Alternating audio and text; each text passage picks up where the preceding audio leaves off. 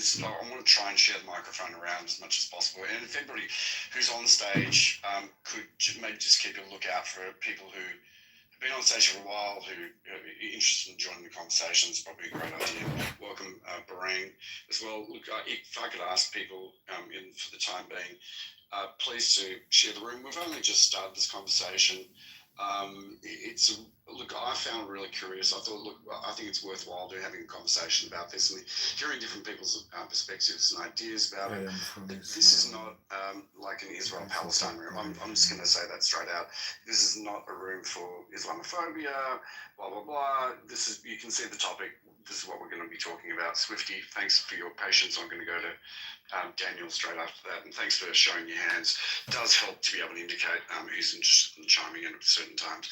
Well, yeah, thanks. Got you, Karan, as well. Swifty, take the mic. Yeah, so I will tell you that Israel will never accept Iran with a nuclear weapon.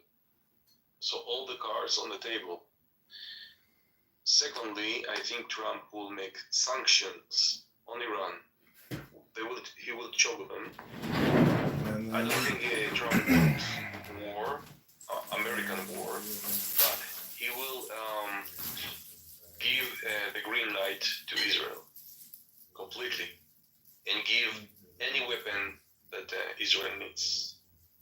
So everything is open this year. That's all. Yeah, look, you might be right at that, Swifty. Trump's made no secret about it. He's very much in support of Israel, and there's a very good chance that he'll let loose the leash and just allow Israel to be able to do it. But my gut feeling is that America will probably need to be involved in this. They've been sort of on the sidelines saying, "Oh yeah, we're supporting."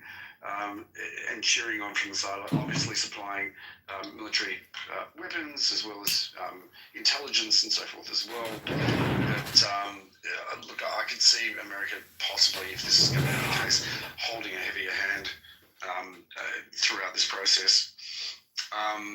Daniel, yeah, thanks for your patience. And Raha, I can see you, but I've got Karan as well as Brent. We'll go to Raha as well. Thanks. Hey everyone. Last week, the Admiral Brad Cooper, who is the vice commander of the CENTCOM, came to Israel to meet with the chief of the IDF. Part of it was about releasing weapons that been on hold, like, I don't know, like almost 2,000 bombs and like B9s and whatnot. But they were also discussing about the possible attack in Iran. Trump, when asked about either attacking Iran or allowing Israel, kind of avoided the question. He didn't say yes or no. But right now, Iran already has, I think since in the last 6 months, they have another, I think, 18 kilograms. So they have a total of about 180 kilos, which is sufficient for about 4 nuclear bombs. They're right now at about 60% enrichment, but the distance between 60% to 90% is not that big. It's more like technicality, and it could be a matter of days or weeks for them to get it. As Iran or the Islamic Republic lost a lot of their powers with losing Syria and Hezbollah and, well, I don't know the Hezbollah day, what they was, but I think because of all the things that are happening with all this excess of resistance or whatever we call them, I think it kind of pushes Iran more to enrich their nuclear weapon in order for that is basically the only deterrent that they have. All the enemies, and including their the big power internally. So it seems that there are discussions. I don't think it's with Biden administration. I don't think it will happen during the Biden administration. If anything, I think it will happen like in Trump administration. But there are discussions about at least preparation for a possibility of attacking the nuclear facilities. I mean, 4 nuclear bombs is quite enough that they already have right now. Well, I mean, it sort of makes sense that, given there has been a complete weakening of the defence systems, has been reported, in many different circles, within Iran, of the IRGC, it sort of makes sense to be able to give this some serious consideration. At the same time, and from discussions, is that taking out some of these targets could potentially take out civilian lives as well. I don't know enough to be able to make comment on that, but I'm sure that would be quite problematic given the, I guess, the amount of upheaval that has occurred, throughout the media and social circles and politics when it's come to people in Gaza who have lost their lives. But I want to go over to Karan, who's been waiting patiently. Thanks, Karan. Hello, my name is Reza and I live in Iran. I live in Isfahan. We support the Khomeini. We denounce Western imperialism and regime change. And we want to say that any attack on our country will result in a nuclear Armageddon, and the Zionists in Manhattan and Washington, D.C. will all be obliterated in a nuclear war. And death upon the Zionists. We know who you are. There's a special scene down the bottom. Yeah, that is a troll. Well, first off, let me just say hello. And second off, was that a transgender troll? It's an AI transgender troll. And welcome, Kelly. Can somebody? Hey, Kelly. And I think it's a second to Daniel and then I can David.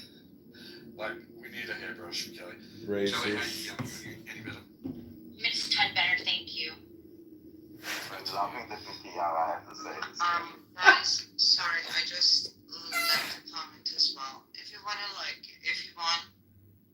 to just give a comment, do you have to You can wave your hand like you're saying hello, goodbye. No, because there's two types of things.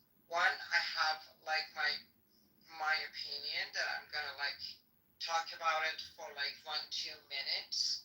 And there's this, I want to, leave a comment in 2 seconds, you know what I'm saying? So.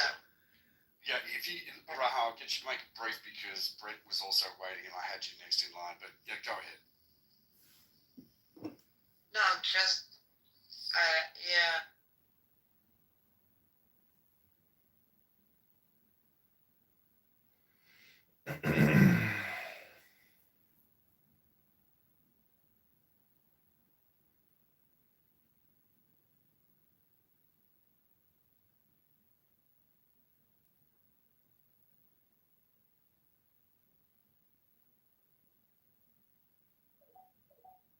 I don't know, maybe 15, 20 shows.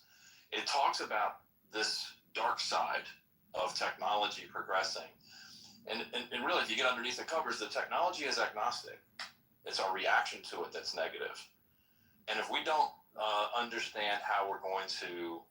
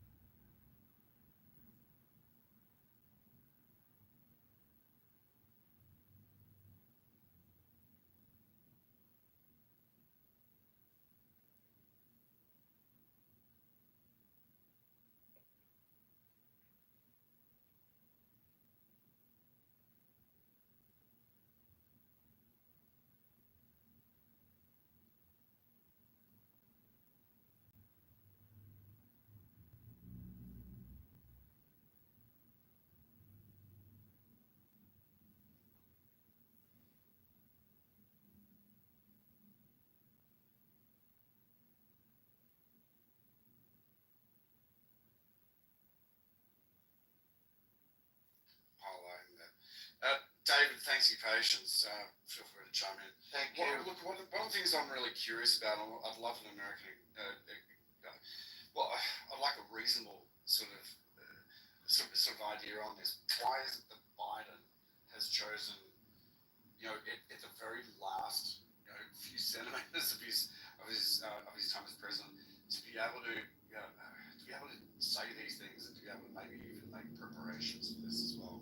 I mean, if I were to guess, I would imagine they have intel indicators that say they're maybe getting ready to do a nuclear sprint. Like that's the most rational explanation for why now.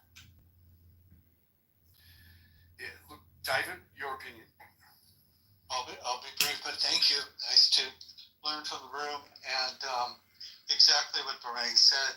We know they have enriched uranium making material, but where has the evidence been that they have a delivery system, that they have, can get it on a missile and deliver it? I guess you can get, missiles delivered from other countries. That technology exists. We probably see that being delivered, but I don't know if Iran has that capability. I don't think Biden wants to start a war right now, but the last comment obviously would be the only reason that they have intel that they can't ignore. And I think that it will be on the Israelis to be on the offensive and probably with our assistance. On the missile and delivery system, I mean, they have a pretty good B&B program. Like they have a ballistic missile program that one can reach Israel. Now, putting a nuclear warhead on the missile, that's technical expertise for sure, but it's not like they don't have the capability to do it, or I would think that capability would be so far out of reach.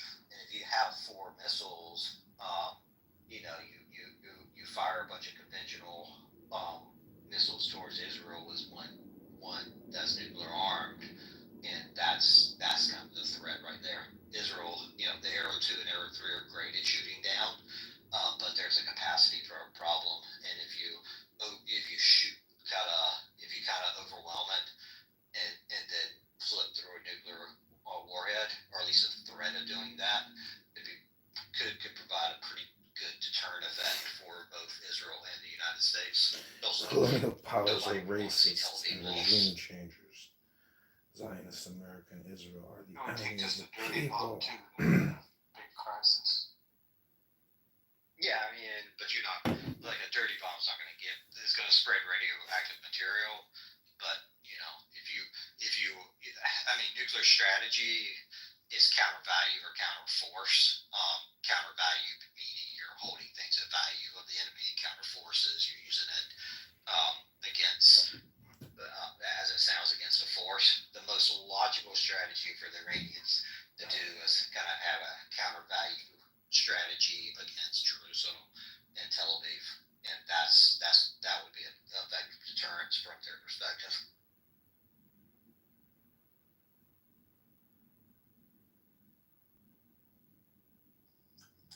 Mary, Roxanne, welcome.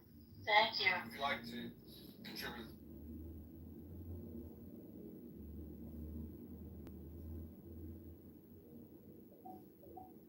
Levels of recovery, yet something has gone wrong somewhere. So what the fuck is going on? This is what I asked myself. What the fuck is going on?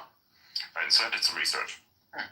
Turns out that consuming sugar really fucks your immune system. Like really fucks your immune system to the point of turning it off. Like it's really, really bad. It's actually about as bad as a type of steroid that can allow you to suppress your immune system. Not sure where exactly somebody would use that. I'm pretty sure there's like medical reasons for such thing. But sugar is about as effective, if not even more effective than that steroid. So you're like effectively medicating yourself with this type of thing that limits your immune system's ability to function voluntarily, constantly. What the fuck? I didn't even know that shit.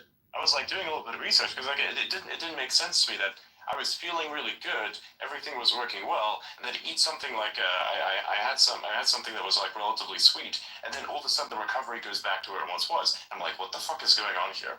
And I realized it is sugar. Oh my god. I guess that's a running joke now. Everybody's like, I gotta say, hey Elon, and watch if I slip up. Yeah. That's gonna happen. I heard you. I saw you gaming today. That was pretty awesome. Oh my god, screw you. It's good to see you on your burner now. Oh my god. Yeah, this joke's never gonna die. I'm almost positive you both leaned into it too far now. A little bit. Yeah, I didn't really lean into it at all. I just existed. That's the fun part. I didn't do any leaning at all. Elon did all the actually, we both did a lot of trolling. That's for sure. And it's really nice. It's awesome. Yeah. You guys are great. done now. You want me to play the clip or where you come Yeah, sure. Go for it. Okay, Yeah, play the clip. It is wild how much Adrian Diffman said. It sounds like me, but anyone who listens to it for a long time can tell it's not me. But it's, I guess, out of 8 billion people, somewhere on Earth, there's someone who's the most like you, and that person is probably Adrian Diffman. It's the funniest line. That's actually pretty cool. That's awesome. That's cool. I think that is definitely proof that we live in a simulation. The internet, or at least that the internet is. Maybe not necessarily the internet itself, but like the tools such as the X app are a surefire way for things to meet each other that otherwise would have never met. Like physically speaking, this kind of meeting would have never happened. But like thanks to the information space that is, X.com, that was the only reason why such a meetup was actually possible, which I think is really cool.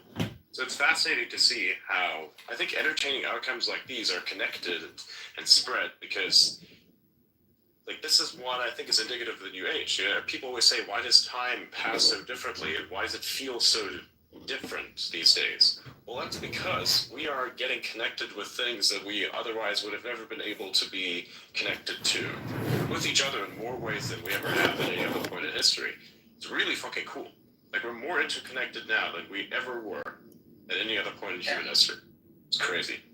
I love it. I personally love it. It's incredible. I feel very happy about it. And it's the funniest thing, like when Elon was trolling in the reply section of some posts, about me being me, people were saying, "Oh God, you can't do this." Well, what would Adrian think of that? I think this shit's absolutely fucking hilarious. I don't care. You can do whatever you want. Yeah. Super funny. Yeah. Like let's say he can do whatever he wants. I don't care. I'm fine with it. Like, people have this like problem. Like I think if trolling was like done, let's say to someone else, it might be a bit different. But I don't care. I think it's fucking funny as shit. I believe in maximizing humor, so I think it's funny. I think it's really funny. I like it.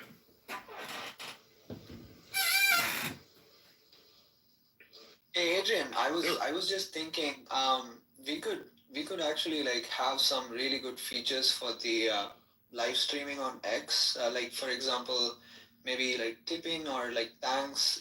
Something like what we have on YouTube or Twitch. I think that would be like super cool and could help a lot of creators, right? Perhaps, yeah, but I wouldn't know.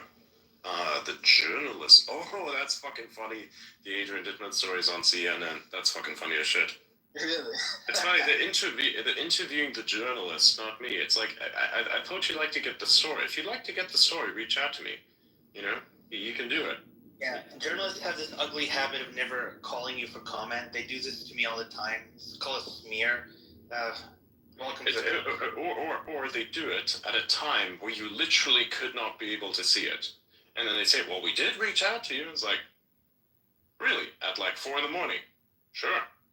Yeah, definitely, 100%. Like, 100% gonna read the message at like 4 a.m. on a fucking weekend. Yeah, 100% that's gonna happen. That's the other trick. Or they'll email your obscure email, and they'll leave you a call or something, and it'll just be at some bizarre time. Oh, I tried. Never trust a journalist. Yeah. They always like message you at the most obscure time. It's like, oh yeah, we're messaging you, and then they put it out like 45 minutes later. I'm like, a lot of nice little forewarning. You think that's forewarning? I don't believe that it is, and you don't really believe that it is either. You just want to have it be this way so it appears that way on paper, but everybody knows that it wasn't. Everybody knows you're bullshitting. I like how people then get pissed about it, because it's like, hang on a minute, you're the one who's smearing me. You don't get to be angry. I do, but I'm not angry. I just think it's fucking hilarious. It's like, why do you think you deserve to be mad? You don't deserve to be mad. You don't deserve to be anything. You're doing dumb stuff. You know, but play stupid games, you win stupid prizes. That's how it works. I don't see how that's not obvious. Absolutely. I'm sorry that's going, on with you, Adrian. I went through the same thing with this stupid blogger. No, this is fine. It's just stupid. It's not necessarily, it's not really smearing. Like, I'm not being smeared yet, but there are a lot of lies circulating as to how, some people have done research about me. It's like, okay, so here's the thing. Evidence of me not being Elon is very obvious. I've cited it myself. That evidence was also cited by others. I don't think it becomes more obvious than saying, here's a space that's going, and here's a live stream that's going simultaneously, right? These people are doing the same thing, just doing different things at the same time. So how does that work? Okay? Maybe you discard that, okay, fine. Then how about the time where both of those people were speaking to each other on spaces? It's almost like as if you could take these voice analysis tools, which are freely accessible to the public, by the way, and measure and check the difference between the two. That's pretty obvious. Then differences in verbiage, differences in speech patterns to a certain extent. This could all be done, but they didn't do that because I don't know why.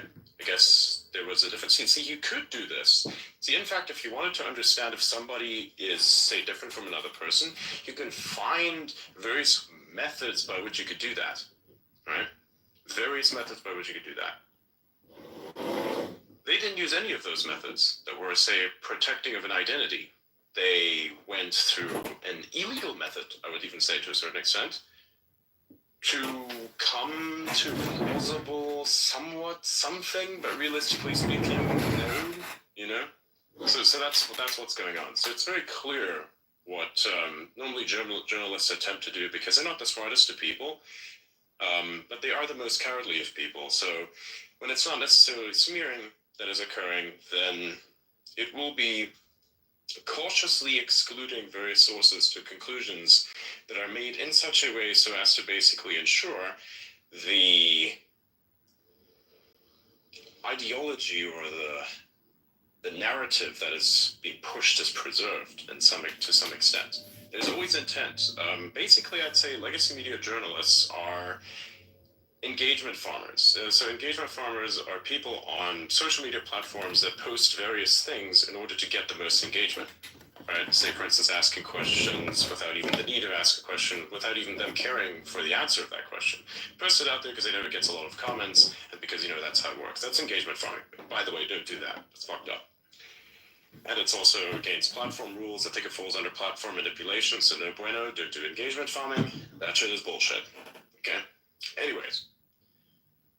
Legacy media journalists do this in that they take certain things that they think are fact and then present them in such a way so as to get not only the most amount of reactions out of something, but to get the right reactions that they'd want out of something. It's a bit more complicated, right? It's a bit more complicated because let's imagine that there's a specific fact out there which is neutral in nature, and you can present it in one of three ways. You can present it in a neutral light, you can present it in a good light, or a bad light, right? So journalists normally, if they are, say, not in support of journalists normally, if they are not wishing to amplify the thing, they'll be very neutral about it. If they wish to amplify the thing and be in support of it, they'll report it in a good light, and if they're against it, they'll report it in a bad light, right?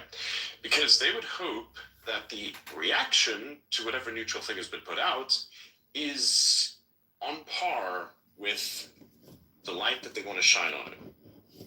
So that's kind of how it works. It's like large scale. It's like manipulation of the masses through biased and half-truth fueled media. That's kind of how it works. That's what most legacy media is these days. But I regret to tell them that we are the media now. We are the journalists now. This is how it works. Right? We actually have much more coverage, much more relevance, and we don't like to, I don't know, what is it, the one thing that most of us on here do not like to do? Something I myself have even spoken out against. Oh yeah, that's right, right. Smearing people, that's right, we don't do these things. You know, it's a bad thing to do, and I call it out. Or lying, all these other things as well. You know, doxing, all kinds of weird ass shit, you know? Unbelievable. And I don't care who does it, I'll call out anyone for it. You know, like look at someone like Laura Loomer was a perfect example of what happened there. You know, called it out. It was a thing. They got their account locked for a little bit, came back, still crying censorship, even though they get more viewership than most accounts. I'm like, come on. You can't cry censorship and get 1.6 million impressions on a post. You can't. I'm sorry, you can't. You know how difficult it is to get 1.6 million impressions on a fucking post on X.com? You know how difficult that is to do? You basically have to start a fucking trend, effectively. Or you have to get really, really lucky with something, right? It's very difficult to do. And most people don't even get to do it. Did you guys see what Trump announced? Oh yeah, the $20 billion. No, other than that. Well, that one's kind of more important than the other thing. He announced he will place massive tariffs on Denmark if they don't relinquish all control of Greenland. Really? That's crazy. He's going to do the same to Canada at some point, I know. Because he's already insinuated it. He said, you know, we're protecting Canada. We're funding Canada. It's like, what if all the protection and funding was just to, I don't know, boop, disappear? Well, I mean, then Canada would realize that they're not so very independent and that they may be more dependent on the U.S. than they are independent in any respect. Thereby, to that extent, given that their biggest supporter, and practically, I think, to the extent that they are having issues, they're one of the only economic supporters, they're technically already the U.S. in some respects. Speculation, of course, on my part, right? I'm just saying, it's kind of a joke that I'm putting out here, if anything else, but yeah. And I think a lot of Canadians, I have yet to meet a singular Canadian who is against this, who actually doesn't think that that's, you know, a good idea. I mean, Blythe, what do you think of you're a Canadian, Blythe here is a Canadian. Yeah. What do you think of the fact, what do you think of Canada becoming the United States, or part of the United States? What do you think? I think, yeah, economically it's a great idea. I think a lot of Canadians will be like resistant to the fact though, so that might be an issue. But like you said, like we are pretty much dependent on them for like a lot of our trade and everything like that. So yeah, I think overall it would be a good thing, but it would be kind of a hard pill to swallow for some. Yeah, that's probably the best. It's because people are not used to it, right? It's pretty good.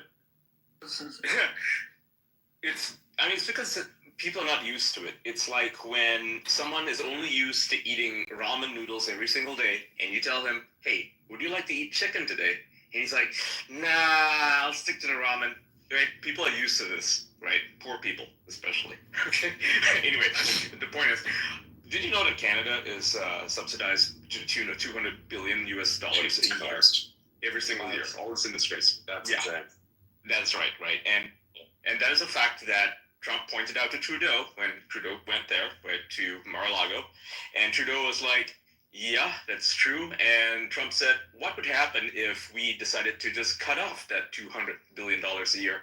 Trudeau said, well, we'd be dead. We wouldn't be a state anymore.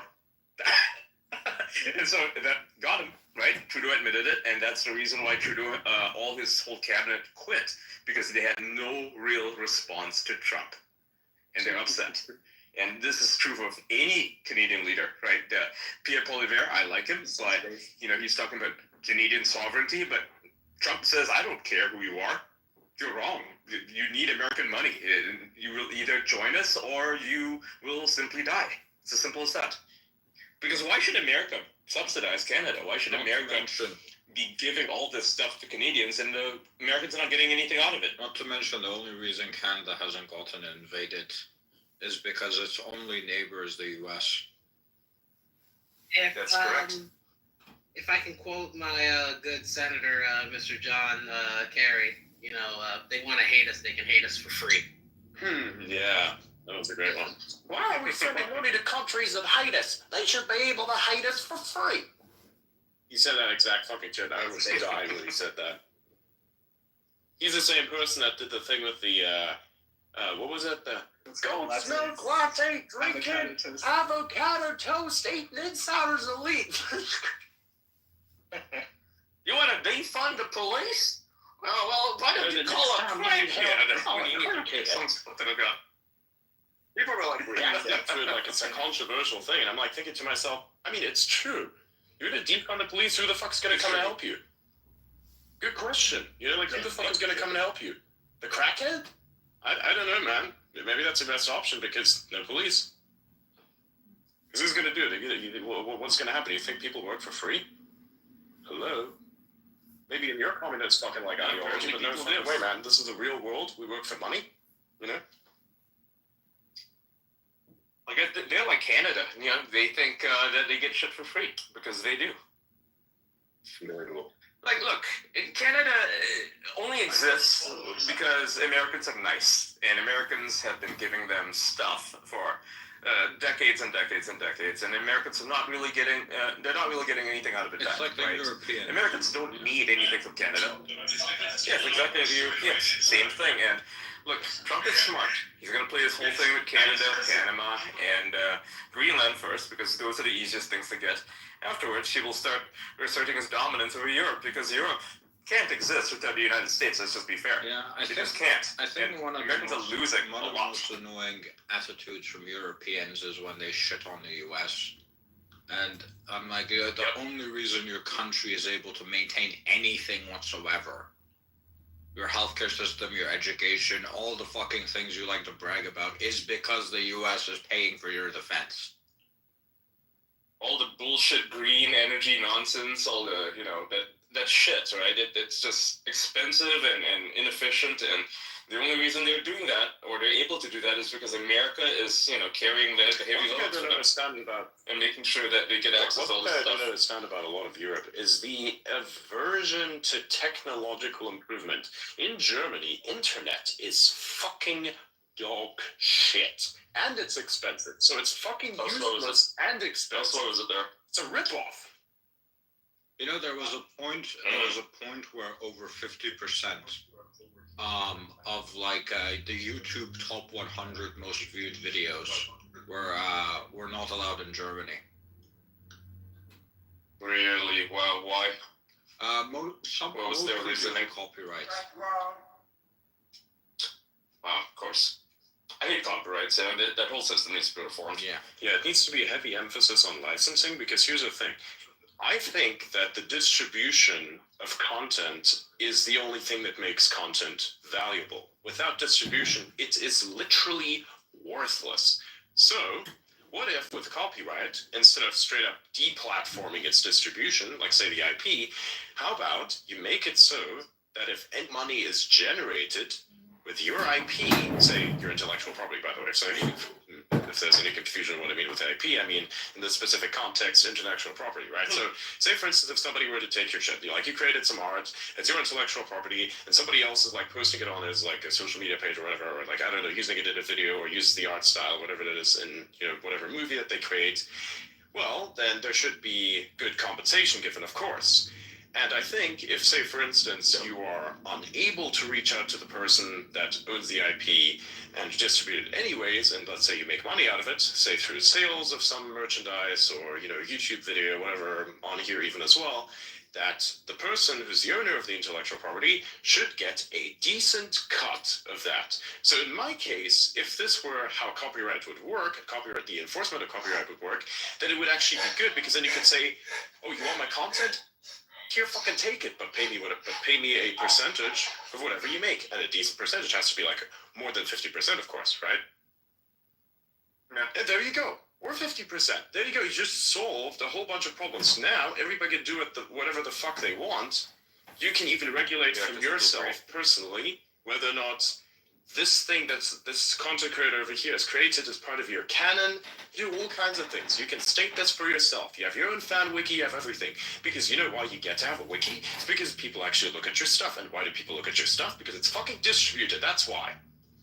So without distribution, the information is absolutely fucking worthless. Do you think that a fucking forest cares when you say some super inspirational quote into the forest? It's not going to give a shit. It's also not going to spread it anywhere. So basically, the information that you just output from your brain is fucking useless. Right? So that's what it's all about. That's right. This is a thing that a lot of artists agree with, you know, like artists believe in sharing and, well, I don't mean sharing in the sense that, oh, hey, my stuff is free. It's more like, feel free to be inspired by my work, right? And let's create something that is, you know, a part of this canon. Like, okay, so I just bought these 2 books. It's called Vermis, and I don't know if you've heard of it, but, you know, in the 90s, you could buy like game manuals, right? Say for Diablo, right? You buy a manual and it would tell you more of the canon or the lore of the game than the actual game did, because the game itself didn't really tell you that much of a story, right? It didn't give you the background into, you know, the items, for example, that you looted from the monsters, like the butcher. Who is the butcher? Who was he when he was alive, right? So if you read one of those Prima game manuals, strategy manuals, it would actually tell you the background of the character, right? Things like that. So Vermis is this art project by this guy named Plastibu, who's a European artist, and it's essentially a game manual for a video game that does not exist. And so the game is kind of like, you know, it's very like Dark Souls-ish, and it's got this whole lore behind it. I mean, it's extremely in-depth. Like, if you read this and you looked at it, there's a lot of illustrations in it, you'd think, and it would be, this would be a really cool game. And so guess what? It's got a fan community surrounding it. They are trying to recreate this game that does not exist in like, you know, in like actual game engines. I mean, that's how cool it is. And it's a, you know, there's like a whole community surrounding it. If you go on Instagram, you can actually find a lot of this stuff. So, I mean, that's cool. And now imagine if this guy, right, this Plastibu guy, imagine if he was like, no, you're not allowed to use my art or any of the stuff I created, and you cannot create this because this is my intellectual property. Like, no one would give a shit about this thing, right? The only reason I'm even mentioning this is because like a bunch of YouTubers picked up on the fact that, you know, games are being made for this like universe that does not exist. It's a video game from another reality. You know, the only reason they're talking about it is because he isn't like an asshole about his IP. So imagine how many more, you know, shows or you know, not shows, but like imagine how many more the cool things there would be out in the world if people weren't such dicks about IP, you know? Sure. Exactly. It's a huge limiting factor that, you know, so by the way, everybody quote post the space with join the conversation, so more people will be here, everybody on the stage. Yeah, because I saw a few more people doing it. What was I going to say? There was like one example of IP. Right, there's a major company that does this, and it really pisses me off. So, we've heard of the people that have created, you know, Warhammer 40k. So the company behind it, there was a fan, it was like a fanfic that was made, not really fanfic, but like it's a really good movie that was made, just a short, realistically. And it was very well made, but they didn't like it, as in because it conflicted with their copyright, and so they, instead of actually working on something, it looked like they were going to have him work on something, but then he signed something, nobody really knew what it was, but after that, he had to delete all the shorts that he made for Warhammer 40k. And so now the cinematic expansion of Warhammer 40k was killed by the very company that owns Warhammer 40k. How insane is this? A person was willing to do work effectively almost for free, and they didn't allow him to. Wow. Yeah. How many people would have watched this shit? Like, if you want to know what it is, it's called Astartes. Like, go search it up on YouTube or wherever that happens to be. It's called Astartes. It is absolutely fucking amazing. If you're not into Warhammer 40k, you need to be. You just watch it, and then you're gonna be, because that shit is insanely good. Cool. It was so well made. Yeah. It was really, really good.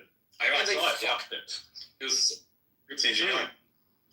What did that company do? This is the thing. They fucked it for no fucking reason. This could have made Warhammer 40k a lot more mainstream, but it didn't because there were absolute fucking idiots about it. Yeah. So they the other problem with that, is that chances are not bad. like I'm not an IP litigator by any stretch of the imagination, but when you do things like that and it's transformative and you're not actually copying anything, like that's so like the concept of Astartes and the concept of a space marine is not copyrightable subject matter, right?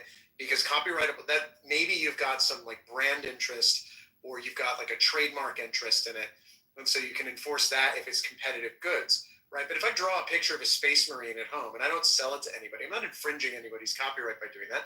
I'm making some art and it's transformative, and I'm taking this concept and saying, hey, here's something else with it. But what happens is these companies are so paranoid about brand dilution in particular that what they do is someone will say, hey, you know what, I'm going to allude to something or I'm going to hint at something, and they're going to worry that they're marks, right? So it's not necessarily copyright, which is an issue, but often it's the trademark problem, and they'll turn around. Trademark yeah, stuff. and so what they'll do is they'll come in and say, listen, you're diluting our brand by, you know, doing this homage to Superman, right? By doing a Superman short with AI or something, or drawing it by hand or something like that. Star Trek tried to do it. There was a little short that was done with some reasonably well-known actors called Prelude to Axanar, which was like a pre-original series, you know, not lore correct, but like trying to fill in some gaps in Federation early Klingon war lore, and that was fun. And initially Paramount had some kittens about it, but then they realized that everybody loved it, and so they stopped. But like, I hate to say it, but like, it's basically really unimaginative, like ass players who work in big corporations. 20th Century Fox does that too. 20th Century Fox has killed a whole bunch of Alien or Aliens, mods, right, for video games. So people were making these really cool mods for Half-Life 2, an Aliens mod, and they killed it. And these are like projects that they could have simply said, hey, this looks really cool, why don't we license it to you, right? They could have easily done that. With the games, it's actually, they're like, no, with the games, it's actually an interesting one, because what a lot of these companies do is they enter into really valuable contracts and they sell the rights, right? So what happens is they say, hey, we own the Alien thing, and this company is going to pay us $20 million plus a royalty fee to go exploit it. So if they've got someone competing with it, what happens is the companies that developing the game says, hey, what the hell are you doing? I thought we had the rights to that. Why are you letting these people do this? And so they go and enforce it that way. But like, generally speaking, it's really, like in a world where creative content is just going to be so much easier to produce, like figure out another way to monetize than just like sending the lawyers in and beating people over the head and demanding licensing fees. It's just not sustainable. That's just that's not sustainable. And the biggest, sorry for interrupting, just my thoughts are racing, right? But the biggest problem is that the stuff they license out to the companies that actually make these Aliens games, they're fucking terrible. Like if you've ever played Alien Colonial Marines, it's just complete dog shit, right? Fans have made better games, and in a lot of cases, because the fans had their projects canceled by the company, they're like, you know what, fuck this, we're gonna make our own thing, right? And because they lose the license, I think. Okay, here's a nice classic example. You know the game Fallout? Yeah. Like there's like a TV series now, right? Everybody loves it.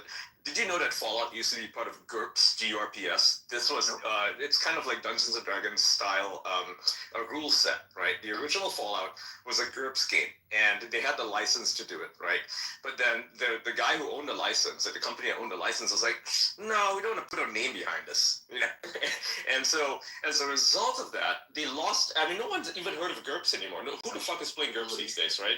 No, nobody knows it. Yeah, the whole special system, like every single aspect of Fallout is actually from GURPS. Not like the setting itself, but like the rule set, right? They were like, you know what? So the guys at Interplay back then, they were like, we're gonna make our own thing. We're gonna adopt GURPS, but not have the GURPS branding anywhere, because all we have to do is change a bunch of stuff, change names, and then this will be our own IP. And look, that's what they did, and now everybody knows what Fallout is. Now those guys who own GURPS weren't such assholes about it. We'd have like a Fallout GURPS TV series or something. Maybe we wouldn't call it GURPS because it's a terrible name, but still, nobody's playing GURPS, and as a result of that, GURPS is dead. No one, people are playing Pathfinder nowadays, or Dungeons and Dragons, and it's the same thing with Dungeons and Dragons, where in the latest iteration of their rule book, they have like this really onerous licensing agreement that tells you that they own your property, which is insane, because the previous versions of it, essentially you could create a sort of knockoff version of Dungeons and Dragons like with the rule set and do your own thing with it, right? And that's why you got a lot of great RPGs that are sort of based on it. But now, they're such assholes about this stuff. No one's going to want to use the Dungeons and Dragons property anymore. You gotta talk about Hasbro. when you're talking about this, because Wizards of the Coast used to own Dungeons and Dragons, and they were the ones who were great about their IP. And Hasbro got involved, everything changed. It became about profit maxing. That's when you started to see all the big IP collabs, right? You've got like, I have freaking My Little Pony magic cards, all kinds of stuff that I've collected because I'm a big fan of Wizards of the Coast products, love Dungeons and Dragons and Magic the Gathering. But ever since Hasbro's taken over, it's just gone to shit, and it gets worse. Every year there's some new money-grabbing move that just takes away from the gamers, and I fucking hate it. Yeah, that license is effectively garbage. If you talk to someone like Chris Avallone, who actually worked on a lot of these Dungeons and Dragons games, when he saw that Elon was going to try to buy D&D, like I was talking to him, and he said that Elon should not buy it because it's fucking worthless, just make something new. And I'm like of two minds of it, because it's like D&D has such this huge, it has this huge legacy, right? And Elon buying it would be kind of a big deal, but also it's actually fucking worthless as a franchise nowadays because of how much they've messed it up. There's like no point in it. You could literally, unless it comes with Baldur's Gate 3, which is a good game, it's not really going to matter, right? So it's going to be worthless if he pays, $8 billion to buy Hasbro to pick up all these licenses. Why not just make new ones? I don't know. I mean, right? I am a long time Dungeons and Dragons player, very avid and fanatic about it. I would love to see something change with respect to Hasbro and the way they're operating. Like I'm losing my games right now, and so I would love to see somebody come and give them back. And if it was new IP, a new different game studio, totally different, it wouldn't have that same nostalgic value that it has to me. And I think you'd also have to abandon some of the concepts that we love because it gets into those IP issues. So. Not only that, but that's the IP for, like, say, the Transformers movies. It's, like, included in there as well, right? Like, if you were to discard that, the Transformers movies are insanely popular. It's just that the people that have made them in recent times are absolutely fucking stupid about it. Although I must say, to kind of make it more mainstream in a sense for modern audiences, I think the newer Transformers movies were really good at it, except that the amount of retconning and weird jumps in time were kind of like a problem that really just killed it at the end, especially with like Transformers The Last Night or some shit, whatever that's called. That really just fucking sealed it. I was like, what the fuck is this? We have Age of Extinction. Nobody explains how anything got to that, by the way. It's like, okay, we just have that now and everybody's enemies. Cool. Okay, I guess. And then immediately from that, you get into, oh, hey, by the way, Cybertron's back, even though it's fucking destroyed. And it's like, okay, it's all back now. And it's invading Earth and it's now part of Earth. I'm like, what the fuck am I watching? There's no canon anymore. Like, I don't know, man. It's like, okay, cool. Let's smoke a bunch of weed, maybe get on some acid or something like that. Sit in a room for like 40 minutes and just come up with the most ridiculous shit ever. We're just gonna print that into a movie. That's kind of what that whole thing felt like. I was like, what am I watching? Yeah, like where's the Bumblebee arc, right? I mean, Bumblebee is arguably the best movie of all of them, right? All those movies have like gigantic explosions and all the stupid shit, but Bumblebee was the most human one. Like you've seen the Bumblebee movie? It's actually really good, right? Yeah, it's pretty good. It's pretty good. Yeah, it would have been better if it could somehow interface with the future in a way that would make more sense. Because like you have this character, right? The first discovered Bumblebee, just like you did in the original Transformers movie that came out, so like, the first live action. They kind of played on the nostalgia there. It's 100% clear, because, they had the discovery happen in much the same way. And so if you were to think about it, like, hey, whatever happened to the woman that discovered the Transformer? Like, what happened to that? It's like, she's gone, just completely retconned away from the story. It's like, it's just gone. It doesn't exist canon anymore. But what about the general? What about the army? What about the fact that a whole bunch of Transformers were already transforming before? How did they sweep it under the rug? All that needs to be explained, because when you look at something like, the first Transformers movie, it is literally the story of how the public discovers it for the first time. So how did they sweep it under the rug? You can't just tell me that everybody just fucking forgot. It didn't happen. Hello? They have amnesia. You saw big blue and green things. Like, okay, everybody forgot about that? Okay. A good way to handle this is to have a Bible, right? I don't mean a Bible as in a religious text, but a text in which you can say, hey, this is the canon of the show. This is the canon of our movie series or TV show or book or whatever, right? And you cannot diverge too much from this. You can obviously play around with it because storytelling's This has been a fundamental problem with Transformers even way before a lot of the movies came out. So with the live action, with the video games, with everything, is that everybody kept making shit up. Like you'd ask somebody, okay, who are the Quintessons? There are at least 5 different answers that are all equally true depending on which canon you want to go with. Because they just made shit up. Oh hey, what about the movies themselves? The fucking Allspark. That bitch didn't exist. They just made it up for the purpose of the movie. It's a new thing, yeah. It was never a thing in the original comics or the cartoon. I was like, oh wow, this super old thing that gave birth to all these machines, like a whole universe of creation. First movie, it's there. Yeah, let's fucking kill it. Yeah, let's like shove it into a Transformers chest. It's gone now.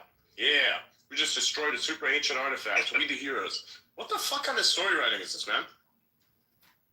It's terrible. It's just an excuse to sell toys, honestly. So they don't even bother to hire a proper writer. It's just like with Marvel. It's the same shit. Marvel had a super strong fucking Same start. shit. Amazing shit. And after Endgame, everything went down the drain. Everybody's depressed. Everybody's this, everybody's that. It's like, look, you're not unplugging from reality and plugging into the movie universe when you're watching these movies to feel as depressed as the character. You're already feeling depressed. You want to unplug from that shit. And I mean, if I fucking see like depressed Iron Man, come on. This is the problem with the writers themselves, is that they are self-inserting themselves, not necessarily as characters, but as their emotions, right? They are making these characters too real, in a sense that they are no longer superheroes, they're no longer larger than life, right? Like comic book characters are supposed to be. Instead, they're making them average human beings who suffer from depression and Like, why anxiety. is a demigod? Because the writers decided to Like, put it why in is there. a Norse god that's been around for thousands of years, over the last 10 years, why did this thing become an absolute fucking wimp that is saddened by random events? I'm like, this thing has been alive for 3,000 years. It's seen more death than anybody else. And you're putting the human concepts into that? You just can't do that. It doesn't work. It makes no sense. No. It makes absolutely no sense. Lost the connection. I like the original Thor, right? So, like, how did you not? Yeah, if you watch, the original Thor, he's a completely different character. He's a god, effectively, right? He is a god. He has godlike powers. He knows this. He embraces it. This is his reality. He's an asshole. You take that away, it doesn't matter if you do. Yeah, he's an asshole about it too. Even if you were to take it away, that character would handle it pretty fucking well, I imagine, because he's a fucking god. He's lived for 3,000 years. He's probably dealt with a lot worse, with Baldur dying, and this is his brother. Like, he would know how to deal with these things. He wouldn't just turn into a fucking fat loser living in a trailer park. Like, no, that's not him at all. Imagine Donald Trump. When he went bankrupt, did he turn into that? No, because he is larger than life. He's a big man. He's a big character. When Elon Musk almost went bankrupt, did he turn into this, sniveling little shit? No, he did not do that. He rose above because these are larger than life figures. Now, and these are real people, by the way. Now imagine this is a god who's lived 3,000 years, more powerful than anybody else you've ever known, Yeah, he would deal with that pretty well, I think. I would imagine that he would find a way to get his power back really, really easily. Exactly. Like, hey, we got a bit of a problem. Probably knows how to bargain as well, because guess what? You have to live with the fact that, oh, hey, you need to bargain with some of those enemies because you just can't fucking kill everything. In this sense, when you look at Thor for the first time in the first movie, they made him way too young. You know what I mean? Like, they made him appear way too young. That's not the fucking wisdom of a 3,000-year-old. It doesn't work. Shit changes, And that guy's like, there's zero change on this motherfucker. Wild. A good way to handle IPs is to do it the way that Bethesda does. They release, every time they make new Elder Scrolls game, there's this Elder Scrolls creation kit, right? And you can do whatever the fuck you want. You can, in some cases, even create a game and then sell it. They're not assholes. War with the modders. Make them your allies.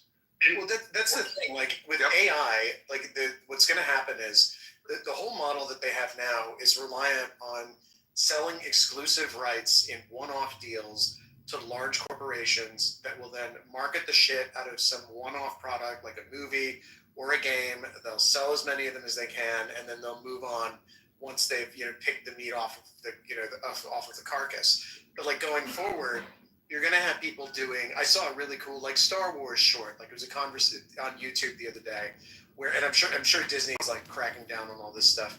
But it was Dooku, played by Christopher Lee, talking to Yoda about random shit, like hanging out in a garden in the Jedi Temple. I was like, that's cool. I'd like to see a movie about that. And AI is going to make it all possible. But like, what you could do, like, rethink the model.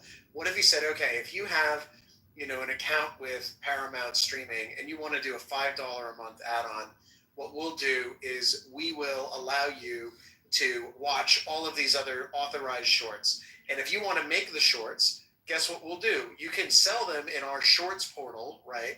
And we'll have a ranking, and, you know, and we'll gamify it a bit so the best shorts get pushed to the top and the worst shorts get pushed to the bottom. And we'll do some revenue sharing as well, like X does, where, for example, you know, if you get ad revenues, we'll split it with you. And what you do is you drive revenue that way, instead of saying like this red ocean model where you're just kind of hoarding it all and saying, like a I don't know, like a dragon on a hoard of gold, saying, no, this is all mine, get the, you know, fuck off and go away. So like there's a huge, you know, amount of possibility for creative output, but like the whole industry just needs to get broken, which it will. Like AI is getting good enough that Hollywood's like toast, and you know, it's so funny. I don't think it's toast really necessarily. I think acting and writing is not going to be replaced. You might be able to create, you know, characters that look like them, but I think you should watch Ben Affleck talk about this. Actually, he had a pretty. I saw that. That was awesome. Where he thinks he has to go. I saw that. That was good. Yeah, he gets it, right? He's like, we're not worried about it. Like, this is not a real issue. Only maybe like brain dead creators at Netflix might be afraid of this stuff because their stuff is terrible to begin with. But true auteurs, right? People like Hideo Kojima, for example. I know he's a video game developer, but he's an auteur. People like him, the Coen brothers,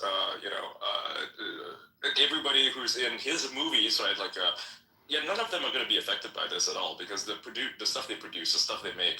Tarantino, another example. I think his interview with Joe Rogan on this subject is also quite illuminating. He's not worried about this because he knows that, you know, the auteurs are going to rise to the top. If anything, it's going to enhance them. They always will. Like, that's the thing. It's going to enhance them. You're not going to be replaced by AI. You're going to be replaced by something that uses AI.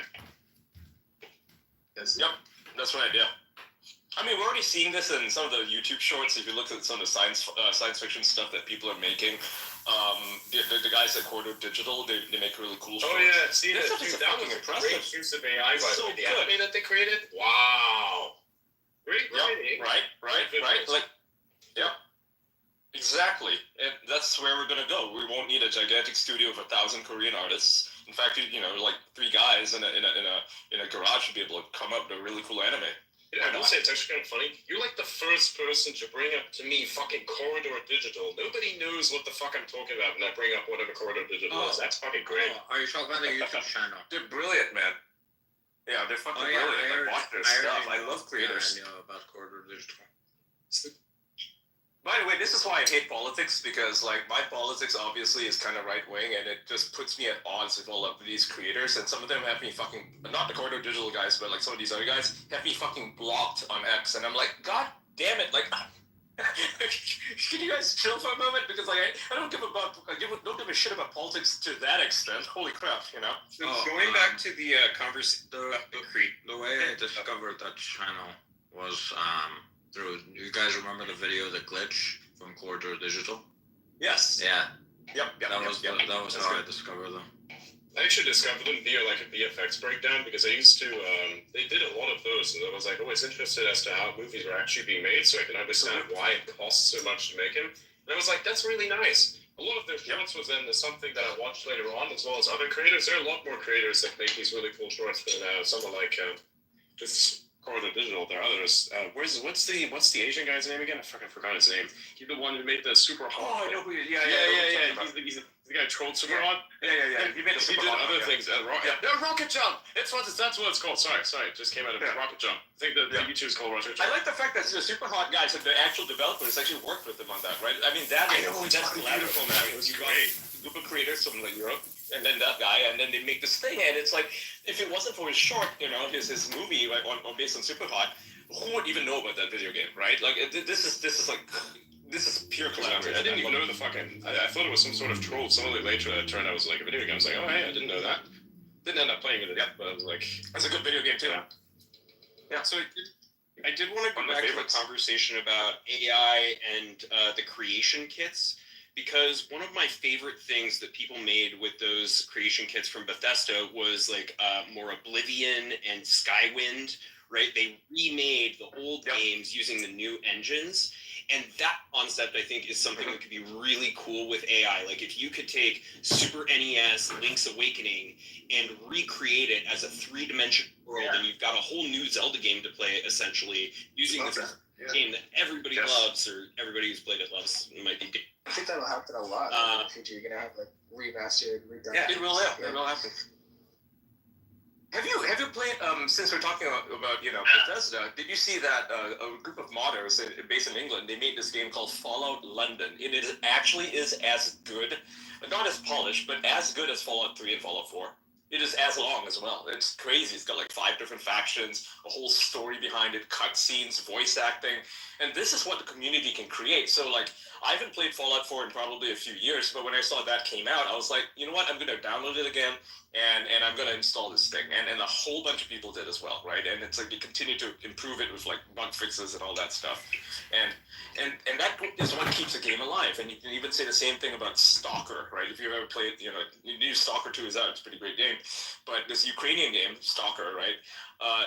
No one really knew about it, but then people started seeing, YouTubers playing like modded versions of it, because there's like this huge modding community behind Stalker where they recreate different maps, or like they add a whole bunch of like iterative things that improve on the original game, and it's like this massive community. I mean, Escape from Tarkov is more or less like inspired by Stalker because of that, right? Huge game, and it is that iterative process that enables them to do that. Now, you don't really see this very much of, say, Assassin's Creed or any of the other properties that people are doing, because like they're kind of assholes about cracking down on this stuff, right? But except for Watch Dogs 2, Watch Dogs 1, for some reason, Ubisoft has not cracked down on it. So, what's interesting about Watch Dogs, I don't know if you know, probably don't, but is they managed to unlock, like these modders managed to unlock a whole bunch of features that the developers made for the original Watch Dogs, but never fully implemented. So if you actually play the game now and you download all these mods, like you can actually improve the way it looks, you can improve the lighting, the AI, the combat system. They even added gangs to it. It plays like a completely new game. That's how impressive the original Watch Dogs was. It was kind of ahead of its time, and I'm so happy that Ubisoft has not decided that they were going to crack down on it or something. Also, the big reason for why people don't mod Assassin's Creed is because it has a stupid online component, because they want to sell shit to people, right? They do this whole skin thing. Like if you want to, you have to pay real money to like change the way your character looks in Assassin's Creed. Every single one of the recent ones, and even the older ones. People don't mod that because it's too fucking hard to edit. And they added an unnecessary boundary that prevents people from making Assassin's Creed better. I mean, how stupid is that, honestly, right? You don't have the problem with Cyberpunk 2077, which CD Projekt Red, in their actually really brilliant ways, decided they were going to release a modding kit. And so now we're seeing like these huge mods come out for Cyberpunk 2077 that change the way the game plays. Like even the complete base game, if you watch some YouTube channels, it's like the Matrix. CD Projekt Red is kind of like that as well. They don't have any DRM on any of the games they make, and they run GOG, where the games don't have DRM either. Good example of That's correct, yeah. They added a John Wick mod. Like some guys made a John Wick mod with like ultra-violence mode in it, and so the game doesn't play like Cyberpunk anymore. It actually plays like a John Wick movie, and it's got all the animations and all the stuff that people made themselves, right, on their own free time. And like if you want to replay Cyberpunk and you've played it, say you spent 100 hours in it, and you want to spend 100 hours more, get that mod. It plays completely differently. The whole combat system has changed to the point where everything is a one-hit kill, right? And it has like all these gun kata moves in it. Like that is not Cyberpunk anymore, and some people don't like that. They're like, yeah, this is not Cyberpunk. So yeah, that's the whole point. It's a completely new game, and that's the beauty of mods. Now imagine if they were like Fox and were like, yeah, you can't edit this game. We'll sue you. This wouldn't exist. People wouldn't even be talking about it.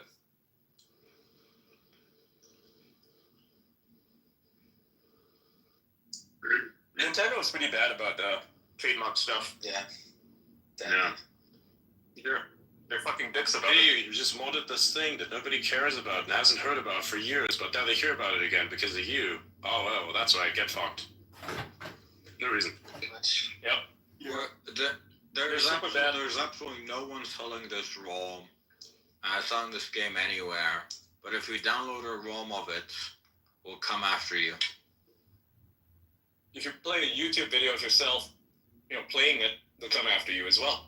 Like they used to, remember when they used to actually sue people for posting video game footage? Yes. Of their titles? That was funny. If it was not authorized footage, yeah, you could share the trailer, no problem, right?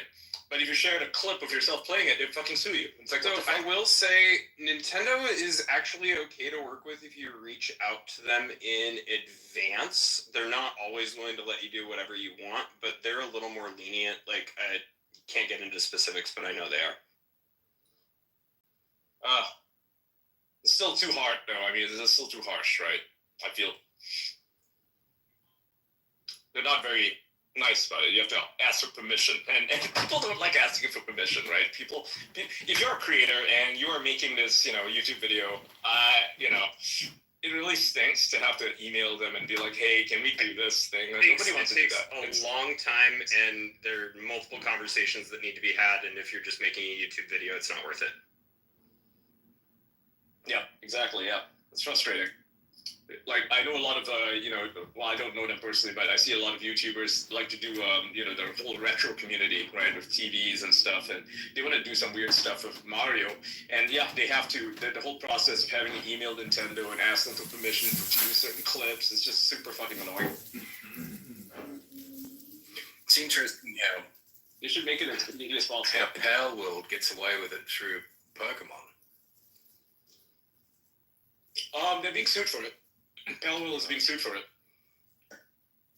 Yeah, it's like to the point where I think they were delisted from the Tokyo Game Show because Nintendo decided it was going to flex its muscles and threaten the show if they were there, if they were presenting their game there. Yeah, because Nintendo, I haven't followed the case too closely, but from what I understand is Nintendo never actually, trademarked or copyrighted the concept of Pokemon, right? So the idea of like throwing an egg at something and then having them battle each other, that was not a concept that they, bothered to copyright.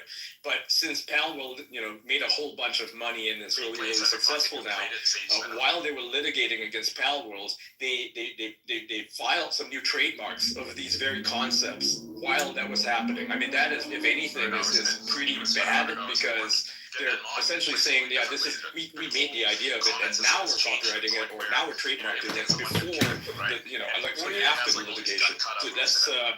So yeah, I do want to talk a little bit about the distinction between copyright and trademark, because I think that's something people commonly get tripped up on. So copyright, actually, like default, when you publish something, there's a copyright in it. There's a way to register your copyrights, but you don't have to claim copyright in material that you've published. Trademark is a separate thing where it's like you've got a word like your company name or something you want to put on a logo, a mark that you want to put on your product essentially, and you can get that registered as your trademark, and then you can enforce that against other companies that use similar or confusing marks.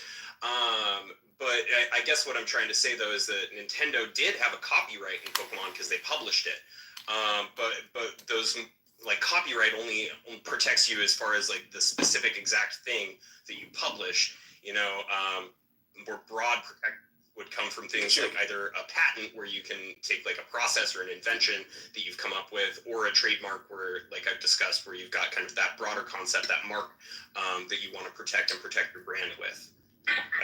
Sounds. Yeah, sorry, that makes sense. Like Google is a trademark. But the product itself is copyrighted, yeah. But then, you look around the world, nation to nation, every copyright's different. So, US copyright, there's no such thing as an international copyright law. The US copyright's different to what it would be in Europe. Yeah, and I should disclaim my answer was US only. I'm not speaking about other countries. Yeah, there's a lot of litigation going on with this stuff. With, for example, the word Photoshop, right? I think they've tried to enforce their trademark in this instance. But when people said, I'm going to Photoshop that, I think Adobe actually sued. They Kleenex themselves. That's what happened to Kleenex too. When your product is so ubiquitous, the brand name becomes the name for the product, you can lose your trademark. Xerox thing, right? Because people say Xerox pretty ubiquitously instead of saying mandate, copy printing or whatever. Yep. Funny thing, you remember Notch, right? The guy who made Minecraft. He made a game called Scrolls a long time ago, right? Scrolls is a card game. It's kind of like Hearthstone. He called it Scrolls, and Bethesda's lawyers got super pissed off because they had a game called Scrolls, like they were working on it. That was like the Elder Scrolls or whatever, right? Yeah, the Elder Scrolls. So he actually got sued over that for the Mojang got sued over the use of the word scrolls, and I think eventually they came to some sort of agreement, and a lot of people took the side of him, obviously, but it made sense in that instance because they had to defend their trademark, because if scrolls become so, if they don't even bother to defend it, then anyone else can do it. It would set a terrible precedent. So I understand where, trademark law comes in. Sometimes it's extremely necessary to just step up and say, yeah, this thing sounds like it's a video game and it's called the same thing as ours, so you got to change the name because we value this thing and you don't want to dilute it or change the name. Well, no, also generally, generally, I mean, when that happens, what the companies are, so usually what happens is there are two, so most of the time, and I don't know if this is the case with the Minecraft Scrolls thing, but most of the time there's a filing with the USPTO, and then the bigger fish decides they're going to object to the filing, right? So it's not like they're suing you for trademark infringement, which is like a full federal trial and real pain in the neck to do. But what they're doing, it's essentially a federal trial, a small one, but it's a slightly different proceeding and it's limited to that particular filing. The reason that big companies do that is twofold. One of them is sometimes they'll just like chase the little guy off of their turf and they'll abandon the mark and they'll change the name. In most cases, or a lot of cases, I'm not sure it's most, but in a lot of cases actually, what will happen is they'll enter into something called the coexistence agreement. So what they'll do is they'll say, listen, you agree that this is our mark and you're never going to challenge our use of the mark and you're not going to file for it except, maybe we'll let this one through, but usually they don't let in any filings at all. And they get a contract in place so that if there's a problem down the road, they can turn around and say, listen, we defended our mark. This person's using it with our permission, right? And permission is one of those things that tends to show that you haven't abandoned it and that it hasn't been diluted. So it's usually a bullying tactic, and I wouldn't be surprised if there's some kind of coexistence agreement that was signed in that instance. Yeah. Makes sense. I think everything should be free, DRM free in particular, because that is just shit. There's a really good quote from Warren Spector. Warren Spector's the guy who made Deus Ex and System Shock and Ultima, all these games, right? He's not Richard Garriott, but he made some of the Ultima games. He said that anyone who complains about piracy is full of shit. Because if they were not going to buy your product in the first place, what makes you think that they're going to do it if you add DRM to it? Exactly. And that's I think when we go and explore the cosmos, intellectual property is going to become really irrelevant. Because if you're trying to scrape an existence like out on the surface of Mars, like, and some asshole invents a widget and then says, "Oh, I want to patent that because it's really valuable for converting this mineral into oxygen," like they're just going to toss the guy out of the airlock before you start paying him a fee, Yeah. It's such a how do you call it? It's such an inconsequential concept, right? The idea of copyright infringement. The only reason we bother with it is because we are so, pampered to the point where we are able to take issue with stuff like this. I don't think, China or Russia particularly care these days because of the sanctions and the wars, and you see them ripping off wholesale, right? A lot of American concepts, a lot of American patents, because, who the fuck cares? We're trying to win something. So when that happens, when you're in a situation where it is do or die, you're not going to, China's not going to sit back and say, yeah, we're not going to take this cool concept of, this technology that you've patented. No, we're just going to take it. We're just going to take it and we're going to do something with it. Yeah. Because it doesn't matter anymore. Why should they be, hung up over some simple copyright or a simple trademark or patent when it's an idea? How the fuck, the whole patent system in general, I think is, it's a good concept. You don't want people to, infringe upon your inventions. You don't want them to make money out of what you came up with. But at the same time, it is sometimes necessary. If you look back at the 1800s, you'll see that a lot of British patents were infringed upon by the Americans. They stole these ideas. This is a thing that America used to do back in the day. They stole a lot of these ideas that the British invented, and they created products out of it. Because why the fuck should they even bother, dealing with the British, whom they were at war with for a very long time, like in 1700s, late 1700s. Why should they worry about these patents? Like, fuck that. Let's make the cool guns and cool cannons and cool technologies that the British have come up with and use it to our own benefit. We're at war with this country. Why do we respect them? So if you actually look at the early filings, there's some pretty good, YouTube videos on this and sites you can read on early U.S. patents. They were essentially British patents just ripped off. I think that there are a lot of people, particularly like in the libertarian sphere, who think that intellectual property should just be abolished. And I used to think that those arguments were extreme, but we're coming into an era where the machines are going to be doing a ton of inventing all by themselves. And if the humans who are running those machines are just being like, oh, cool, this machine just went and helped me invent this process, right? And it did 10,000 years of engineering in an afternoon. And so now I'm going to go file a patent for it because it helped me get to that point. If we allow the IP system to continue, it's just going to slow us down, right? It served some purpose 100 years ago when you wanted to encourage people to go invent stuff instead of, I don't know, going and farming or conquering the East Indies, right? And it's actually, we need to incentivize people to invent steam engines instead. And this is the way that we're going to do it. But invention and brain power is just about to become unlimited, right? So anything that prevents brain power from doing what brain power does and coming up with new ideas, I think it's really going to slow us down. So I think that they may have had a point, those people who want to just abolish all IP, and I'm starting to come around to it. They do. I mean, there's a reason why you don't see certain concepts in video games as often as you should, because they have been patented here. And I can pull out a pretty egregious example. It is this video game called Shadow of War, Shadow of Mordor. It's a Lord of the Rings based game, right? That Warner Brothers created, Warner Brothers and Monolith. And this game is a really cool concept in that there's this thing called a rival system. So when you're fighting regular mobs, you're like this character, and they're killing all these orcs, these Uruk-hai.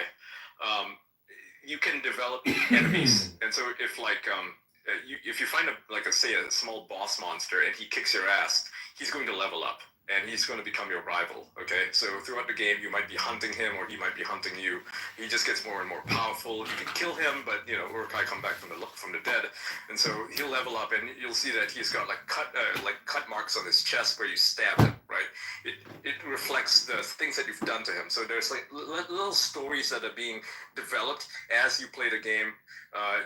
It's a really cool system, and the whole idea is that these characters that you kill early on, or that you are defeated by early on, because again you can die and then you come back to life, they will follow you throughout the game, and that becomes your whole experience. Now you might be wondering, this is a really cool concept. Why hasn't any other game implemented this feature? It's really cool. Imagine if you would have put this in a roguelike game, like a little monster that you fought in say, when you first started. Did they actually file a patent for that? That's wild. They did. Yeah, they filed a patent for it. That's the reason why you don't see it. That is wild. Yeah. I mean, wow. That's wow. That's amazing. It's a dick move, but it's wow. That's wow. Jeez. There's another stupid concept that is maybe not quite as palatable, but is, mini games. Why don't you see mini games in loading screens? Well, Sony owns a patent for it. Really? Nobody wants to pay it. Yeah. That's why you don't see mini games being played in loading screens. Sometimes loading screens can be kind of long. Which game has Sony used it in? They have not. They've not used it in any game. They just fucking file a patent for it. Bastards. And no one wants to pay it. Asshole. Yeah.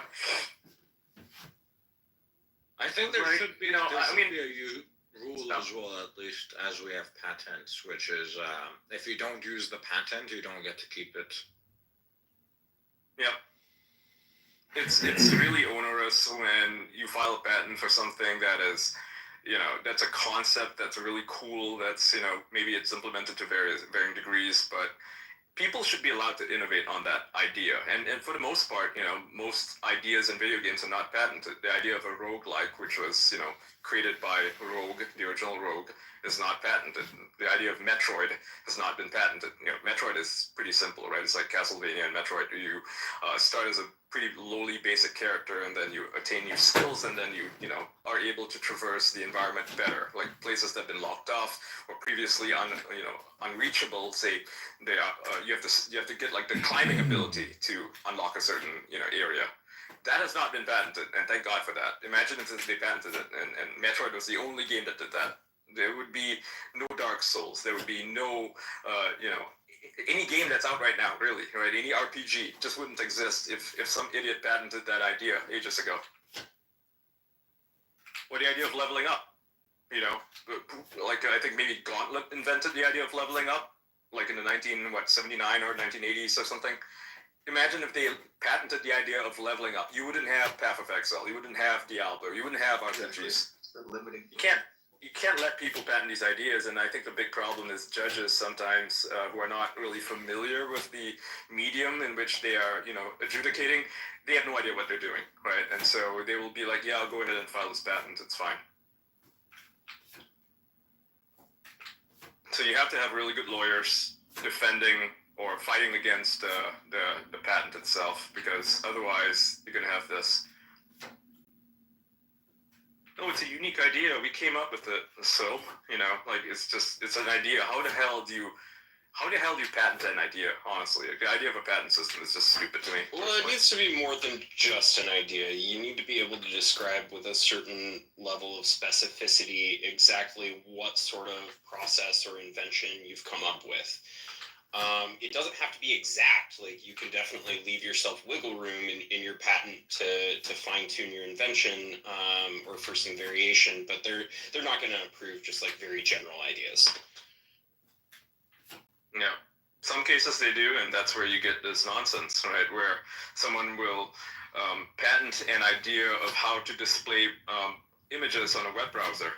Right, they won't even invent the language to do that. They'll just say, here's the idea that, putting images on a web browser is a patent that they come up with, or the patent of the email. I think that's been in litigation for a long time, where someone decided that, I'm going to come up with this idea of an email. I'm going to have some proof of concept, and I'm going to file it, and it's granted. And have you noticed, so from now on, have you noticed that no other site other than Amazon has a buy now button? They all have an add to cart button.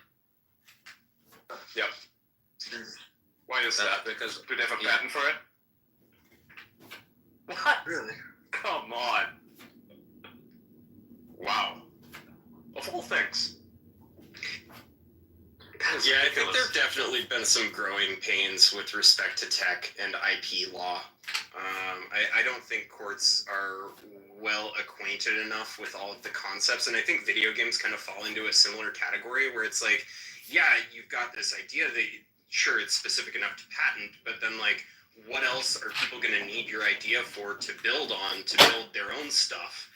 And it seems like it plays out in a way that's very unfair because, like you said, I mean, people will get their patent for some super general thing, like how to display images on a website, and then it's like, okay, well, how can anybody else build a website without that? So I see what you're saying about some of these tech cases. Wachowskis decided that they were going to patent the concept of bullet time. I mean, bullet time is cool, right? It freezes time, and then the camera pans around the main character. They could have patented it for sure, but other people have already done it. This is actually taken out of some Chinese kung fu movies as well. There was actually a movie that had the exact scene that Neo performed there. They had that exact scene in another movie. I actually saw it. Interesting. So bullet time was around. There's prior art. Yeah.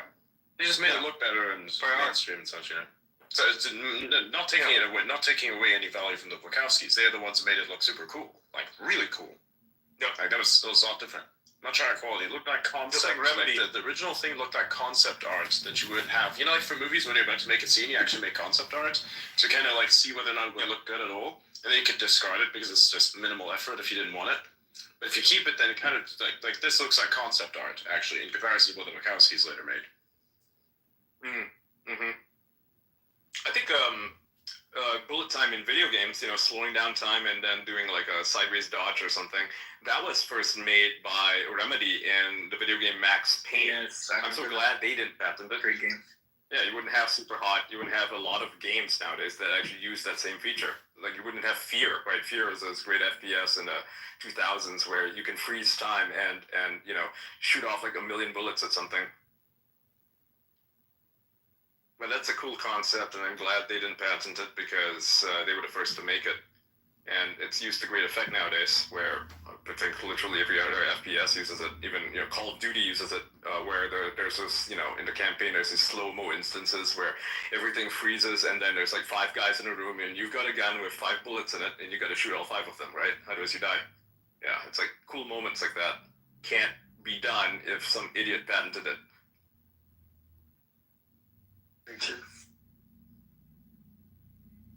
This is why I don't like the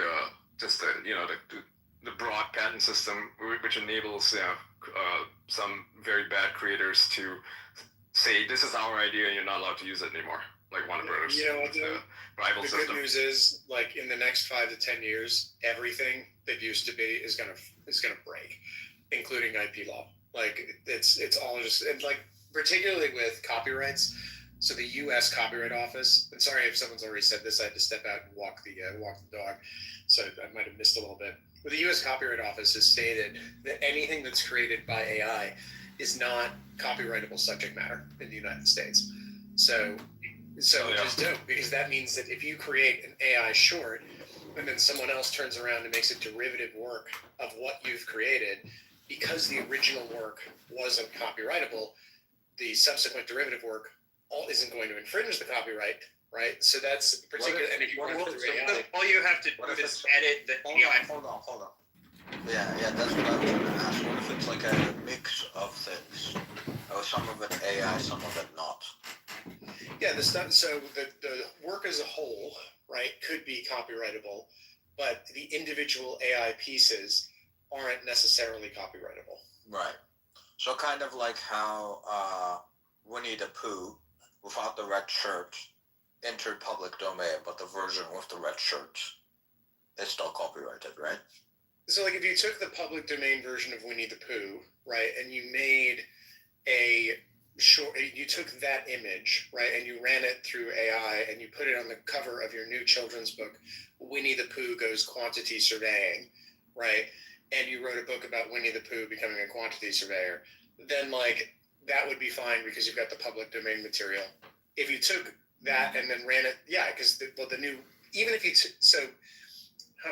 let me think. Well, so that's not quite the same. Right? So, Winnie the Pooh has entered public domain, but the one where he's wearing a red shirt specifically, that one is still owned by Disney.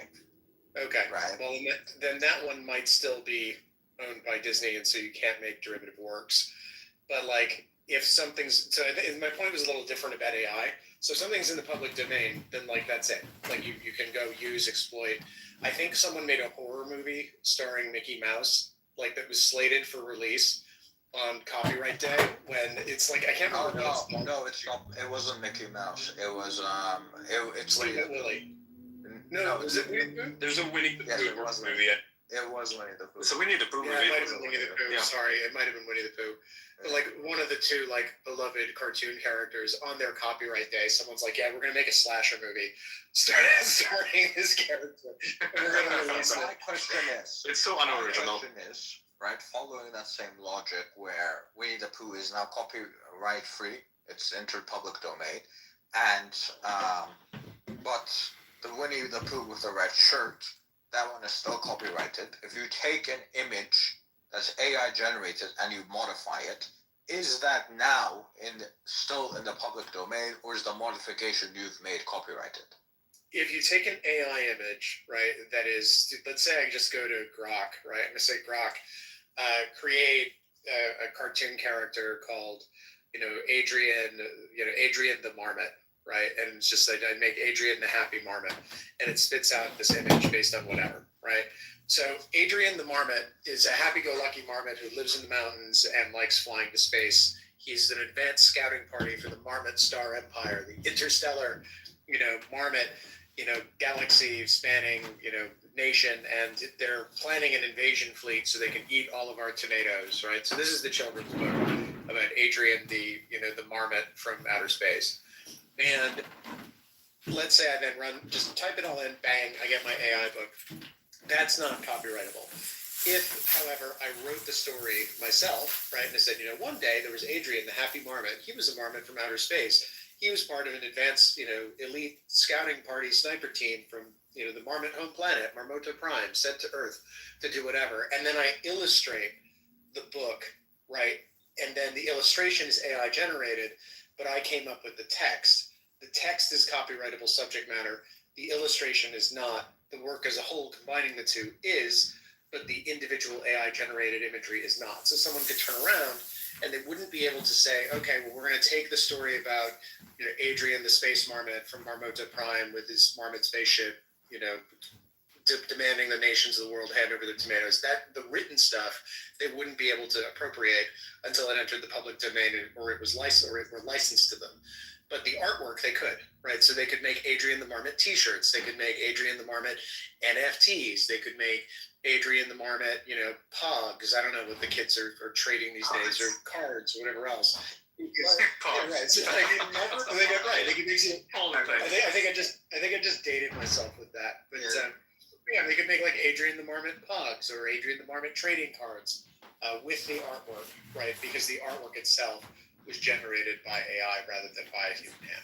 But if you were to take an AI artwork and never publish that work, only publish the modified work, that work would be copyrightable. You wouldn't be able to just steal that and copyright it. If you edit the AI work and there is a human involved in the final product, then that is copyrightable. Well, then, yeah, if you make something with your own hand, that is copyrightable. So I suppose if you traced an AI artwork, you don't even trace it. You can just take a photo editing program and play with the image a little bit, and that's or if you took a picture of it, right? I'm just gonna add one pixel. If you took a picture of it, right? When you take the picture of the AI work, you've created an artwork, then you own it, which is the photograph. So technically, I guess you could do that, but like that's generally. I mean, and you could say that the picture is the copyrightable work. I don't know. I think if you modified it and you sort of added if you drew, let's say it spit out a purple marmot, and you drew a marmot and you said this marmot is very similar to it. It looks. This was just inspiration, but I've drawn my own marmot and it's red, right, wearing a yellow polka dotted T-shirt. Then I think the new work is yours, and that's copyrightable. But I think if you took a photo of an AI work and you're like, haha, I took a photo of it, and so you'd have the copyright in the photograph. But the question is, would you have the copyright in the design of the marmot? Yeah. And I think the answer is no. I agree with that 100%. I think it gets more interesting when you take an AI work, like you take something from Midjourney and you open it up in MS Paint and you just add a couple things, or you just change one of the colors, right? Like maybe it's a purple marmot, you change it to an orange marmot. And if you do something like that, and you are no longer publishing the product of AI, you're publishing a mixed product, yeah. So, but that's the transformative work. As soon as you reduce something to tangible form, right, and that could be on any medium, right, including a database. So the minute you take your MS Paint and you draw the line on the marmot, like the line that you drew, that's yours, right? That's copyrighted. Well, it's not only that, but it takes the whole image that you're publishing, not just the line, but the underlying AI image is also a part of your copyright unless it's been separately published somewhere in a clean form, right? Like then anybody could take it and use it. But if you're only publishing the edited work, somebody couldn't just take your line off and then edit the rest of the image and claim they didn't violate your copyright. I think they could. I think they could, because you didn't actually have a copyright in the underlying image. So let's say it's a marmot with a purple. Yeah, they could go to Midjourney's database and download it. Well, I don't think, because I don't actually have copyright in the rest of it. Now, query how much you could separate it. If it's a marmot in a purple shirt and I paint over it so it's a marmot in an orange shirt, and then someone says, actually, I'm going to have a marmot in a red shirt, right? And you're saying, okay, well, actually, the copyrighted work is the combination of these two things, and by putting a red shirt on it instead of an orange shirt, it's not sufficiently distinguishable. It's just a derivative work of mine because it's the same T-shirt. Yeah, and I you mean, just they change look at it as they would look at any derivative of a copywritten work. But the thing that you publish, if it's in Midjourney and there's like a public database where somebody can pull the AI product, I agree, like that's fine. But if the image itself has not been published as an AI image anywhere else, and you're only publishing your edited image, you have full copyright in that image. No, because the copyright doesn't come into creation when you publish. It comes into creation when you put it down to paper, or when you put it on the database. So it springs into being the moment it's created. Well, and so it depends on how you're creating it, though, right? Like, and so once you've saved your MS Paint version of the AI work to the database, right? That's your copyright in that image. That image can't just be copied by somebody else. I mean, they can do a transformative work to the extent that we've talked about how that doesn't violate. And they can remove all the AI generated pieces, right? So if they could cut out the T-shirt and they could just say, this is, the marmot, and we've removed all of the pieces that were put on by somebody else. Okay, so imagine I generate the AI image on my computer. I don't upload it anywhere. Yep. I modify it, and I upload the modification on the internet. How do you? So what image? Let's paint a picture for everybody. What image have you generated? Let's say a snowman. A snowman. Okay. What's the snowman wearing? Snowman's wearing a jacket. Is he wearing black a scarf? jacket?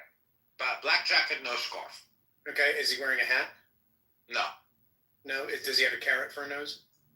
No. He has tomato.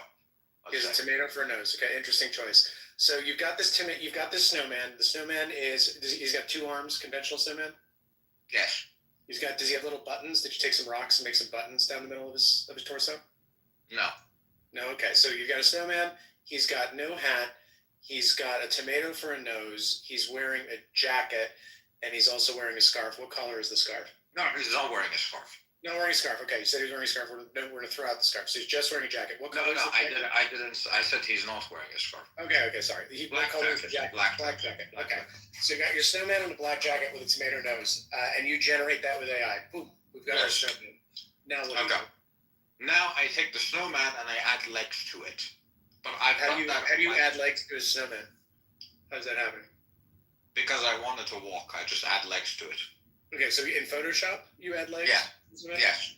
Right. Okay. But I don't tell anyone or show anywhere that I've generated this using AI. It's generated on my computer, and I post this on the internet. The fucking snowman with legs. Yep. Right. Yep. How would someone know what? I don't know. You want to is AI generated, and which part of it was done by me? Right. Well, if they make any modifications to that, they're probably infringing on my copyright because they don't know what the original image was. No, but if you want to go drag it into court, and then someone will do, and I'll bet there's going to be a whole cottage industry in this when people file copyrights on AI generated work, and then they try to assert the copyright against someone. And as a lawyer, I go, okay, cool. Show me the chain of custody. How did that file get created? You've got this song that sounds like it's like Conway Twitty, recording a song by Snoop Dogg, G's up, hose down, but with Conway Twitty swinging it. Can I talk to the singer who sang that for you? Can you tell me where you recorded it and what studio you did? You're asserting you own the copyright, so I assume you created the recording. So you want to tell me where everyone is who is involved in its production? And if you don't wind up producing all of those records in disclosure and discovery, it's okay, well, why haven't you? Oh, it's because, you didn't actually convene a band that was Conway Twitty recording Eminem's greatest hits, or, you didn't actually paint that snowman yourself. You didn't actually do that because you don't have a chain of title, or we look at the file and you can see what kind of file type it is, and you can tell that it wasn't generated by hand or generated by a camera or something like that. So there are ways that you can do forensics and dig down. I think a lot of people will try to file and say, listen, this is my created work. I did it myself. If you're doing that and the Copyright Office is saying, we're not going to recognize it because this isn't written by you, then when they're doing that, they're perjuring themselves, which is a little problem. And if you decide to bring a lawsuit on it, you're going to perjure yourself as well. So I don't think we're going to see a ton of that. I don't think we're going to see, maybe we will. Maybe we'll see copyright mills going and saying, okay, well, this AI generated artwork because they changed one pixel in it, you've infringed their copyright, and the courts will have to adapt to that, and and lawyers will have to adapt to it. But like fundamentally, you are relying on the fact that people are going to be a little honest in order for like society to function, and then all these people look at this and say, oh, I'm immediately going to just generate a bunch of AI stuff that's really compelling, and then the first thing I'm going to do if someone copies it or decides to make a meme out of it is like file a lawsuit. So that's kind of how I look at it.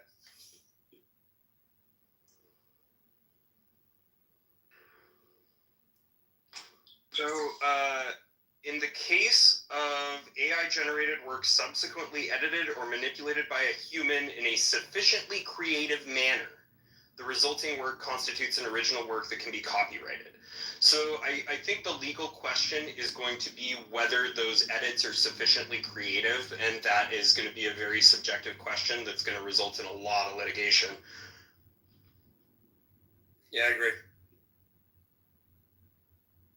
What about this claim that a lot of artists are making? They're stating that these AI models, right, they're pulling off of a lot of copyrighted work. Where's that going? I mean, is there any litigation on this happening? There is actually. I believe OpenAI got sued by Getty, and I think they've also been sued by the New York Times. I could be wrong. I think Getty Images has sued a bunch of them, and I'm not an IP litigator, so I haven't spent a huge amount of time reading the lawsuits. But that's exactly right, and they're basically saying that when you train the model on the images, the result, right? So like they did one in one filing that was like a picture of Lionel Messi or something playing football, and there was an exact image, and then they asked the LLM to produce that image, and it did nearly identically. And they're saying this is just copying; it's not original. I think the argument from the LLM operators side is that this stuff is sufficiently transformative that it's not it's not copyright infringement, because what they're doing is they're querying this huge database of all possible images and coming up with something that's like a statistically probable, result for the query, rather than saying it's a copy line for line. Yeah. Just looking at it from a human perspective, and sorry to interrupt, continue, right, is that if I as an artist, right, I'm not an artist, but if I was an artist and you showed me enough images of Lionel Messi, and I took a sketch pad, or I took a a photo editing program and actually drew it by hand. I drew Lionel Messi by hand using a Wacom tablet or whatever, right? I created an illustration of him based on my knowledge of this guy, right, of this football player, based on what I know of him. And I create this huge illustration. That's my illustration. I just drew Lionel Messi. I painted him in, and let's say I'm an amazing artist, and so it looks like a photograph, right? The person who took that photo, which I was inspired by, cannot say, "Oh, that belongs to me. You're infringing on my copyright." Right? Remember that Barack Obama Hope poster from 10 years ago or 20 years ago? Peppered Berry. That was a tracing of a photograph by an independent artist, and of course, like, that image was one of the iconic images of the campaign. It probably helped to get the guy elected, but it was a trace from a photograph that was taken by somebody else, and he got the shit suit out of him for it, and he lost. So it was. It's wild. So, but like with LLMs, the problem. How the fuck do you lose that? How do you lose it? Because it was copyright infringement under our rules. Well, that's crazy, because, like, I mean, as an artist, aren't you like just inspired by things in general? I mean, if I were to draw, like, maybe not even trace something, right, but draw something by hand, right, and I draw an exact, maybe not an exact, but somewhat, a facsimile of a picture that I've seen before, or a scene that I've seen, right? Like, for instance, Trump, at a rally, right? Everybody knows what he looks like there. I draw it down, and then it just so happens to kind of look like a lot of the photos that the AP and Getty Images have taken of him. They can't sue me for that, right? Because, like, this is and you're sitting there at the rally, you're drawing him, so is it AI kind of the same thing? Well, so that's a good. because like AI is not stealing it, right? AI is not like, it's not tracing these photographs to create a new picture. It's actually learning what these pictures look like. That's how LLMs work. They're not actually like, stealing other people's content. It's more like they're learning as to what these images look like, right? Couldn't you make that same argument on behalf of AI? The problem is it's not like you can go either way with this stuff. Like any piece of litigation, you go to a lawyer, you say, what are my chances of winning? Like they'll be like, it's a little better than a coin toss. Or if you have a really strong case, maybe they'll say it's 60-40, right? So like there are always arguments that you can make either way. With this in particular, the question really isn't like, which way do you argue it, one or the other? It's that the problem is that there is an argument to be had, right? And so I actually like what we need for this, for LLMs, is something like Section 230, but applicable for large language models. I have a proposal on that. Ian, I can flick it over to you that I wrote. Yeah, let me pull it up. I would this seems like a job for Suram and David Sachs, right? Yeah, it does sound like a job for David Sachs, actually. Hold on, let me just. But I don't want to like. I know he's going to be in charge of AI policy. David and I are mutual follows, and I don't want to like. You should send it to him. I don't want to bombard his inbox and be annoying. So, but. Oh, just fine. Just send it to him. He's a very busy man. I don't want to do that. So. As if running Craft Ventures isn't enough, he's also running the government. So I just sent you that link. But basically, so like you can, I don't know if you guys have a group, you want to send it in, feel free to circulate it amongst yourselves. But basically, the idea would be that you carve out bona fide use of LLMs in normal, ordinary practice, which is not specifically directed towards the deliberate infringement of someone's IP. And you say, we acknowledge that like LLMs and AI are on a direct collision course with copyright law, much like social media and the internet in the 90s was on a direct collision course with defamation law. And so what they did in the 90s is they made a policy choice. And it was Ron Wyden out in Oregon. And Ron Wyden said, listen, like, we got to get this internet thing up and running. So we're going to confer, this is actually a really interesting story. It involves Jordan Belfort and Stratton Oakmont, if you can believe it. The case was Stratton Oakmont versus Prodigy. And for those of us who remember Prodigy, it was an early dial-up internet service where you could go and like look at bulletin boards and things like that. And some guy who they never identified posted on Prodigy and said, hey, this firm Stratton Oakmont, they're a bunch of bad dudes. They're out there scamming people, and you're going to get in a lot of trouble if you do business with them, so don't. Stratton Oakmont lawyered up. They sued Prodigy for defamation. And there was a First Amendment defense, right, a historic First Amendment defense, which came from an early case, which was called Cubby versus CompuServe. CompuServe was one of the other big ones. It was Prodigy, CompuServe, and later AOL was the big winner of all of the dial-up internet services. I was like 5 at the time, so obviously I remember this vividly. So the earlier case went the right way. The later case, the judge screwed it up and said, no, actually, Prodigy, you're liable for the content that this user posted on your website, even though you had no foreknowledge of the content, you didn't contribute to the content, you didn't even know it was there, but because it was on your website, because it was on your bulletin board, you were an editor, you were a publisher, and you're liable. And so it was like a nuclear bomb dropped on the internet. And Ron Wyden was like, shit, we got to put a stop to this right fucking now. So they enacted this rule called Section 230, which said basically that platforms aren't liable for what their users post on them, right? With some subject to certain limited exceptions like illegal pornography and IP infringement as it happens. And the reason was because defamation and social media were not compatible, right? And if we didn't do this and carve out that liability, and it's a broad liability. So like if someone sends you a defamatory statement and you forward it to somebody else, right?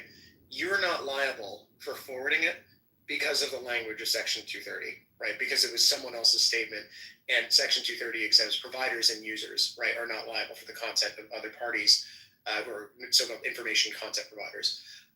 So it's a really broad thing. LLMs, if we ask ourselves, where's the collision, right? What obstacle are LLMs hurtling at 1,000 miles an hour? The answer is it's copyright law, and it's copyrights and patents, right? So soon AI engineers are going to be inventing shit. Patents are in the way. Soon right now LLMs are producing works that are derivatives from copyrighted works. So one thing like the Pixar, obviously, like everyone's seen sort of like Pixar mashups that are like highly politicized.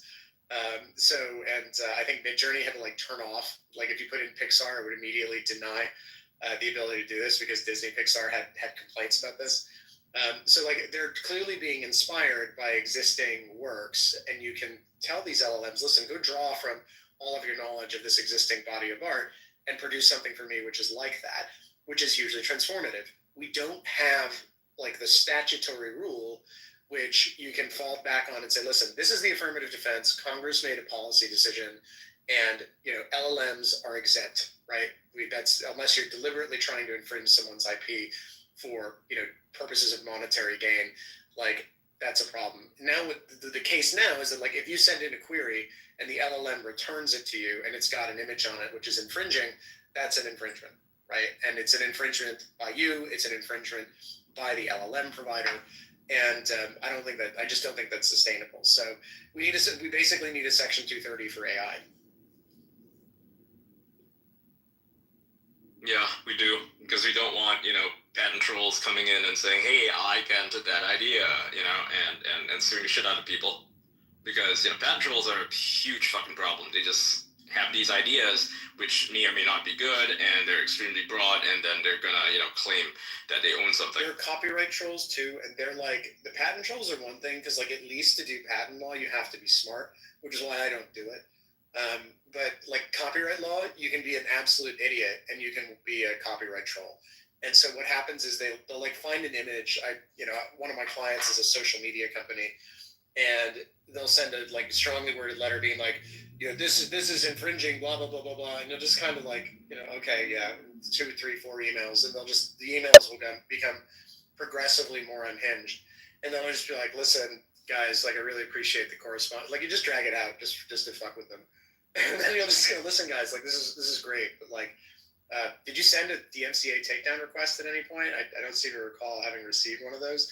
And we're registered with the DMCA, so and then they'll be like, well, there's an argument that social media companies that are registered with the DMCA don't have to and they'll come up with some bullshit. They're just like, yeah, whatever, fuck you.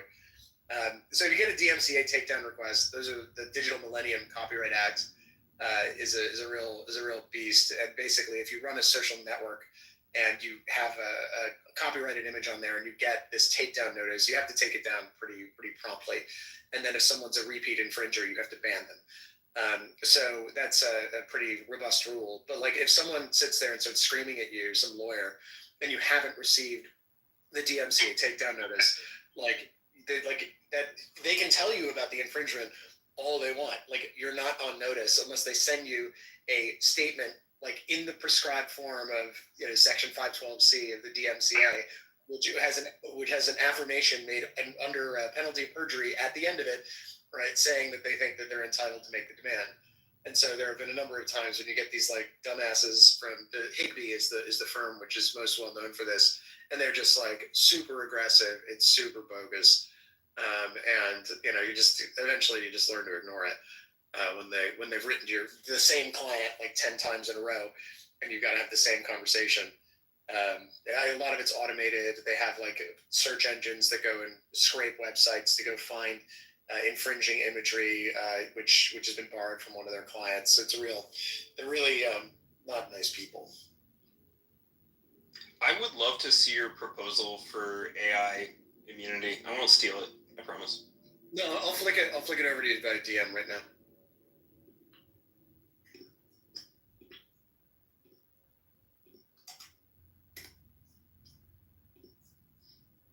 I call it the Fair Use Act. So, I mean, I have it, but I can read it. It's like good bedtime reading for everybody.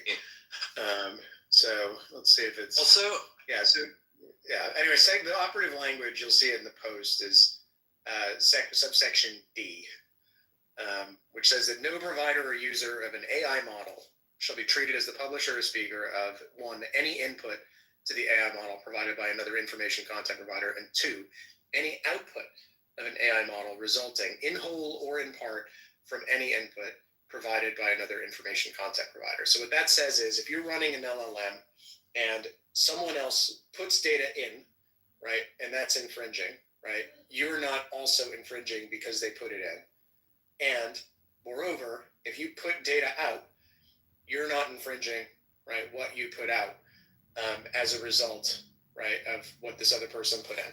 So it's really simple. It mirrors existing Section 230 pretty well.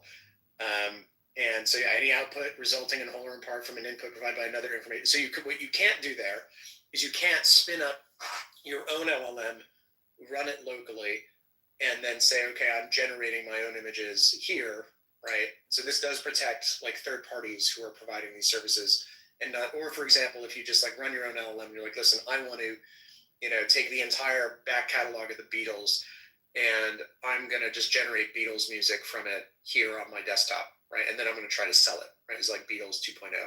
That's something that wouldn't work. However, right, if you just go to somebody else, if you go to OpenAI, you go to Grok, and you go to Grok Music, and you say, Grok, could you perform Yesterday, but again, I need Yesterday, but performed by Dr. Dre, please. Could you do that? And then I'm going to go post it on Twitter.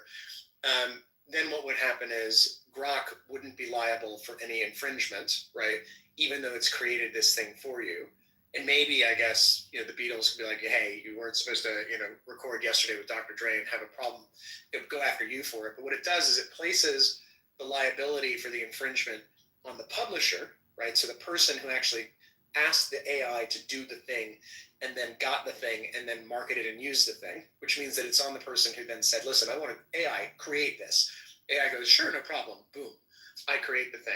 Then they take it and let's say they start going and commercializing it, right? That's copyright infringement. But the proper place, the proper person to go after in that scenario is not the AI model deployer. It's the user who's engaged in the unlawful commercial activity, which is infringing on the copyright. So what you do is you assign away and you tell the copyright holders, listen, it's not the AI model's fault, right? And we have a policy interest in making sure that the AI model is as capable as possible and responds as honestly as possible to user demands. Like, it's important because that's what we do in America. We have computing, we have technology that fucking works. And then what you do is you say, okay, go after the infringer, go after the end user, which is exactly how it works on social media with content. Like if I threaten someone on Twitter, if I say, you know what, I'm going to call my buddy who's a marmot alien and he's going to hit your house with an ion beam, post, right? like they're not going after X for that, right? They're not going after someone who quote tweets it for it. It says, oh, this Preston guy's nuts. He's talking about marmots vaporizing your house. No, they send the cops around to my house and they say, you posted a threat to get marmot aliens to vaporize someone's house. And you're going to be liable for that. Or if I defame someone, right? So if I, for example, say, oh, I don't know, I say that, I say Elon Musk is secretly, an alien lizard, right? And Elon doesn't like that, right? He doesn't go and sue X, right, for that. What he does is he sues me, right? He says, hold on a second, you said it, not the platform. So it's like, it just makes total sense to do that with AI as well. And I'm just really surprised that I haven't seen anything like, so Lawyer Cat and Ian, that post, in full disclosure, was sent to Mike Lee's office. And I talked with a bunch of his interns about it because I think I was like, I had a Twitter interaction with him and like, that was really positive. And I have a buddy who knows him. So I got put in touch with a bunch of, fresh-faced, bright-eyed interns in his office to go discuss it.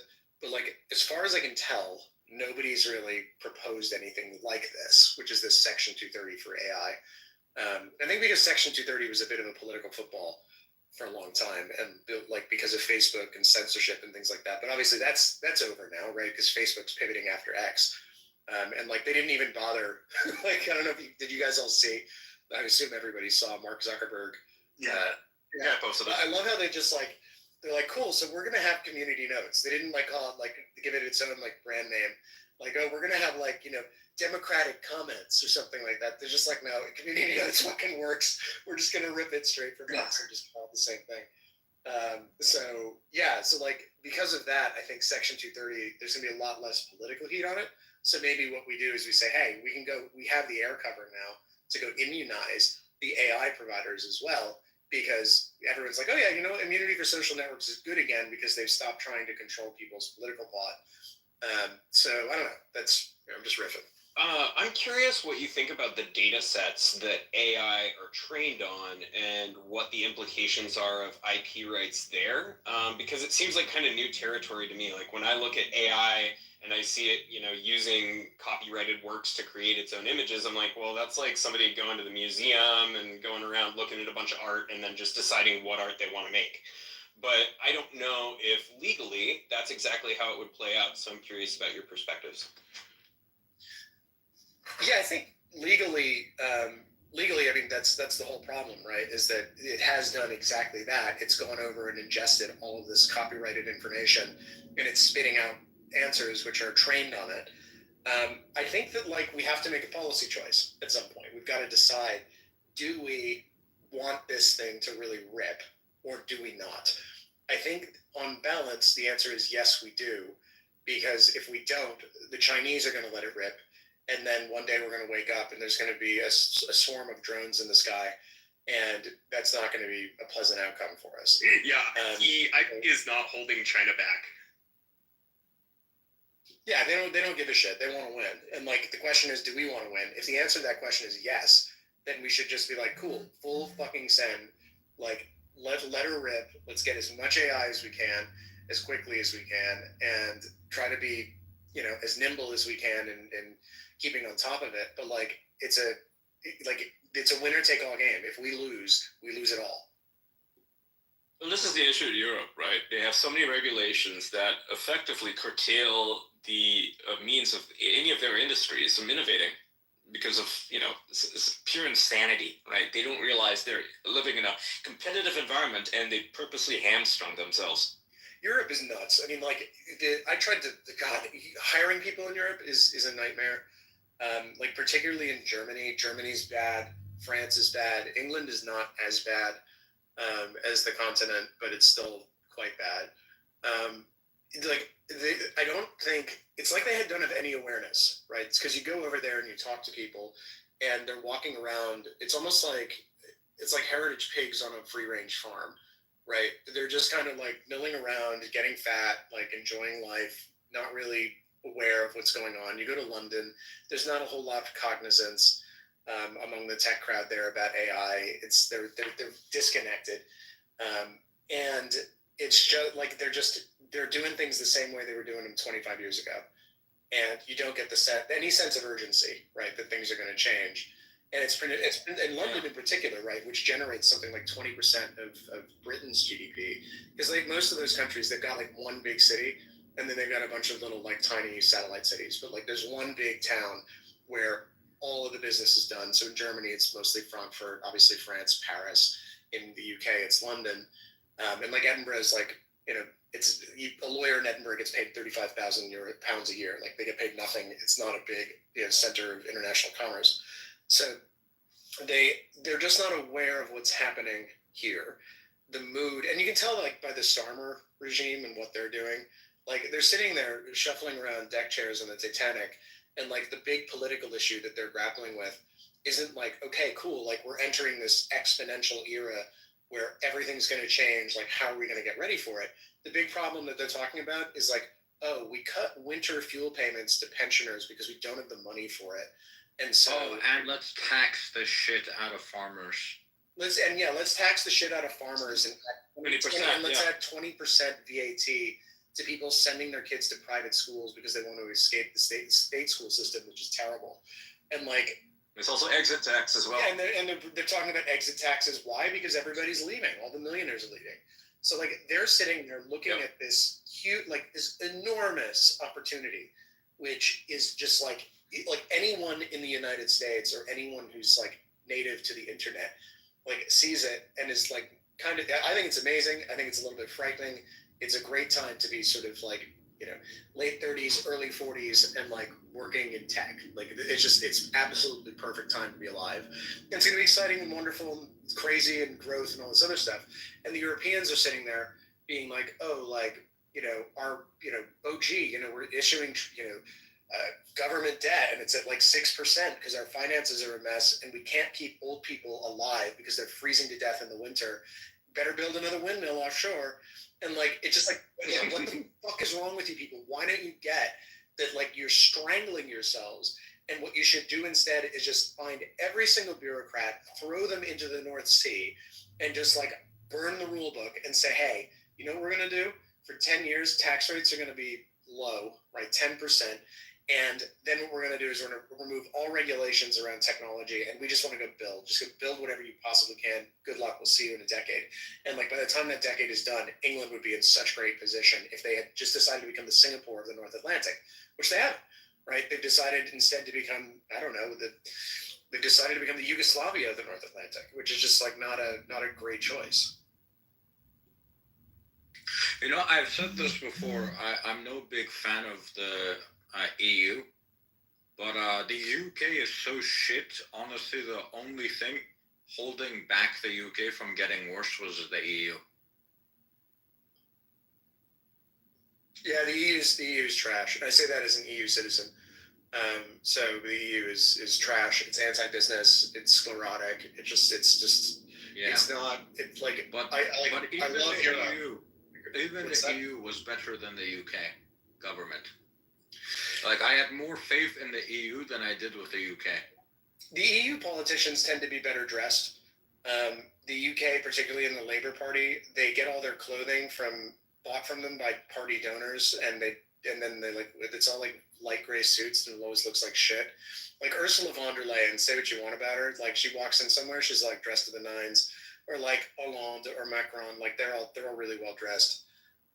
So you know, it's just like at least when they're talking about. Well, at least when I'm talking about how, at least in Europe, most of the policies are retarded, but at least sometimes they come out with something, and you're like, okay, that makes a lot of sense. With the UK, it's just nonsense after nonsense after nonsense. Nothing ever comes out that you sit down and you're like, you know what? That's actually a great thing that they did. At least with the EU, you can say that. Well, I mean, I think it depends on what regulation. I think the EU got the crypto thing right. They've got a regulation called MiCA or MiCA. MiCA, yeah. And MiCA's pretty reasonable and is going to allow business to proceed more or less as normal. The UK kind of went overboard, and they said that they moved all crypto asset sales and promotions into what's called the financial promotions regime, which means that it basically means that any time you're going to advertise a crypto asset for sale or talk about it in public, you have to get the communication signed off by an FCA regulated entity like a bank, which isn't going to do it unless you've done these really extensive investment disclosures. And if you don't do that, then you can go to prison for up to 3 years. So like,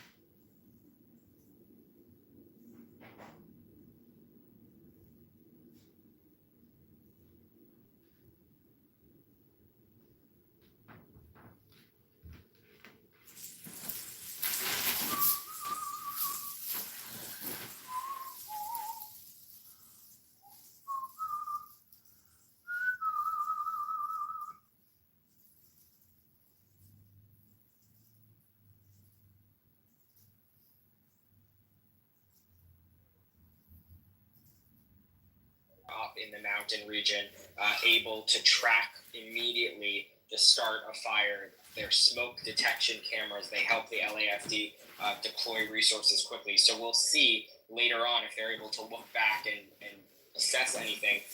Unfortunately, and we have no indication that this is the case yet, a lot of these fires end up being arson related. And so there will be an investigation into that, because if you think about it, almost every single time we get one of these high wind warnings, So I have breaking news. Creek says this from LA Fire Alerts. Creekside Structure Defense Group needs LASD lights for sirens and immediate evacuation. So if anybody has access to those types of resources, please contact them and try to do whatever you can to support them. Go ahead. Now, AZ, take over for 1 second. I'm just about to post something for Inside or someone. I'll be right back in a second. I got you. So apparently, we don't have a full list. I'm working on it right now, trying to get a list of all of the areas that have been ordered to be evacuated so we can read them out to you. But the damage is pretty widespread. Rick, I don't know if you had your hand up so we already spoke to you. And then I'm going to go to Anthony. Yeah, I just want to get into something real briefly here. And obviously, when there's an isolated fire in Southern California, oftentimes they'll call for mutual aid, and they get resources from surrounding municipalities sent their way. The problem here is that every municipality in Southern California is at risk. So you can't strip the assets away from. You can't strip all the assets away from neighboring areas, because then that's going to put them really, really in a bind if fire happens where they're at. Another thing I want to mention is I'm seeing it in some other places where people are, like, I hate Governor Newsom, all right? I live in this state. I despise him. But in this case, I'm seeing people try and lay the blame at his feet for, like, mismanaging wildlands and stuff like that. Now, in the Paradise Fire, I will totally agree with that. But the only way that you could manage the type of coastal sage scrub and chaparral and soft chaparral vegetation that surrounds these urban areas is to just go in and burn it like every other year. And nobody has the political capital or the will to do that in Los Angeles. What we're seeing now is, as we've seen in wildfires across the West, urbanization gets into areas where it's not really as defensible as it should be in a fire situation. And so while I'd love to just I'd love to fault Newsom on this. I'm not saying that I can right now. The previous speaker who mentioned that the warning went out about a life-threatening event, I have never seen that in San Diego in all the years that I've lived here. And it just, we should go a little easy on that part. Pray for the responders. So I'm looking at a map. Go ahead. I'm having some issues with the I see breaking for news just showed this. A statement has been made from President Biden. Yeah. Go ahead, breaking. Yeah, so President Biden, the lid has been lifted by the White House. For those of you just joining us, President Biden is actually in Los Angeles, and he's staying overnight there as these fires rage on. He just released a statement saying, quote, "I am being frequently briefed on the wildfires in West Los Angeles. My team and I are in touch with state and local officials, and I have offered any federal assistance that is needed to help suppress the terrible Pacific Palisades fire. Earlier tonight, FEMA approved a fire management assistance grant to support areas that are impacted and help reimburse the state of California for the immediate firefighting costs. My administration will do everything it can to support the response." He then urges residents to heed the warnings in Los Angeles, stay vigilant, and listen to local officials. Additionally, we have some breaking news out of Santa Monica. This is the first evacuation orders being issued from that city, and that's really significant. So let me read that to you right now.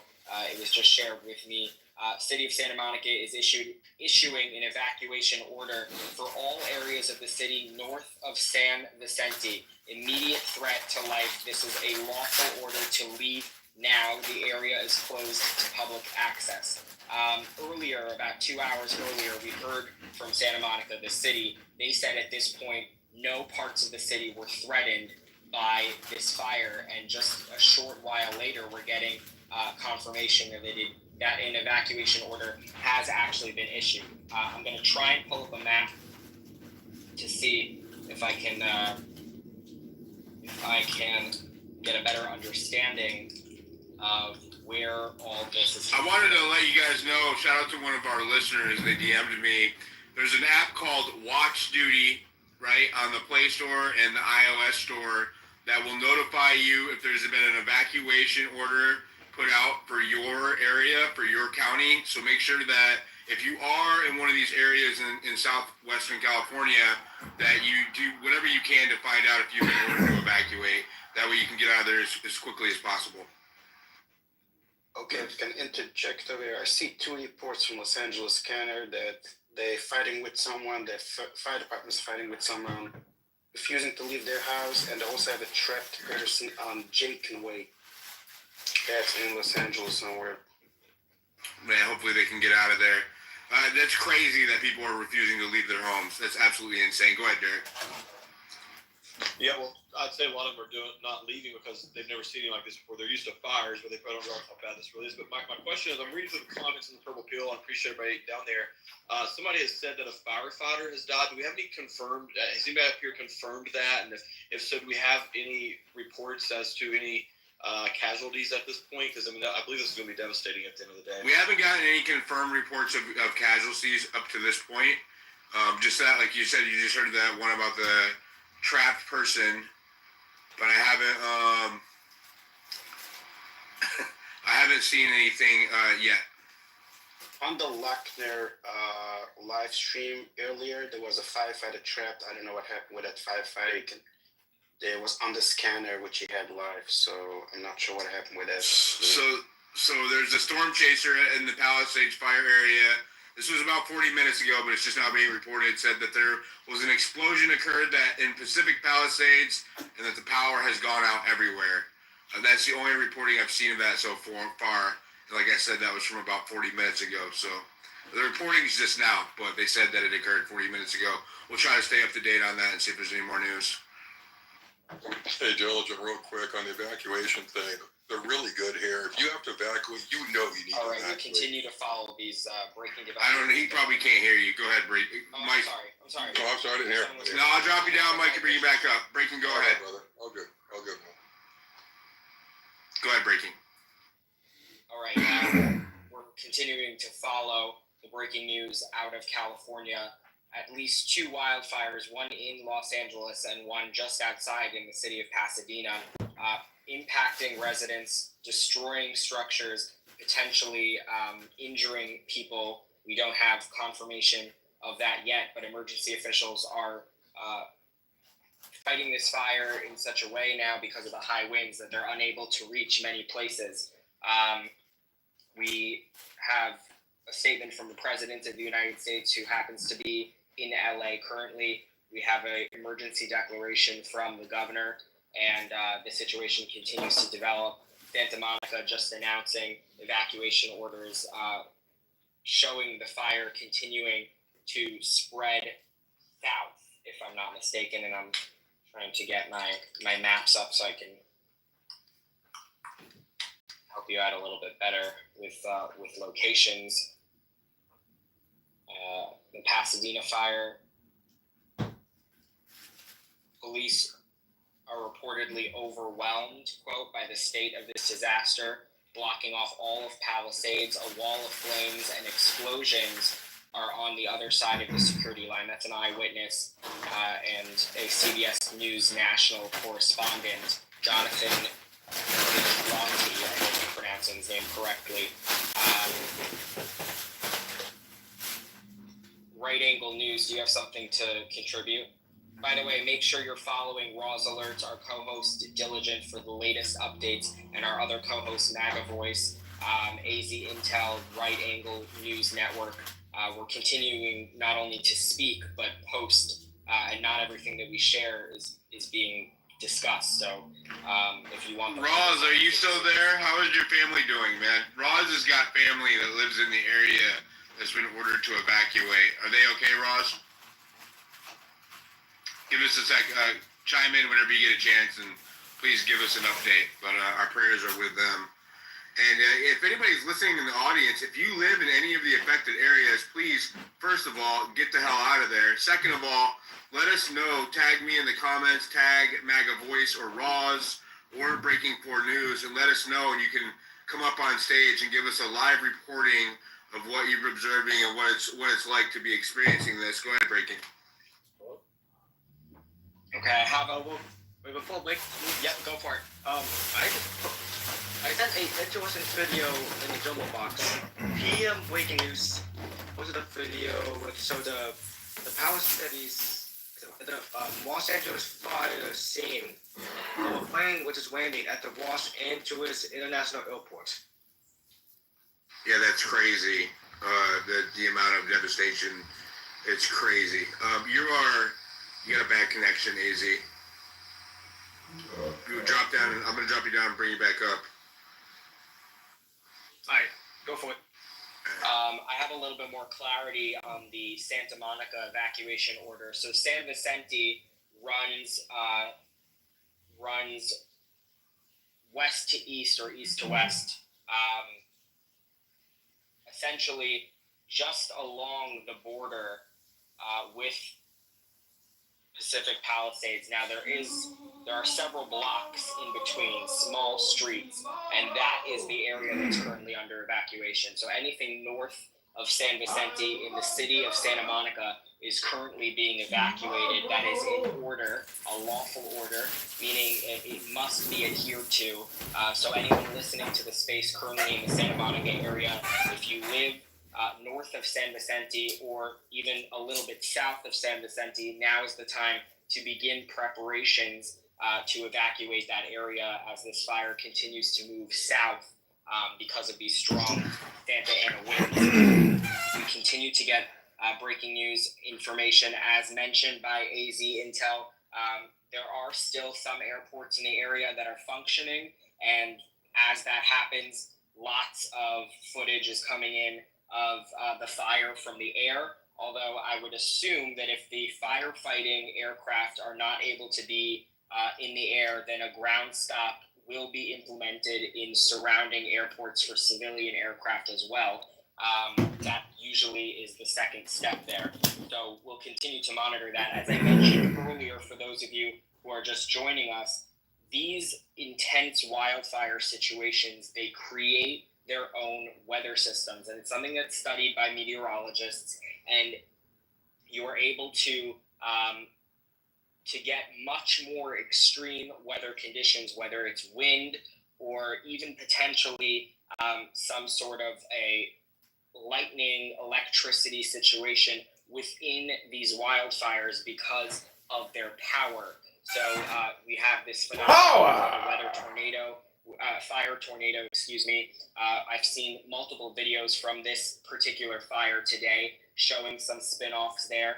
Those fire tornadoes are able to move incredibly quickly over dry brush, igniting everything in its path, including structures. And we've seen multiple of those throughout the fire, which started just several hours ago. So this is a new situation for California, only about 10 to 12 hours old. And we're already at well above 2,900 acres. 2,900 was the latest update we got approximately 45 minutes to an hour ago. And it's been at doubling pretty much every hour. So that's what we're dealing with currently. And we will continue to provide you with any updates. Getting reports that people are losing power in the Los Angeles area. And JT300 said that or 3000, I'm sorry, just came up here and said that they were close to there and it was chaos. Go ahead, JT3000, give us your report. Can you hear me? I'm also there, by the way. Okay, go ahead, Excalibur. All right, guys, I just drove through the 405. I just came from Beverly Hills. All right, I'm visiting a friend, and I just drove through. I just got back about an hour ago. It's pretty insane. The smoke is all the way. The moment I stepped outside in Beverly Hills, I could see it all the way from there. It looks like something out of Mordor, like straight up. And I wanted everybody to be informed. If anybody is driving through the Los Angeles area, 405 highway is packed, yes, but please do not, and I highly advise you to consider this, do not take Sepulveda or Montana Avenue or any of the side roads or any of the highway streets. Those are not only congested right now, you might be able to move, might not be able to, but they're very tight roads, and they're close in proximity to the hills that are next to Pacific Palisades. It's very dangerous. This is pure fire country. You can easily spread there. And it's not just that, it's a heavily windy day, extremely windy right now, like in the entire Los Angeles area. And when I say windy, I mean that I was holding like a bag of food, walking around near Rodeo Drive, and my bag of food was literally like falling out of my hands. Like that's how strong the winds are today. So please be careful. I just got an update too. It's 2,921 acres on fire right now in the Palisades area. Insanity. Complete insanity, and it's probably going to keep going, guys. Like, can I chime in? Yeah, go ahead. Okay, so this is JT. I'm in the area. It's called Glen Oaks, like the hills of Glen Oaks. So it's near Pasadena. We just had. First of all, I've lived in LA most of my life. I've never seen wind like this ever. This is like crazy. A transformer just went out on my street. I looked at the skyline down the hill. I saw 2 transformers going out in Los Angeles. The trees in my neighborhood are all falling down. It's like, seriously, it's chaos. I've never seen this. It looks biblical. So I just want to say, man, be careful out there. I have to go. I'm sorry. I'm going to the store for cigarettes. And I'm like, man, I don't even know what's like. Seriously, stuff is falling down all over the place. My eyes are burning right now. My voice is I feel sick, and it's like chaos out there. So just that's what's going on the ground, and I'm near Pasadena. And thanks, guys, for doing this because I wasn't really sure what's going on. Yeah, I got a friend over in Santa Monica right now, and I can't even get a hold of him. I'm pretty sure the power is out in the greater Santa Monica area. Yeah, we're getting to that point. I have an update from the city of Santa Monica. I'm going to read out now. City of Santa Monica is issuing an evacuation order for all areas of the city north of St. Vincent. The evacuation order is an immediate threat to life. This is a lawful order to leave now. The area is closed to the public per the city of Santa Monica.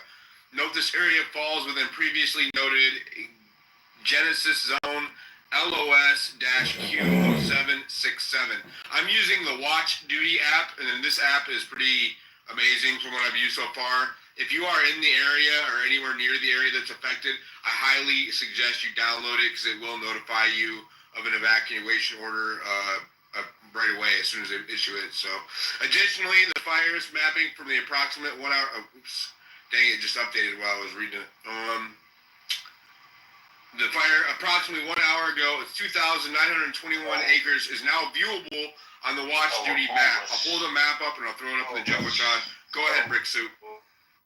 Hey, just to throw out there where we're hearing reports of power going out. It can be from wind. As the one caller just said, saw some transformers go out. But at some point, power companies might have to de-energize their lines. And that can affect all sorts of things from cell phone towers. So if you don't hear from somebody that you were hearing from, it could just be power out in their area, because that's going to be a precaution. Because these big, these electric companies, they've been sued, and this is the way they respond. When there's wind and they have power lines that are above ground, they will shut them down. Hey, can I say something? Hello? Go ahead, bud. I'm in Santa Monica. It's the road is San Vicente. It's the marker, and we're just a couple blocks south of there. Our power's still on, but I can look out my front yard on my corner and just see the hills beyond just all in flames and burning. And several of my friends have had to leave their houses. A couple of them the houses are going up, and a couple more have left and know that their houses won't be there when they get back. It's gone insane. The wind is whipping up here in Santa Monica, and even more in the hills of Santa Monica. Like I've never even seen it anywhere close to this in the 30 years I've been here. So it's absolutely just the worst conditions for this. This night is going to get really bad over here. Thank you for that, Do you Mike. have smoke over your house? Is there smoke over your house right now?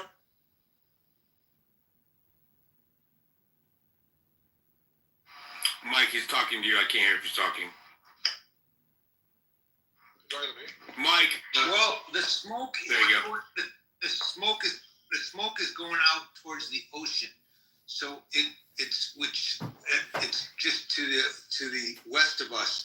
So I'm 14 blocks from the ocean. So it's not like normal when there's fires up in the hills. We're having crazy smoke in the air, but there's no smoke in our air because the wind is so bad and it's going in the opposite direction. But the sad thing is that the wind is going in the direction of where all the fire is. So that's what I'm saying. It pretends for a long night. Yeah, Your immune system's ability to function with such high winds, we know that air firefighting resources have been grounded for the time being. They've all been grounded. Yep. And every now and then, I live just below the Riviera Country Club.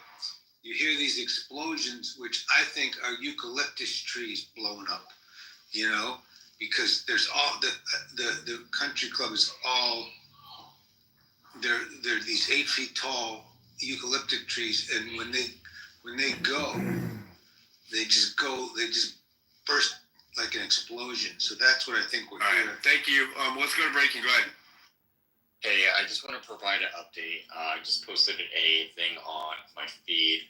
My sister is currently being evacuated. I said my worst nightmare has come true, leaving me stuck sick to my stomach. Just got this text moments ago from my sisters. Please send your prayers for my family and everyone affected being evacuated. And my sisters texted me moments ago. The windows in our living room just blew out, and out of nowhere, the hill side across from us caught fire. We're gathering the kids, packing our belongings, and preparing to evacuate, let mom know what's happening.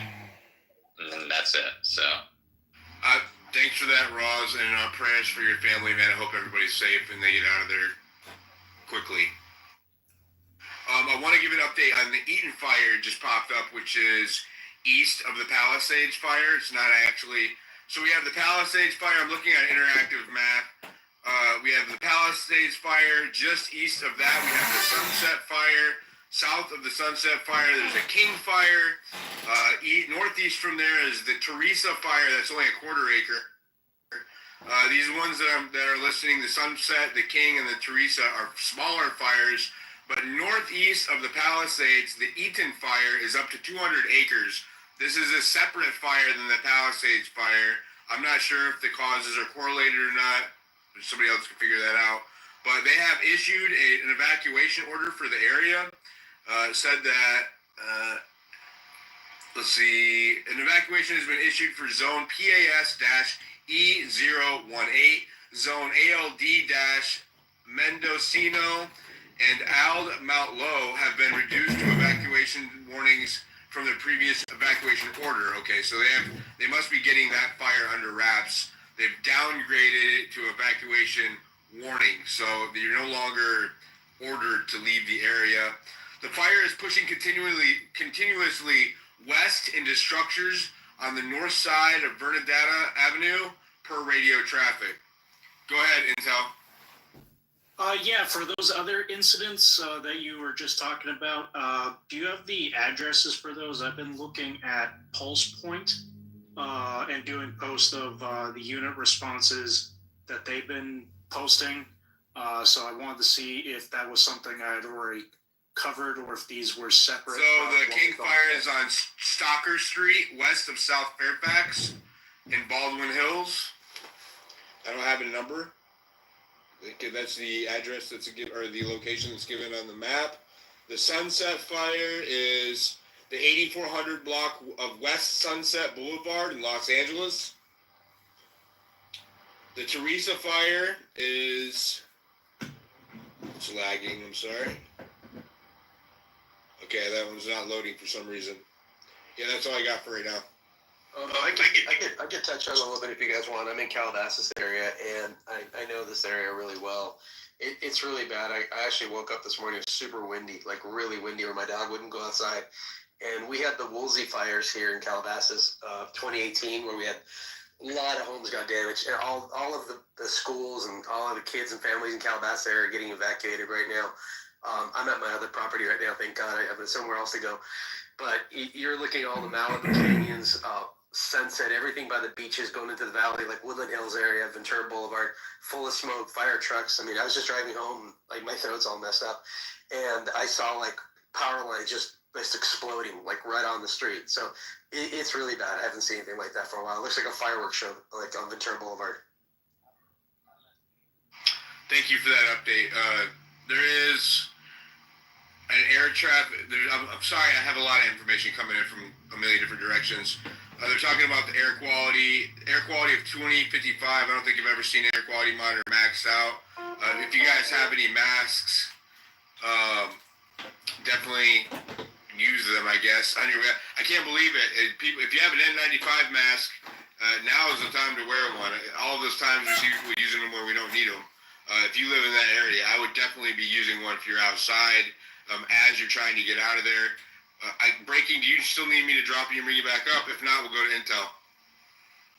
No, we're good, but we do have information about open evacuation shelters in the area that I think is really important for those listening.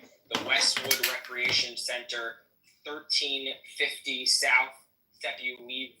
Previous evacuation order. Okay, so they must be getting that fire under wraps. It's downgraded. Now also serving as a shelter, allowing residents to remain overnight. There's also the Animal Care Center Small Animal Shelter in Agora, 29525 Agora Road in Agora Hills, and the Pierce College Equestrian Center for Large Animals, 6201 Winnetka Avenue in Woodland Hills.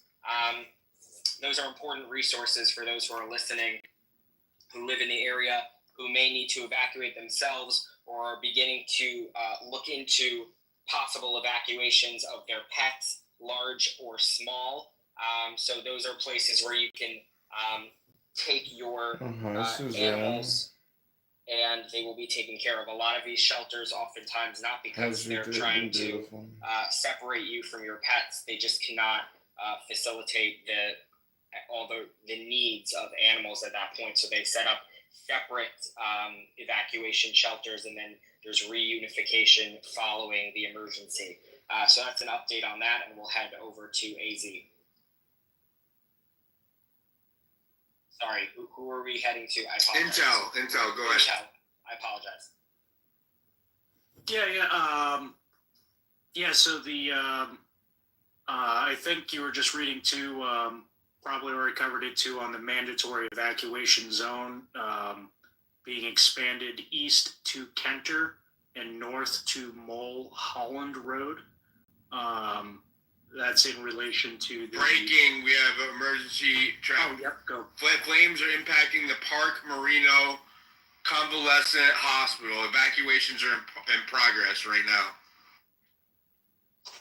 And then we're also getting reports that a mobile home park in the area of the Palisades fire has been completely destroyed.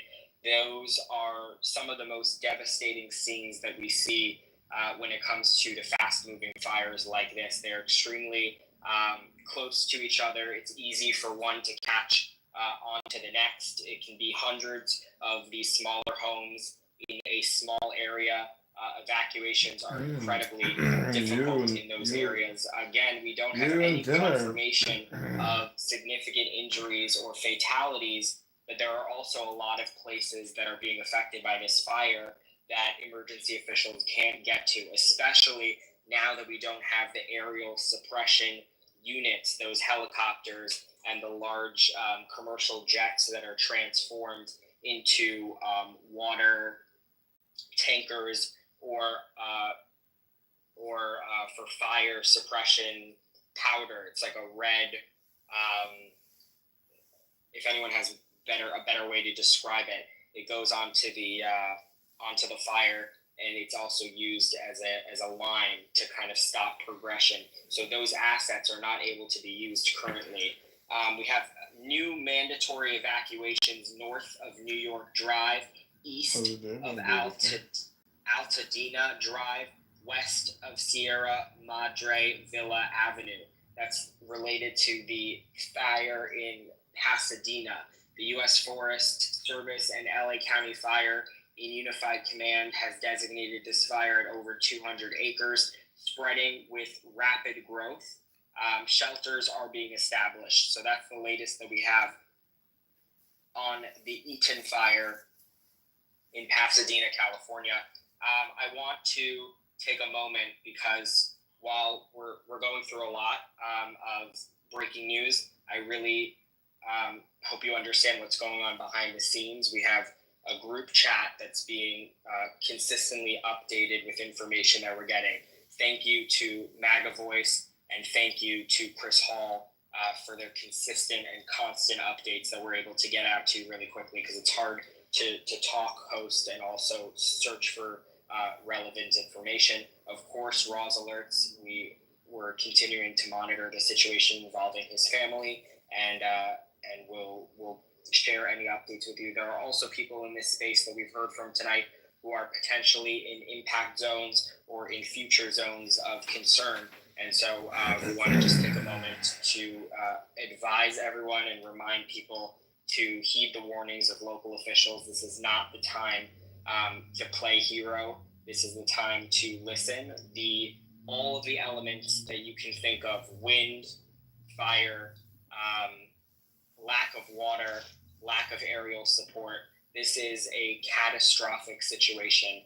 We had reporters who were on the ground were feeling so desperate and eager to do something. They just grabbed garden hoses and were trying to hose off some of the homes to prevent them from catching fire. And it was no match for this incredibly fast-moving, devastating wildfire. We mentioned earlier this evening, and then I'll hand it off to Diligent, that President Biden was in Los Angeles for unrelated reasons. He is staying the night. At this point, as of now, he's staying the night in Los Angeles after his plans were canceled. He's expected to depart tomorrow afternoon. He released a statement a short time ago lifting a lid, which is atypical. So clearly he's taking the situation seriously. He says he's getting consistent updates and that there's already pre-approved funding from FEMA to help refund the state of California as they move forward with their efforts. Speaking of, all off-duty LAFD members are encouraged to call their firehouses and their contacts to establish a meetup zone. You are being requested. This is an emergency, all hands on deck situation.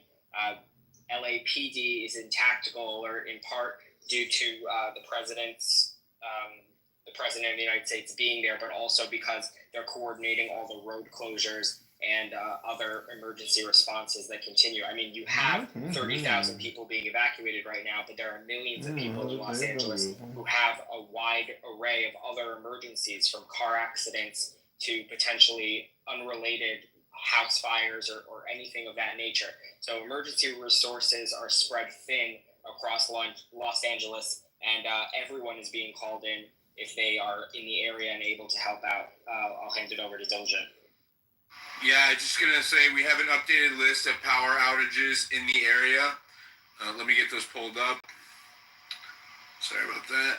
Oh, because the feed is moving fast. We have power shutoffs currently in effect under consideration due to heightened wildfire risk over SoCal, with currently 34,148 customers without power proactively, with 423,822 under advisement their power may be turned off proactively. So right now we're looking at about 35,000 customers that are already without power, where they're considering shutting off nearly 500,000 more in the area. So if you have any way to charge your phones, if you have any portable batteries you need to take with you, anything that you can do to make sure that you have access to a phone or a device or a radio, you need to use that now. Make sure you have an emergency kit with you.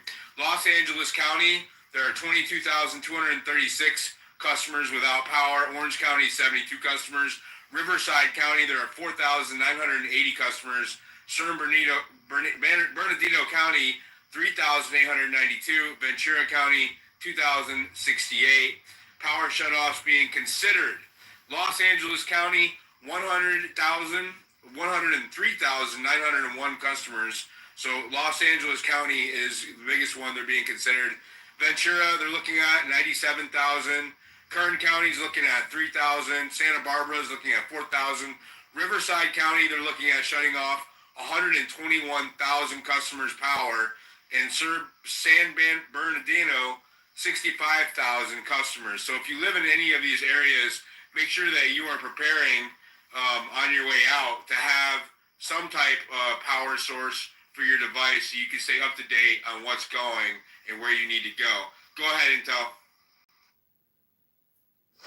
Well, yeah, I'm looking at Pulse Point, which is, and right now for between all of the fire districts within LA, they're now currently sitting at 301 active fire calls. So that's everything from medical emergencies, investigations, structure fires, wildfires, transformers, on fire, wires down, etc. So they're currently sitting at 300 active emergency calls right now. That's absolutely insane. If you guys could, the best way that you can help us individually outside of tagging us in the bottom right corner, if you have any updates, any information, or if you're on the scene, tag me, tag MAGA, tag Roz, or tag Breaking News. Repost the space, please. We need to get this information out to as many people as possible. We have 2,800 people in here and 390 reposts. Please repost the space. I want to go to, I'm sorry, I can't see the, oh, here we go. Liberty Watch, what is your take on all this? Can you hear me? Excalibur, go ahead. Yeah, Diligent, I just wanted to chime in something here. If anybody, just to remind everyone, if anybody is driving through the Los Angeles area, if you're taking the 405, yes, there is heavy traffic, but I highly, highly suggest you as a fellow Californian to stay on the highway, do not take the roads. Even if you think it might be easier, don't take Sepulveda, don't take Montana, don't take those roads because they are in closer proximity to the hills of where the fires are. It's very, very dangerous in my view, and it's a very congested, those are very congested roads. So please, I would highly advise if you have to drive, if it were me, I would stick to the highway. That's the first thing. And for anybody to be able to picture how this kind of looks, the path that leading into Los Angeles from the valley essentially goes from the 405. There are a few other paths that go in, but the 405 is the main one that goes from the valley and the West Hollywood area. But as you're going through there, there's mountains on either side. And the ones that are on the west side that are closer to the Malibu mountains in that area, that's where the fire is, essentially. So this is all like in the western side of Los Angeles and in the Santa Monica area near the ocean and closer to where Malibu is. And in that area, on those hills, there are houses everywhere. And majority of those houses that are in those hills and in those mountains, they are usually only accessible via like one single road that kind of winds in and goes through the canyons. All of these canyons everywhere in California and all of these like mountains in the Southern California area have little sort of paths that go through the canyons along the side of the mountains. Like you can kind of picture it that way, right? But majority of them are very, very small roads that lead in and out. So I'm very, very concerned for my fellow Californians, and I hope everybody stays safe. I know it's not exactly easy, especially if you're kind of stuck there with your home on top of like a hill or something like that. There are so many homes, there are so many people that are living in that area, and it's going to be really, really difficult for people to get out. And so please don't get trapped, and please spread the word as much as possible. Thank you, Diligent. Yeah, and we've got some new updates from the Palisades fire. Evacuation warnings have been issued for the city of Santa Monica. A map of the exact activation. Okay, I will throw that up there. So there's new warnings for zones. SAN-Q1. Well, actually, I'll just throw these up in the jumbotron. You guys can look them out. There's also a map up here. I'll throw them out there as well. Mikey, welcome to the stage. What's up? Please, if you request to come up here, please throw your hand up so we know to call on you. We're not just bringing people up to chill on stage. Go ahead, Mikey. How's it going, guys? Thank you for inviting me. As a longtime resident of LA, this is just crazy. We've never seen anything like this. This is an incredible fire, and I urge everyone, get your animals, get your family, get your loved ones, everyone leave immediately. Take these orders seriously. This is not a joke. This is life and death. We have friends. Luckily, I'm not in LA at the moment. I'm actually in Arizona, but I'm being told people cannot even leave their homes. It's crazy. It's not because they can't. I mean, they just can't leave their homes. There's no visibility in some areas. It's insane what people are going through right now, just running in the streets. If anyone needs help, please ask for it. Help can be, help right now is very strapped.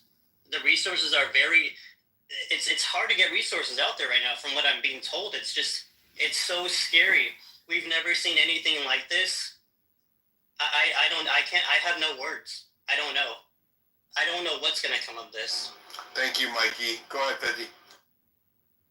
So I actually have to jump off in a minute. I'm actually going to go to a little area called Hidden Hills where I'm near, and one of my buddies is staying because we had something called a fair plan out here for people who couldn't get insurance because insurance are costing people $30,000, $40,000, $50,000 a year to insure their homes. So a lot of people are not leaving their homes, and literally my friend just called me. His dad doesn't want to leave the house because that's all they have, and so it's really frightening out there because they're evacuating cities after cities, and like they said, 60-70% of the people over there just do not want to leave because if they leave and their houses burn down, they're done. They're like, the fair plan is like the lower end of insurances like that's given to you by the state, so it's really, really bad. So I'm going to get out there, guys. When I get back, I'll give you guys an update. But it's I don't think I've seen anything out here, and I've been through the Woolsey fires. I've been through all of them. This one looks just nasty. Like any direction I look at, there's winds are crazy outside. Like you go outside, my dog is terrified to be outside right now. So when I get back, I'll give you an update. But it is a crazy. For the Eagle Fire, they are spreading. They are issuing new evacuation orders. If you live in that area, please make sure that you are checking to see that you are not being ordered to evacuate. There is an app called Watch Duty. I have downloaded it since we started this space at the suggestion of one of our listeners, and I can say it has notified me promptly every time for all of these different fires. I highly suggest if you live in Southwest California near one of these affected areas, you download the app, turn all the notifications on. That way you can be told whether or not you need to get the hell out of there as quickly as possible. Go ahead, Ibby.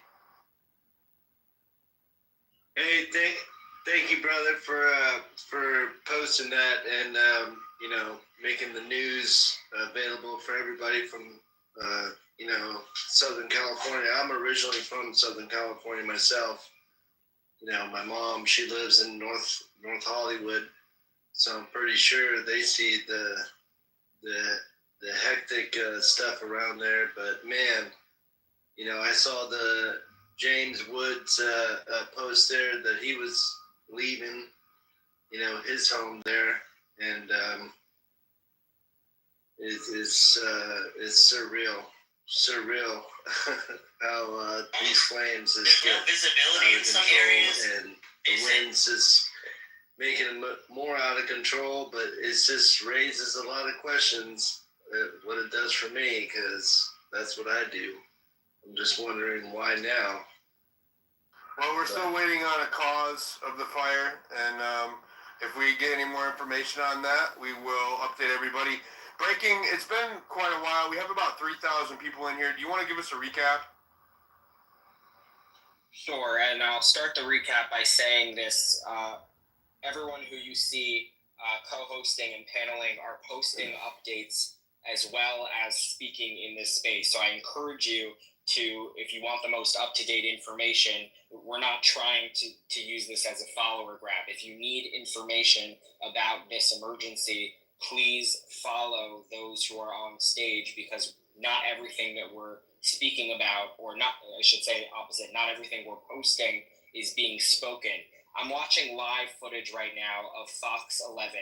There are 100-foot flames near this reporter, and we've just seen video footage of horses being evacuated in embers, in smoke, in flames, by barefoot individuals. These people came and they removed the horses from whatever pens or enclosures they were in, and are literally just trying to save them.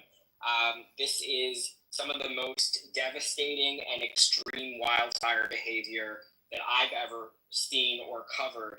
I've been covering the California wildfires for about 5 seasons, and so I can tell you that this is unlike something that we've seen before, and it's contributing. The winds, I should say, the Santa Ana winds are contributing to this disaster up to 85 miles an hour in certain places. There are 2 fires we're tracking.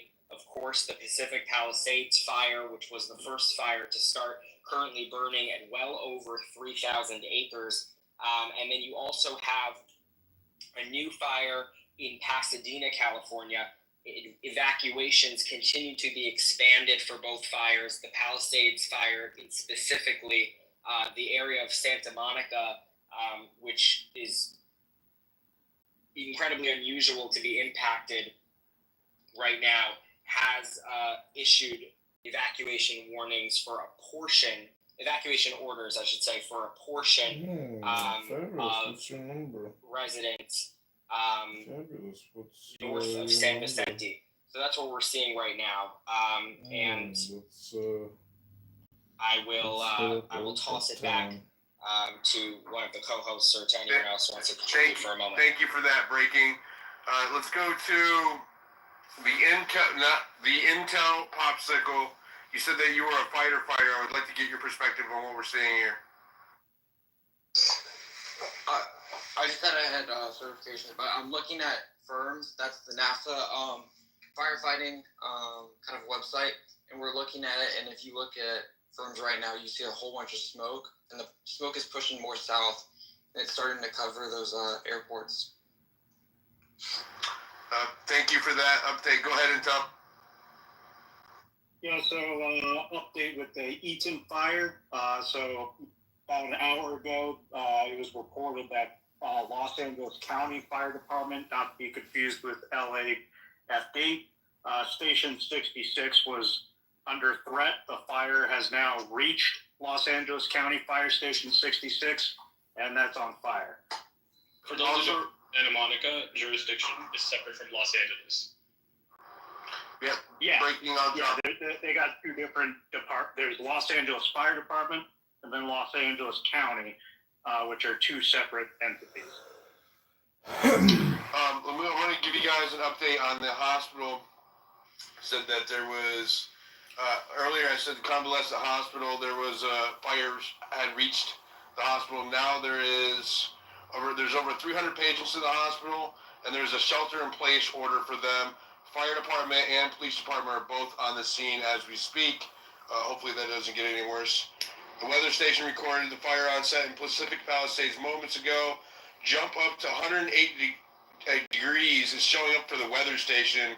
108 degrees in that area due to these fires. That's insane.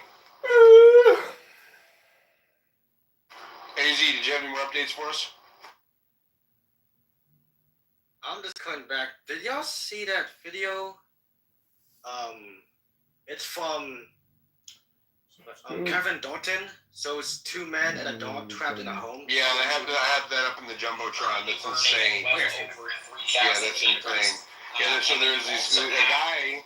If you guys haven't seen it already up in the jumbotron, there's a guy who was in a home surrounded by the fire with his 2 dogs. He's videoing from the inside, and it looks absolutely hellish. Why he's still in his home, I have no idea. It's crazy to wonder, is this fire moving so fast that people aren't even really getting the opportunity thinking that they might have time to get away. I've never been in one of these situations with these wildfires. I know that in certain circumstances they can move that fast. I just didn't know if this was one of those occasions. Go ahead, Brick. Yeah, what we're probably seeing here in some of these cases is an ember can move miles away from a fire front, land somewhere else, and start a new fire. This is not like in a movie where you're watching a wall of flame and it just advances and burns as it, everything in front of it, which it is doing, but parts of it are just jumping so far ahead, blown by the wind. So if you are on the wind side of it, it can get to you before you even think you're in danger. And it's going to start a new fire, and that's a new thing to happen. They're calling for an evacuation of Brentwood now. I just got that. Someone just gave it to me. Yep, and we got an update on the hospital too from LA Fire Alerts. Shelter in place for the convalescent hospital. Fire department PD on scene. Over 300 non-ambulatory patients that are sheltered in. I just gave that one. Thank you. Go ahead. And then the Eaton fire has grown from 200 to 400 acres. Okay, I just got an update on. I just got an update on the Palisades wind forecast. Here we go. With winds forecasted to continue increasing through the night. Jeez, bro. Wow. The mandatory evacuation zone has expanded east to Kenter Avenue and north to Mulholland per LAFD alerts, LA Fire Department alerts. An interactive map reflecting these evacuation changes can be found at the LA City Evacuation Map. I'm sure if you Google it, you can find it. If you live in the area, please check it out. Get the hell out of there. Don't be trapped in the house like that guy with his dogs.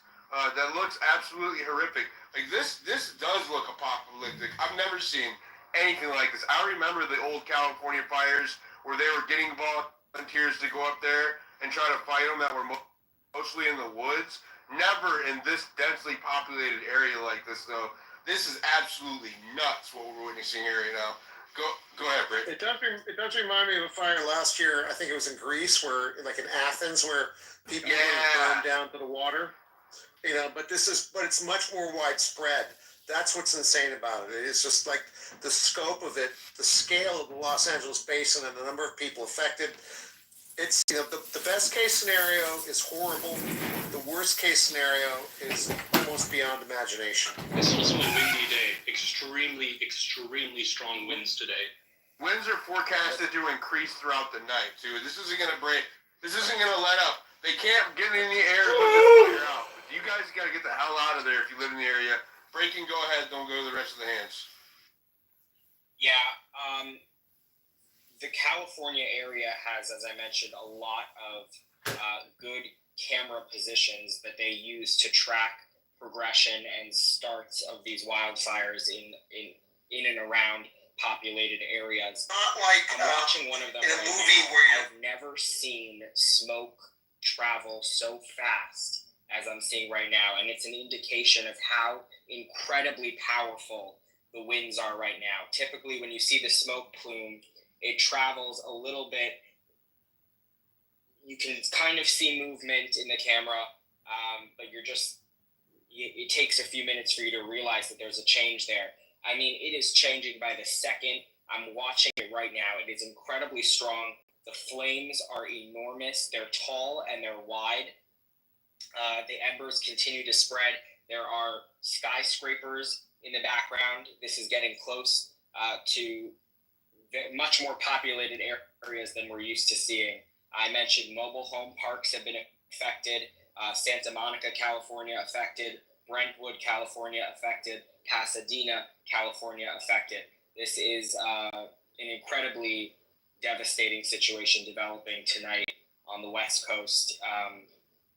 Keep Los Angeles in your prayers. It's insane. The video, the chat we have with the videos being shared are absolutely insane. There's so much information going out. Make sure that you're checking AZs and RAWs and breakings and mines, timelines. We're posting this content as we're also hosting the space at the same time. Make sure you're reposting the space, and MAGA voice, by the way, and make sure you're reposting the space. That way, everybody can get this information as fast as possible. Also, I really advise everybody to get the app Watch Duty if you live in the area. This thing is amazing as far as information goes and real-time updates. This is a game changer. I can't believe I didn't know about this sooner. Go ahead. Let's go to Taylor. Wait, can I announce something? Yeah, go ahead, AZ. Me and Breaking are taking a look. File photo goal on X says patients are being raced towards the roadways due to the fire in Pasadena, and a video seems to show patients being evacuated. I'm not sure if this is the hospital one, or this is this is another hospital, but I think Breaking sent it in a Jumbotron. If anyone want to take a look at this. You know, in breaking situations like this, it's really hard. There's tons of information that comes in from journalists on the ground, from scanner reports, from local media reports. We can confirm that there are evacuations ongoing at least one hospital. The videos that we're seeing right now, we don't know if it's that same hospital, if there are others affected. It could also be some sort of a senior living facility. A lot of those individuals appear to be older, needing wheelchairs, etc. So we don't know just yet. But a incredibly dynamic, fast-moving situation. That's unfortunately what breaking news is we try and disseminate as much factual information as we can to provide for you guys who are in the area, those who are concerned about family or friends in the area, and those who just have a heart and have compassion and sympathy and empathy for Americans or anyone across the world who's struggling. So what we're dealing with right now is most likely going to be a historic situation. We're just about 12 hours, maybe a little bit longer, from when this fire started in Pacific Palisades. And they cannot get enough resources to this fire. Aerial assets have been grounded due to the high winds. And so this is a ground operation only. And we know of dozens of homes, if not hundreds of homes, and other structures have already been destroyed. Local media on the ground, they're saying every home is on fire, end quote. And that's just in the areas that they're in Pacific. Devastating situation. These embers can travel upwards of a mile, and the intense heat that's generated from these fires can spontaneously combust any dry brush or trees in the area. So it is beyond a dangerous situation for reporters on the ground, of course, for residents who live in the areas who are trying to evacuate. I think someone asked before if these people are deliberately staying in their homes. And while there are isolated instances of people who refuse to heed evacuation warnings, a lot of the times as brick suit populated area, and unfortunately 85 people were killed in that fire.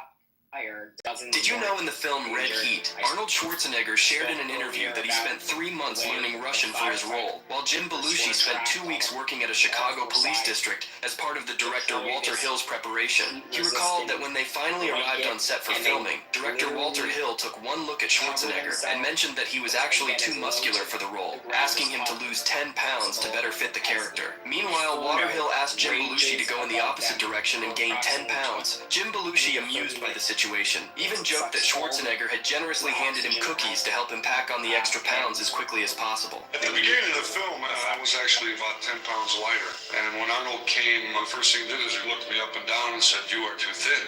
I thought you were going to be this big, beefy Chicago cop." And ever since then, he's been slowly feeding me cookies. You know, every day at 3 o'clock when the cookies come out, he goes, Jim, Jim. He's an easy victim. Oh, man. Did you know in the film Red Heat, Arnold Schwarzenegger shared in an interview that he spent 3... You recorded over the phone from jail? No. Snoop doesn't. Yo, did you know you can buy small one? As long as I'm breathing.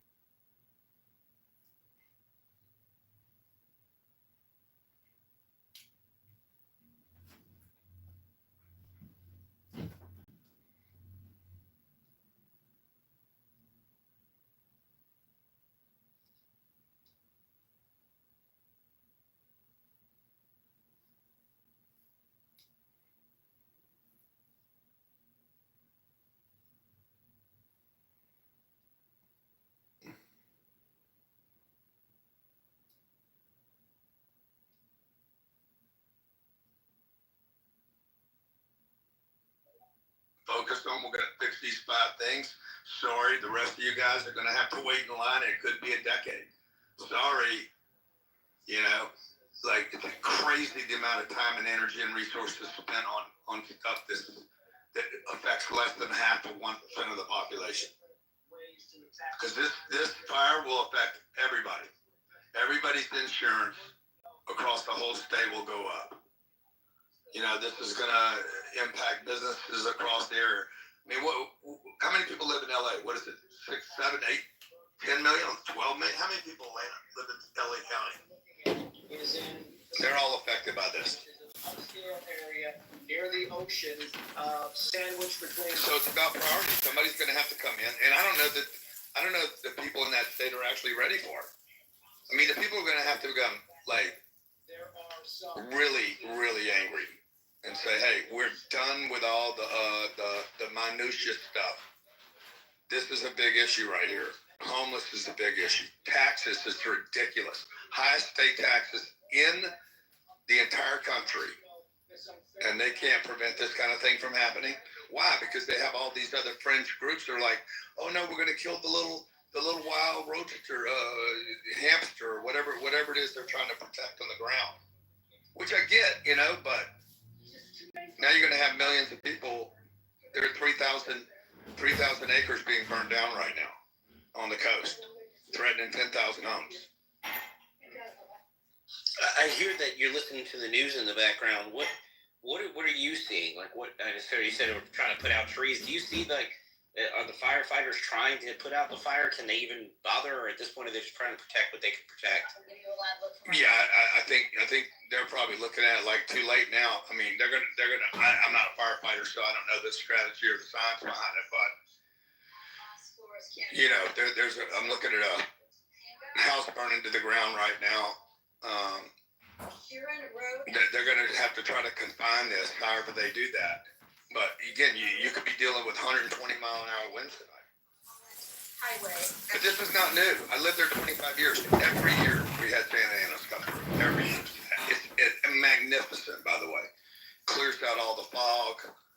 The skies are brilliant. The air is really dry. But everybody knows the whole place is like a damn, barbecue pit that's sitting there all summer waiting to go off. Have they mentioned I know Michael suggested homeless encampments, but have they mentioned the origins of any of these fires, or what starts the fires? It could be anything. It could be lightning. It could be, somebody smoking. It could be, negligence. I mean, it could be endless list of things. Could be electrical transformers from high voltage lines. That's why when it's windy like this, they shut off a lot of the power lines because the utility companies got tired of getting sued. So the state of California, since it doesn't protect the utility companies anymore, now they shut off, a lot of the high voltage lines. But the problem is they can't shut them off to areas that have critical systems like hospitals and certain city buildings. So you still have risk, like this. Yeah, there's a report coming out now that there's a shelter in place for a convalescent hospital. Fire department and police department are both on the scene. 300 patients that are non-ambulatory.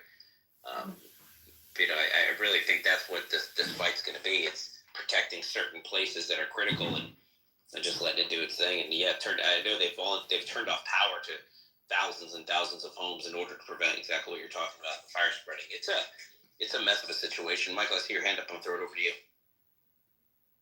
Yeah, just to sort of pick up on what Grant was saying about the environmentalist policies, they tie up, CEQA crap allows them to tie up stuff in court, and they're trying to protect, like somebody said earlier, like some spotted owl or something like that.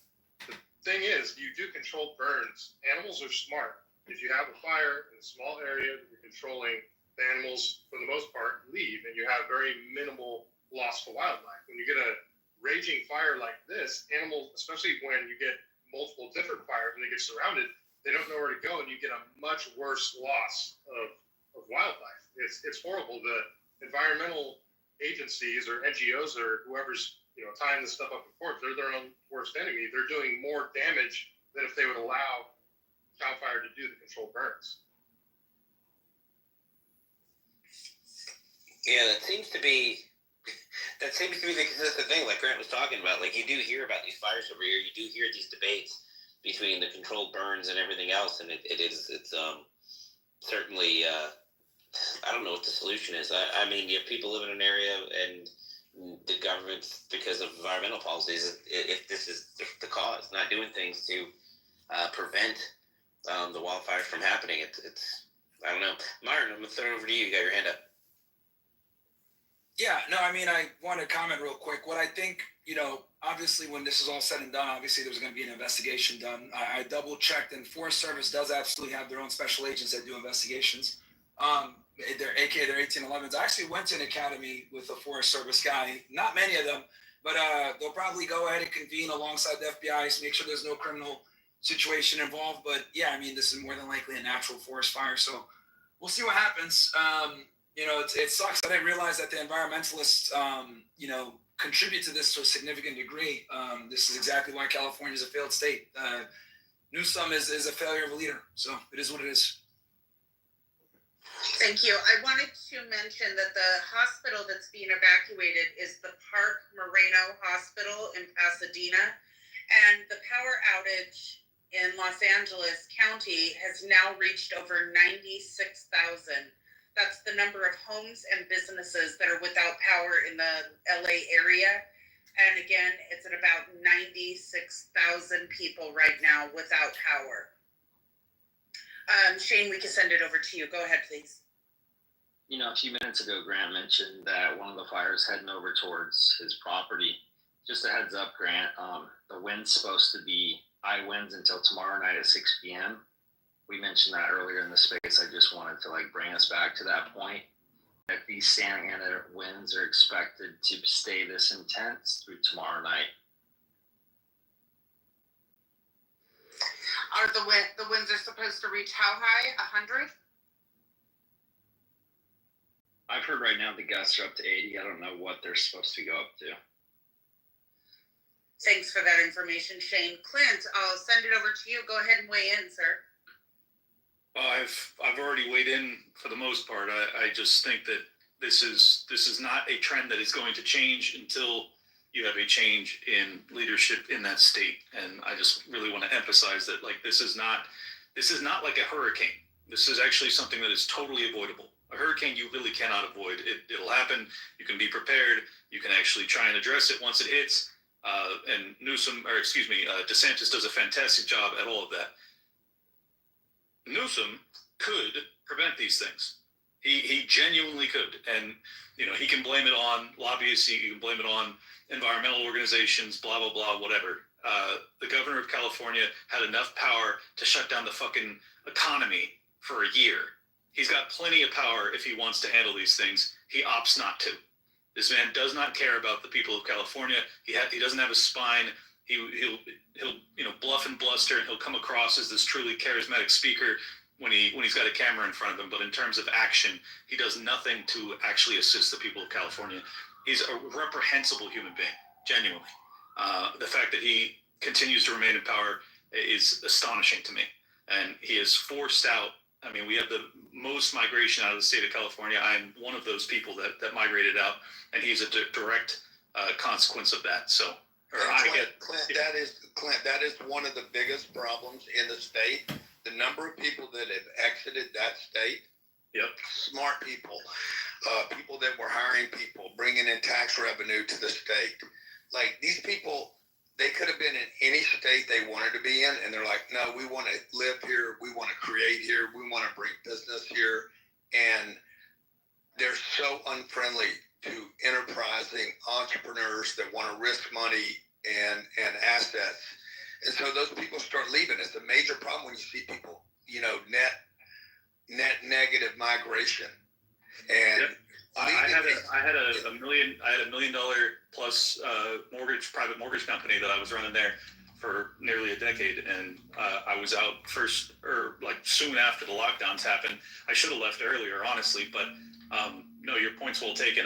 The amount of brain drain, the amount of capital drain, and then you're just replacing it with illegal immigrants, which by and large do not come with a tremendous amount of assets or entrepreneurial skill set or job creation skill set. And they just think that there's never going to be a D-Day for the state. But you and I know both very well that that's not the case. Hey, how's it going, guys? Go ahead. I live near Santa Monica. I don't know what the fuck Newsom could do to help the situation. The problem is the wind is so strong. It's abnormally strong wind for here. It's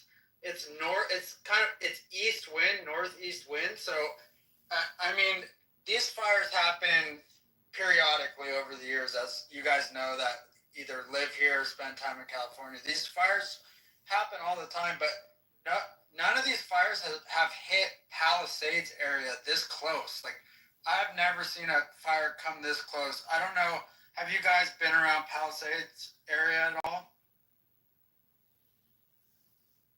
Yeah. Do you know where Erewhon is? Yeah. Like the strip? Yeah. That's done. That's gone. Yeah, it's sunset the PCH. It's already all the way down to the Getty Villas. Yes, all the way down to the beach. It looks like an apocalypse type event on the Pacific Coast Highway. It's crazy right now. Yeah, Grant, usually the fires happen towards the Malibu Pier up over further north where it's way less homes and stuff. But the wind's getting worse right now. I was just checking no offense, but the wind happens every year. Santa Ana's happen every year. No, October and January. Yeah, I get that, but I don't know. I guess they can manage the brush and all that type of stuff. But I think with the wind, this this is very strong for a fire to happen at the same time. I mean, it's pretty fucked. I don't know how they would manage the brush and all that stuff, but with the wind this strong, it's nothing you could. Once it starts, you can't stop it because it grows too fast. Yeah, I'm not trying to imply that you can stop all fires from ever happening. That's certainly not what I'm saying. I'm talking about. Yeah, I'm talking about the forest management that they could have been doing that they refused to do because they claim that environmentalists prevent them from doing so. I just don't believe that. I think that if he wanted it to be a priority, it could be.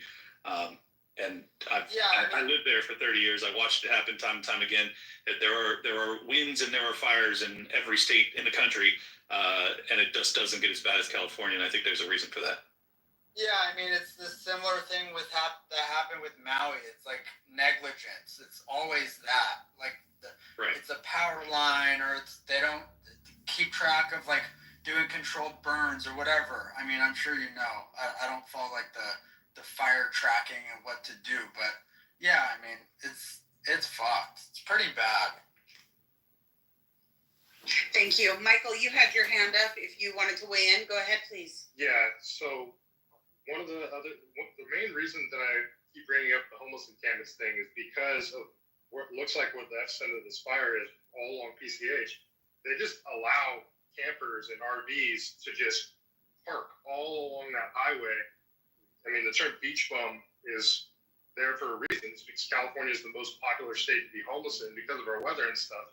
So in addition to the lack of forestry management, these homeless policies that we have in California could have directly contributed, if not caused, this fire. So, I mean, that's another California policy issue. You know, I don't want to just point the blame and say it's Gavin Newsom's fault, but I mean, you have to look at certain things and say these are huge things that need to be addressed.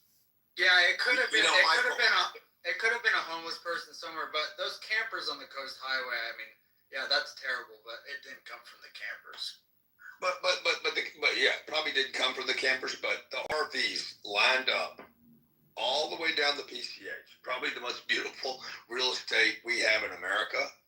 And they sit there for free night after night for sometimes weeks at a time. Why can't somebody tell them no? Like, I mean, that's not what. Is it because this should be everybody?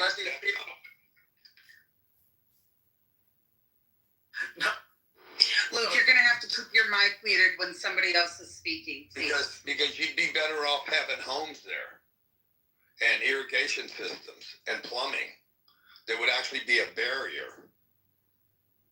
And I'm not familiar with the area, Grant. These are people that are parking their RVs on the side of the highway? If you go every morning, you wake up in the morning, it's sunrise, you drive down the PCH and you're going to see nothing but lined up RVs, which, whatever, I mean, it seems like that should be in an RV park somewhere.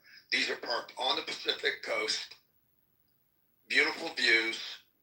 They're paying nothing. And it's not illegal? They don't get towed? And they can stay there as long as they want. There's no meters, no cost. It's completely free. And this is a state that just refuses to tell groups no. Period. They try to make friends and be loving to every crazy nutcase group on the planet. Which is fine too, by the way, when you have the resources and you don't have the problems. If America had surpluses of everything and no problems, well, then we could go be defender to everybody in the world, but that's not the case right now. California's got so many different problems, it's unbelievable. And like this right here, millions of people are going to be affected by this. They've spent billions. They've spent more money on homeless in California than any other state. And all states combined. And they have the biggest homeless problem in the United States of America. Thanks, Grant. I want to send it over to you, Valley Girl. Valley Girl, it says that you're in California. Are you near the affected area? So thanks for having me up. I grew up in the Valley. I'm actually more south of that now, closer to like Orange County. there are more questions and concerns. I've actually talked to Michael on stage about this in depth about the corruption in California and how to get Newsom out. But in regards to the lack of aid, I've been following Fox LA. Even though I'm outside the LA area, you can still get Fox Live streaming nonstop on Roku. So for anyone who doesn't live in LA, if you have Roku and you live in California, you can stream it, and it's the same exact footage as Fox 11. So just wanted to get that out there. So I have been reposting and following some things from Matthew Seedorf. And what is interesting is he is a reporter out there. He was on Radcliffe Avenue, which is in the Palisades area, and that entire street burned down. And the first fire truck that he saw was from the Long Beach Fire Department. There is a fire department in the Palisades area down the street, but for some weird reason, that was not deemed as first priority. So now what they're saying is that entire block is screwed. 20 homes, up to 20 homes on that street, completely burned to a crisp. The Palisades Elementary is burned to a crisp. I know someone else mentioned the strip mall, that's gone. There's also a trailer park, that's gone. Now what they're trying to do is work on preventative measures. And they actually called in CAL FIRE. They called in other people to fly the copters tonight. But as most of you already know, those were grounded about an hour and a half ago due to the 85 to 100 mile per hour winds. So this is going to expand overnight. And then just to give you guys kind of a perspective, the Altadena Pasadena fire is about 14 miles north of downtown LA. So now you have both of these fires kind of intersecting and being connected by that 405 freeway. And it's just going to get really dangerous. I think that everyone who is on the road needs to get out of there as fast as they can, because now people are being dragged out of their cars because the fire is actually jumping the highway. And with the Palisades specifically, it is a one-way in and one-way out area. A lot of very wealthy homes, very similar to like Calabasas, the San Fernando Valley. So, to give you a perspective, you have to go down like all of these windy hills. Like it's very, child friendly, like 10 mile an hour road work. And a lot of people could not get out. But again, I don't know, maybe Michael or Grant or someone can give me an answer as to why there were journalists and reporters putting their lives on the line for hours and not a single fire department fire truck on scene until recently. I just want to jump in really quickly with some breaking news, and thank you. There was a message in our chat that there is a possible mass casualty incident at Duke's Malibu. There's multiple burn victims. So thank you for posting in our chat. If you are in the area, please post in our chat. Give us updates as they come in, please. Public schools also in Malibu and Pasadena will be closed tomorrow. Malibu's 4 public school campuses, which were closed today due to dangerous winds, and the Pacific Palisades fire will remain closed tomorrow. Also, the Pasadena Unified School District also said its campuses would be closed tomorrow as the Eaton fire rages on the edge of the city. And it's currently, the leaders of the city are currently pondering whether or not to declare a state of emergency due to the impacts of the weather. So still no state of emergency called quite yet, and they are continuing to review the situation, but schools in that area will be closed. You can continue. I'm sorry for interrupting there. Oh, no worries. I kind of lost my train of thought there. I'll just say it really quickly before I pass this off. people are asking, is this wildfire going to reach Orange County, San Diego? Is it going to move south? These particular fires will not, but if you know anything about the wildfires in Southern California, it's like a domino effect. So I don't think the winds are going to stay from 85 to 100 miles an hour past OC. But that is really a gamble depending on how much the fire spreads, which is why I think they're doing more preventative work. But yeah, I mean, it's just so odd to me that things weren't done sooner. I mean, you had Radcliffe Avenue burning for five or 6 hours before a fire truck came on the scene. And to me, that is why there's over 4,000 acres so far. I haven't looked in a while. I'm sure the number is much higher now. But I mean, it's spreading because it wasn't taken care of. And I think that does have a lot to do with politics, with the resources that are being withheld when natural disasters do occur.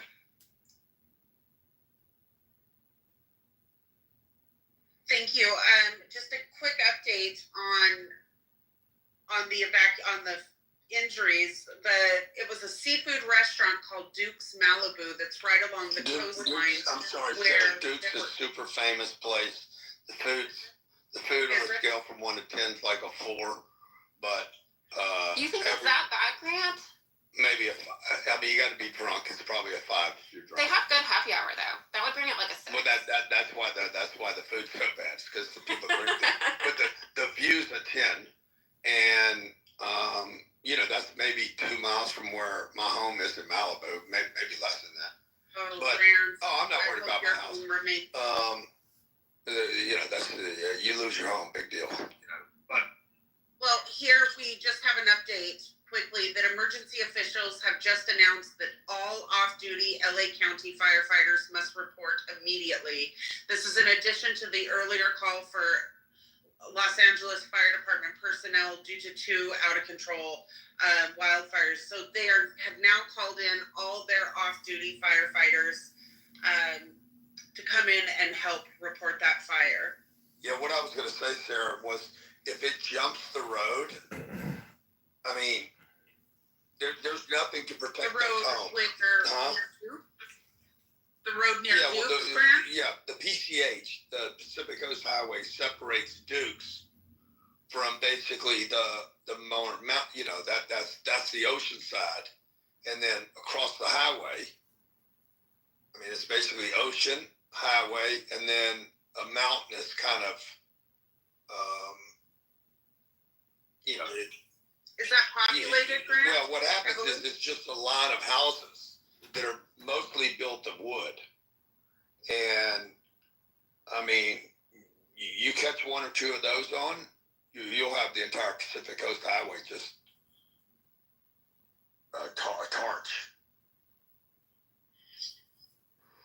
Well, that's scary. I hope people that are in that area are staying vigilant and paying attention to any evacuation. The other problem is there's no place to evacuate. So that there's one way in and one way out of there. There's one road in, Santa one road Monica's out. already south of that. So, it'll look south, but it's really east.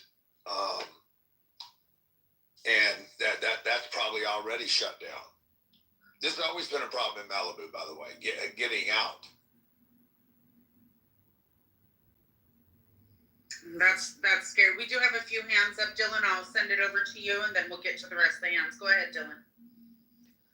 What Grant said, the geology and the geography of the area just kind of really exacerbates the situation. You have really big canyons, very narrow streets, and you have houses lined up almost single file along these streets. And so if there's an emergency, everybody's trying to get out, fire truck engines are trying to come in, creates traffic jams. And yeah, what Grant had mentioned, if you're heading north on the PCH to your west towards the ocean, you're going to have a single file line of houses. Most of those are built with wood. So that is not good because those could catch like wildfire, part of the pun. And then if you go east of that, that's where you get more into the hills and the canyons, and it's very steep. And so you could think of, hey, a fire could jump maybe, I don't know, and some of these roads are just, you have to kind of pull to the side to let one car go by. So you can imagine the pandemonium that could cause. So just to give people an idea of Did the you situation. mention, did you just say Vindio Street? Venedio? No, Because we have information that is now on fire. I'm not familiar with that particular street, but yeah, I mean, yeah, it's a nightmare up there right now. We have a report that in Malibu, there's an injured firefighter with a leg fracture at the firehouse. There's an unknown condition of the firefighter at this moment.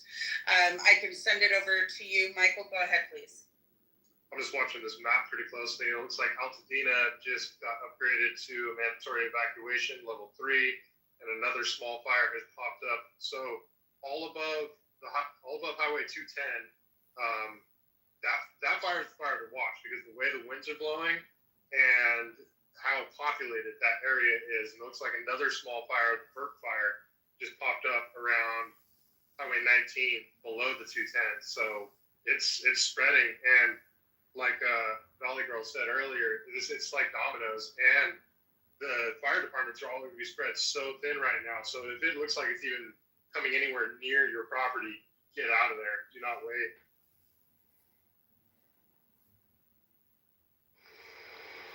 Thank you very much. Valley Girl, did you have your hand up again? I believe I was going to ask Grant if he knew if PCH was closed. Because you said there's one way in and one way out. So I was wondering if anyone was escaping that way. But to follow up with Michael, so the 210, that's the Altadena fire that's in San Gabriel Valley, correct? And then the one that's off the 19, what county is that considered?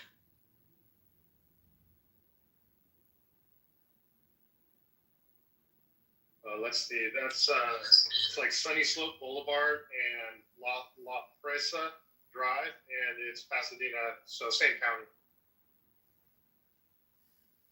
It's small. It's only an acre and a half right now. Sarah, I don't know if you can see Shane's hand. His hand was up. And Grant, are you gonna? I don't know if you're gonna, or if you're talking. I see you're off mute. But. So I put the maps up in the nest. The one, which is the PCH between Malibu and Santa Monica, is shut down. And then also the 27, which runs through Topanga up to Calabasas, is shut down. See, I mean, another problem with this state, right? Nobody wants anything to be developed.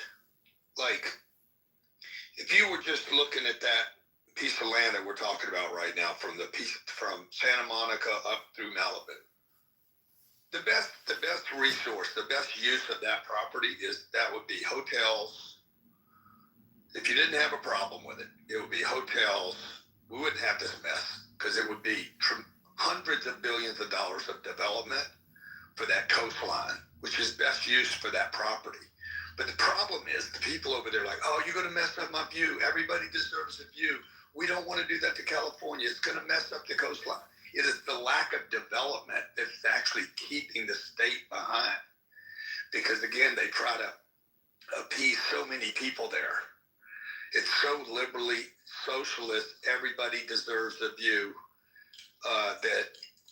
because if it was lined in hotels over there, you would not have this problem. You would have tremendous amount of resources protecting that environment against what we now know what happens when you have 20 million people living in a city.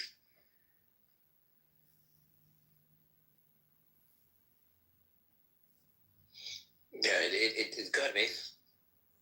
So, I was just, 30,000 people have been ordered to evacuate. And sorry if you guys went over this, but I mean, where are they expected all these people to go? Because that's, it's pretty significant numbers. Yeah, Graham brought that point up earlier. It was a great point. I mean, where are you going to go? I mean, if everything's surrounded by fire, and we saw pictures of people trapped in their homes with fire all around them, there's nowhere to go.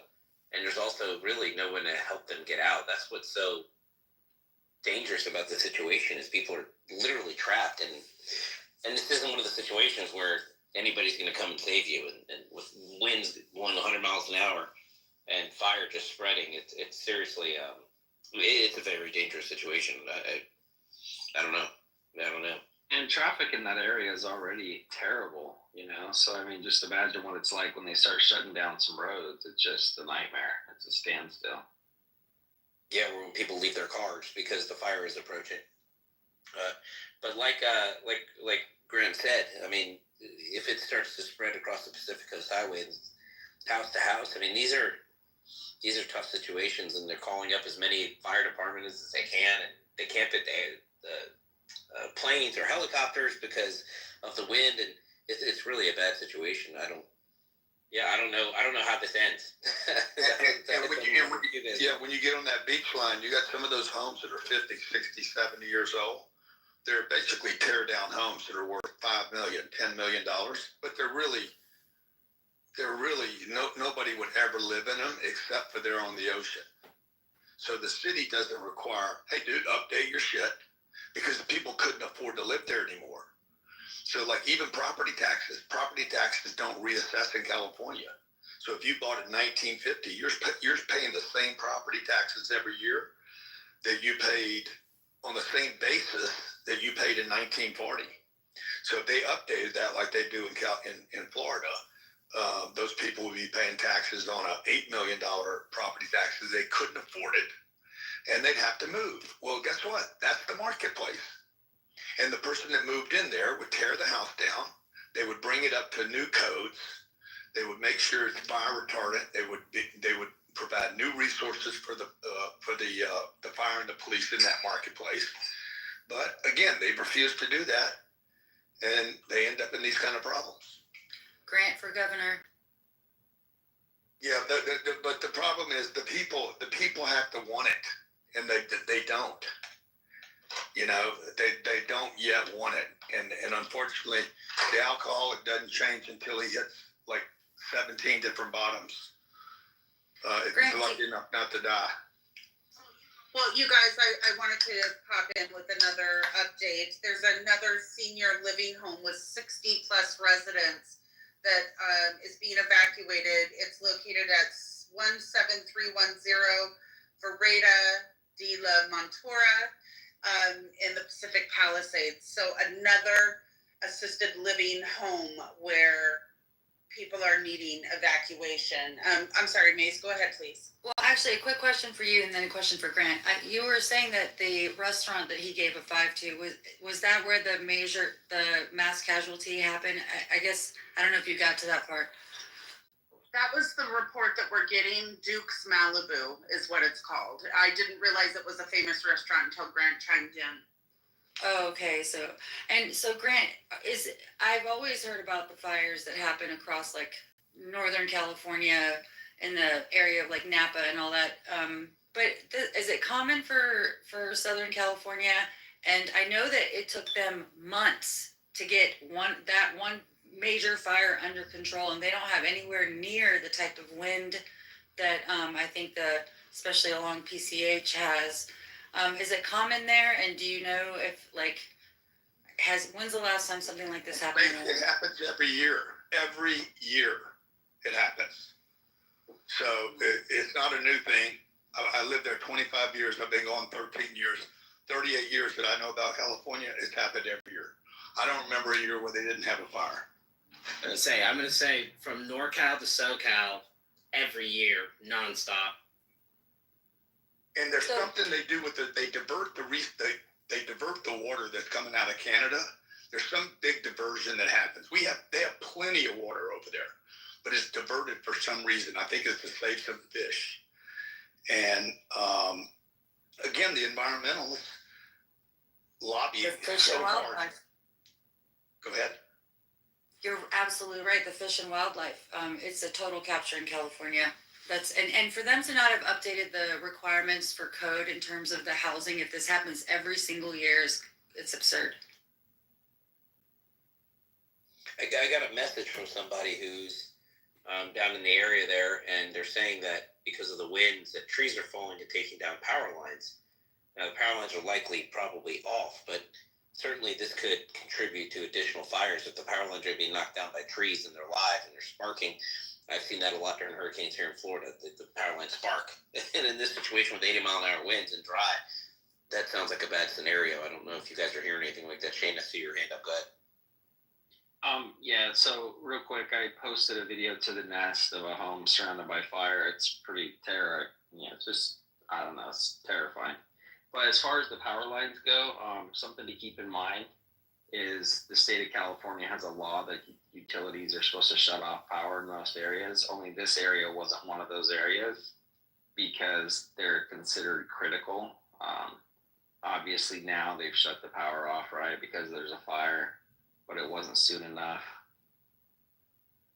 But if they're shutting off the power and assuming trees are down, probably taking down communication lines unless they're underground, how are people going to communicate and find out about the evacuation orders where the fires are? I mean, look, you can't assume that cell phones are going to work if everybody's using the networks or, you know, a lot of. Or you actually brought up a really good point that doesn't get pointed out enough. You should always have a relay person out of state, especially if you live in a high fire or even a hurricane area.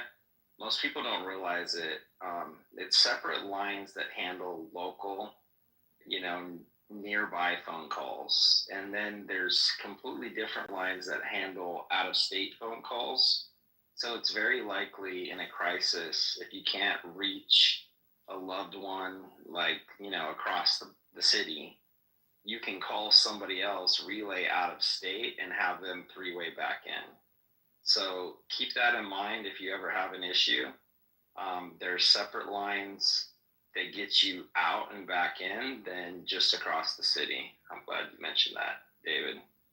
Yeah, thanks, Shane. Yeah, and that certainly is something that, again, where things like Starlink, again, if you have no power, you can't run your Starlink unless you're using a battery backup. Those mobile Starlinks use such low power that you can actually power it from a portable device. And a lot of people were doing that in the North Carolina floods. They were able to get internet or satellite. And I think going forward, people are going to want to have these in their emergency supply kits, because if they're cutting power and you're not able to communicate and find out what's going on, and you can't tell your family that you're okay. I mean, this is exactly what happened in California, is when you lose people and you can't communicate with them. And I'm assuming that this is going to be a problem here too. Mary, you've had a hand up a while. I'm going to go over to you. Thank you. One of you called on me earlier and asked what could be done, what I thought could be done to prevent this, but I was moved to listener. And thanks, Mr. Cardone, for mentioning it. I mentioned it briefly earlier, but I want to return to it because I really don't think that we're talking about it enough. Other than the outright refusal to conduct forest management, which we all agree upon, there have been tons of projects in California that could have significantly boosted their abilities to fight and prevent these fires from spreading.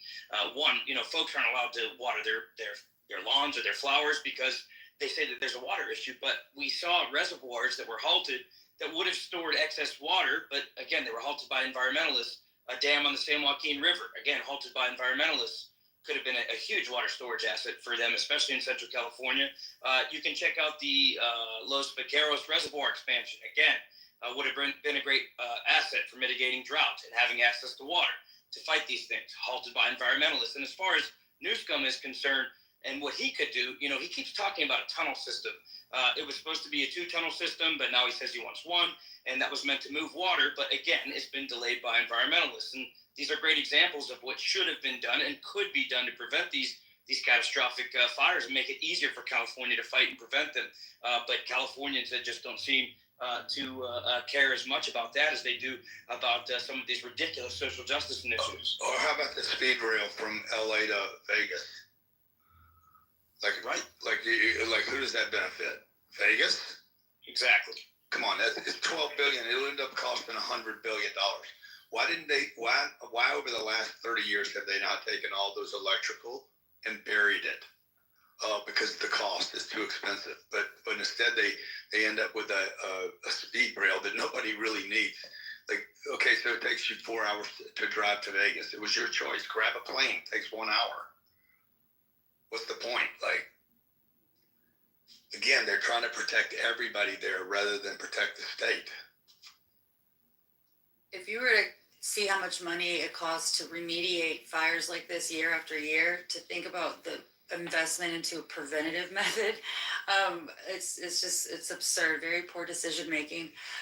The Fish and Wildlife has been pretty rogue. Like, I have property out there that I can't get a permit for because of some endangered salamanders that actually have never been spotted on the property. Okay, they only have the bushes in which serve as their habitat, and so they're not granting me any permits to do anything. I cannot disrupt the habitat. And even if I wanted to, let's just say, do anything that's agricultural, I can't even build water pipes to be able to. It's crazy. It's insane. They restrict it, and I think they make it. There seems to be something behind this, and I don't know. I'll keep my tinfoil hat away for now. Yeah, it's easy to start speculating with the tinfoil hat, because it seems like so many of these things happen. Maybe, I don't know. I don't think. Maybe it goes beyond coincidence sometimes. Go ahead, David. Sometimes it does. That Valley girl, you got your hand up. Go ahead. Yeah, so I believe I had an answer to Maze's question. We were all kind of discussing how 30,000 people were asked to evacuate. And as of an hour ago, there is one shelter for human beings and one shelter for animals. So according to... There's only one? Yeah, well, according to the LA Times, there's a shelter in the Westwood Recreation Center at 1350 South Sepulveda Boulevard, and then it'll only accept small animals. So I'm assuming dogs, cats, not horses, right? And then an emergency evacuation shelter for large animals has been set up at the Los Angeles Equestrian Center, 480 Riverside Drive, Burbank. And so, this gets to what we were talking about earlier with the one way in and one way out. How are people supposed to get to Burbank? Burbank is up the 5. For people who are familiar with California, how congested these freeways are, let alone during a national disaster. And also, again, speaking about property rights, squatters have more rights in Los Angeles than property owners do. So, the cause for the wildfires is still yet to be determined, but that is something to keep in mind as well. Go ahead, Shane. I think Shane, you put your hand up, right? Yeah, just real quick. So what's interesting about all this is I was just having a conversation with someone yesterday.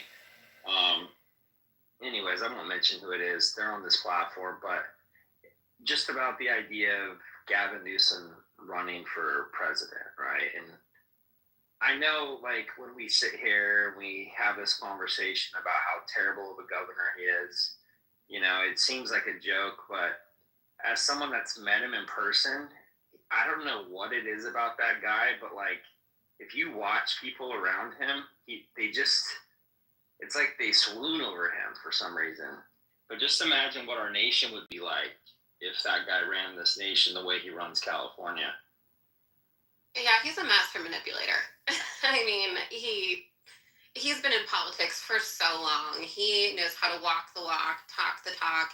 He's a slick oil salesman, right? I mean, anyone who knows his policies and knows the $15 billion in debt that were supposed to originally be allocated towards homeless, that is now gone. I mean, there have been a couple of attempts to actually get him to resign. And I believe the last one was against, correct me if I'm wrong, Larry Elder, and that just did not happen. It fizzled. I would say that recall was actually fraud. So I know people, and everybody tells these stories. You guys are going to hear this story and probably think I'm full of shit.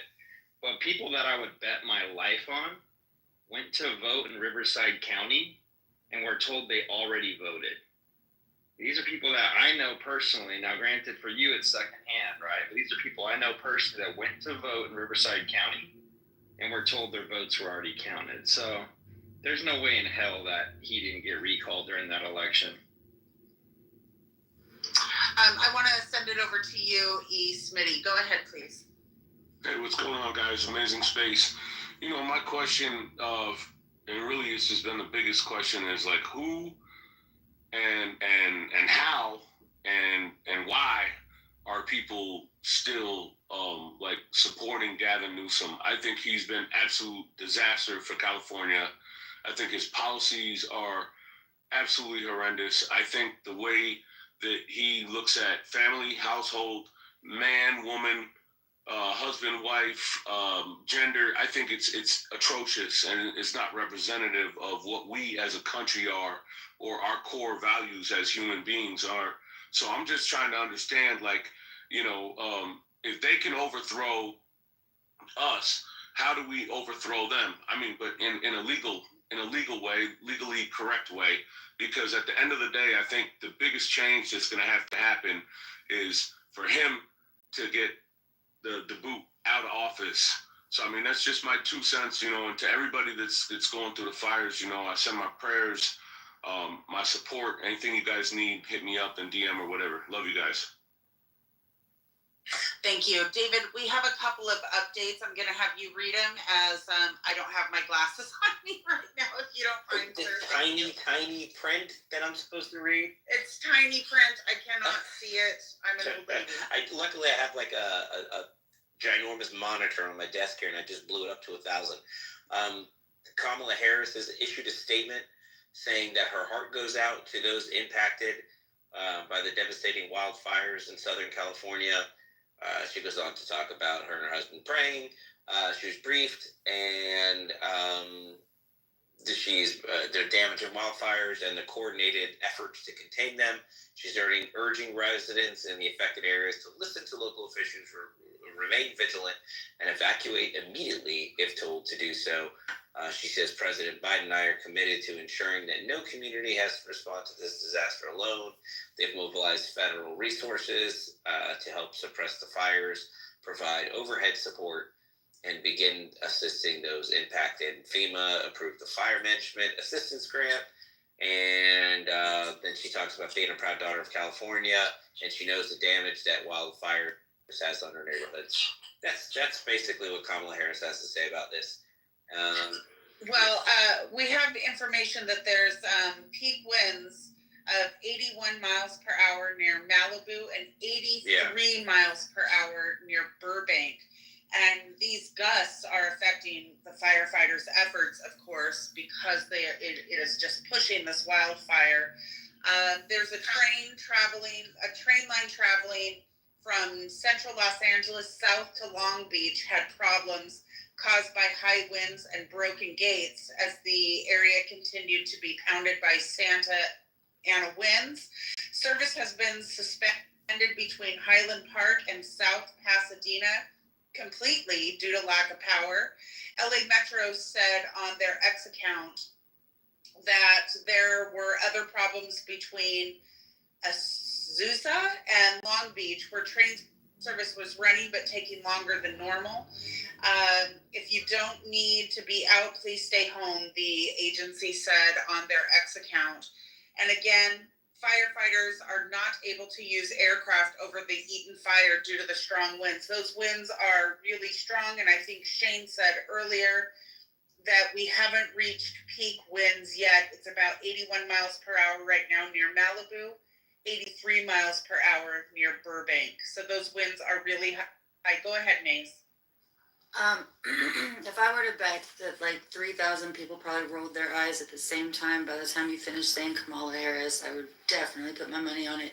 And I think that's why Sarah didn't want to read it. She just passed it over to you because she just read the other shit just like, but no, I was just... You caught me, Maze. You caught me. Just a little lighthearted. You know, one of the things I am concerned about is what FEMA is going to do. The emergency response that was shown in North Carolina was horrific. In fact, you know, there's still a lot of people that are literally living in tents in the middle of winter. A lot of slow administrative process around, you know, getting permits to build tiny homes. It's just a way to, you know, provide some sort of like comfort because it's going to be a pretty long time and a lot of money that is going to be able to, I think if they said 50 billion and they estimated it to be over years, right? That they would ever be able to do something. So I'm just curious as to what you guys think the emergency response will be over there, especially knowing how they did terrible in North Carolina. Well, Maze, just to warm your heart a little bit, Vice President Kamala Harris's Los Angeles resident is now in the eastern portion of the evacuation zone from the Palisades fire. That area has around 30,000 people, which was put under evacuation orders after the fire broke out at about 10:30 this morning and quickly grew. Of course, we know Anna wins. And the vice president, she's currently in Washington, D.C., but her Los Angeles or California home is now in that we're out, whose power was out. That has now reached over 180,000 people. When you were talking about FEMA, I worry about those people that are without power. I imagine it's not going to be turned on anytime soon. Due to whether we were without power for 2 days, I can tell you it's devastating. It's devastating to be without power. With the weather conditions, with the fire breaking out, those people that are without power, my heart just goes out to them. I used to come to Florida. We were without power for weeks after hurricanes, and it's hot. And there's alligators walking around the streets and Sharknadoes and things. There is, but in all honesty, the lack of power, though, I think in this situation, like I mentioned before, is really bad because I don't think people were expecting wildfires, and they didn't know it would spread this quickly. So now you have people who are without power and hadn't had a chance to prepare, and they might not have the resources necessary to even know what's going on, and nobody's coming for them. That's really the serious part here, and I don't think we're going to know till morning, really, the extent of the damage when the sun comes up, when they can really assess, how to fight the fire. I mean, it's dark, it's windy, it's dangerous, and there's fire. David, a quick update. Looting has begun in the Pacific Palisades fire.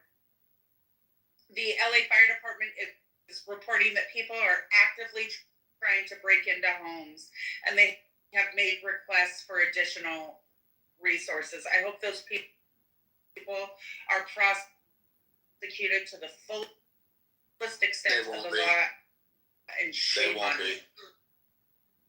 Shame on you. Nobody's like a CVS or a supermarket, everything is behind glass now. I mean, you can't get like a deodorant, or you can't get a toilet paper. You can't get anything because looting has become so prevalent. And I believe it's still less than a misdemeanor as well. I believe it's like $1,500 or something before you're even charged with anything. So that just that's heartbreaking. I've heard that. What does surprise me, yeah, I mean it's mainly Southern California. I don't know much about Northern California besides San Francisco. So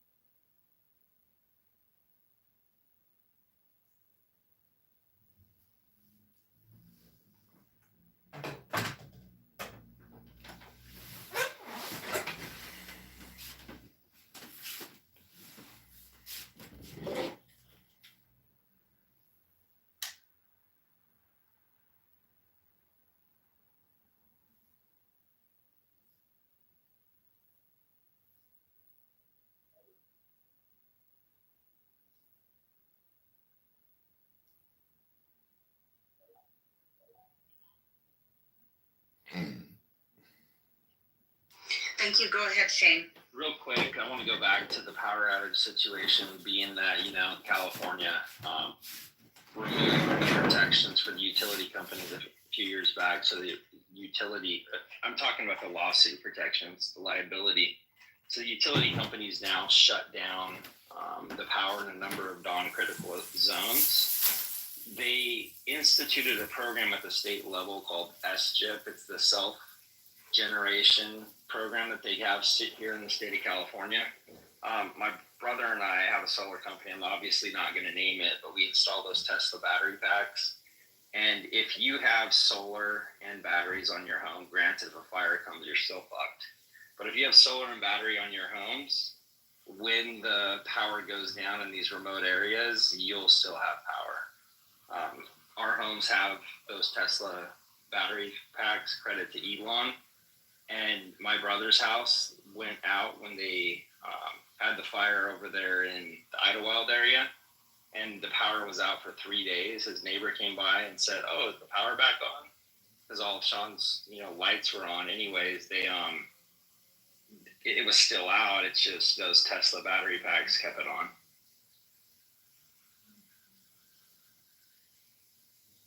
I have a quick update. I want to remind people also, please post in our chat if you're in the area and you have any additional information.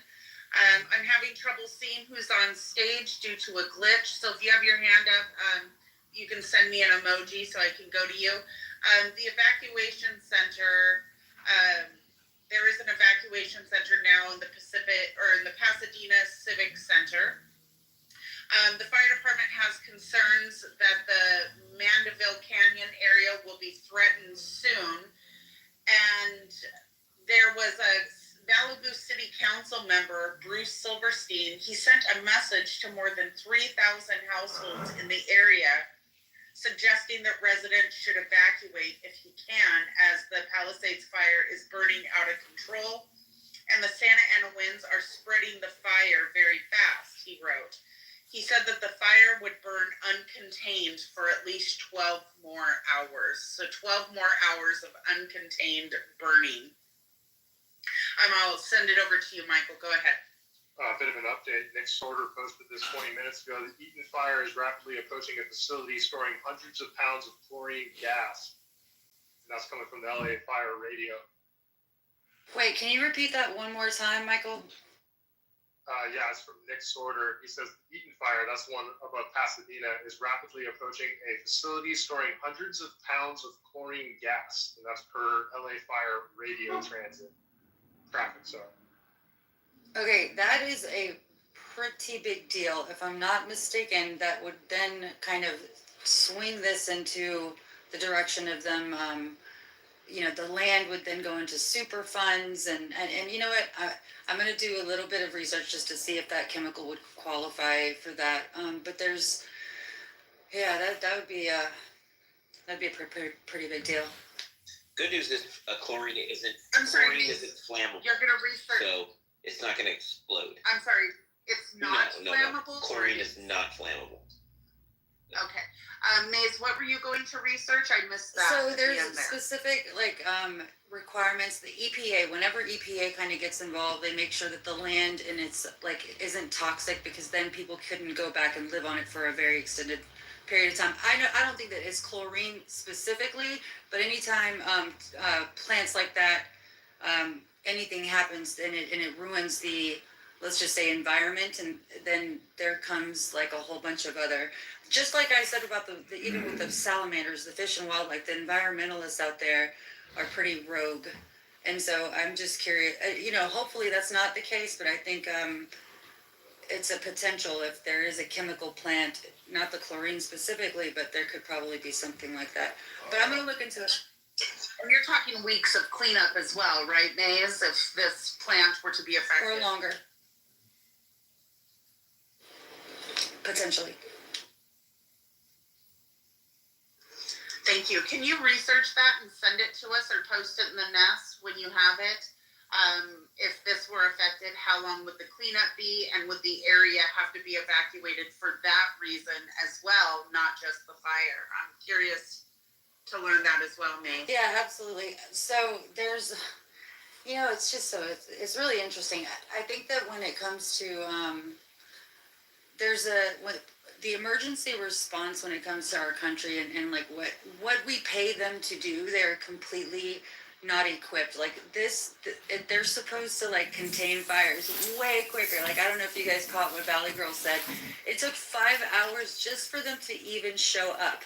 And this is why I get suspicious. And I've seen many times where there's been some sort of natural disasters. At one point, it was trains, carrying like on infrastructure that's known to be broken and very dangerous to be carrying the type of chemicals that they were carrying.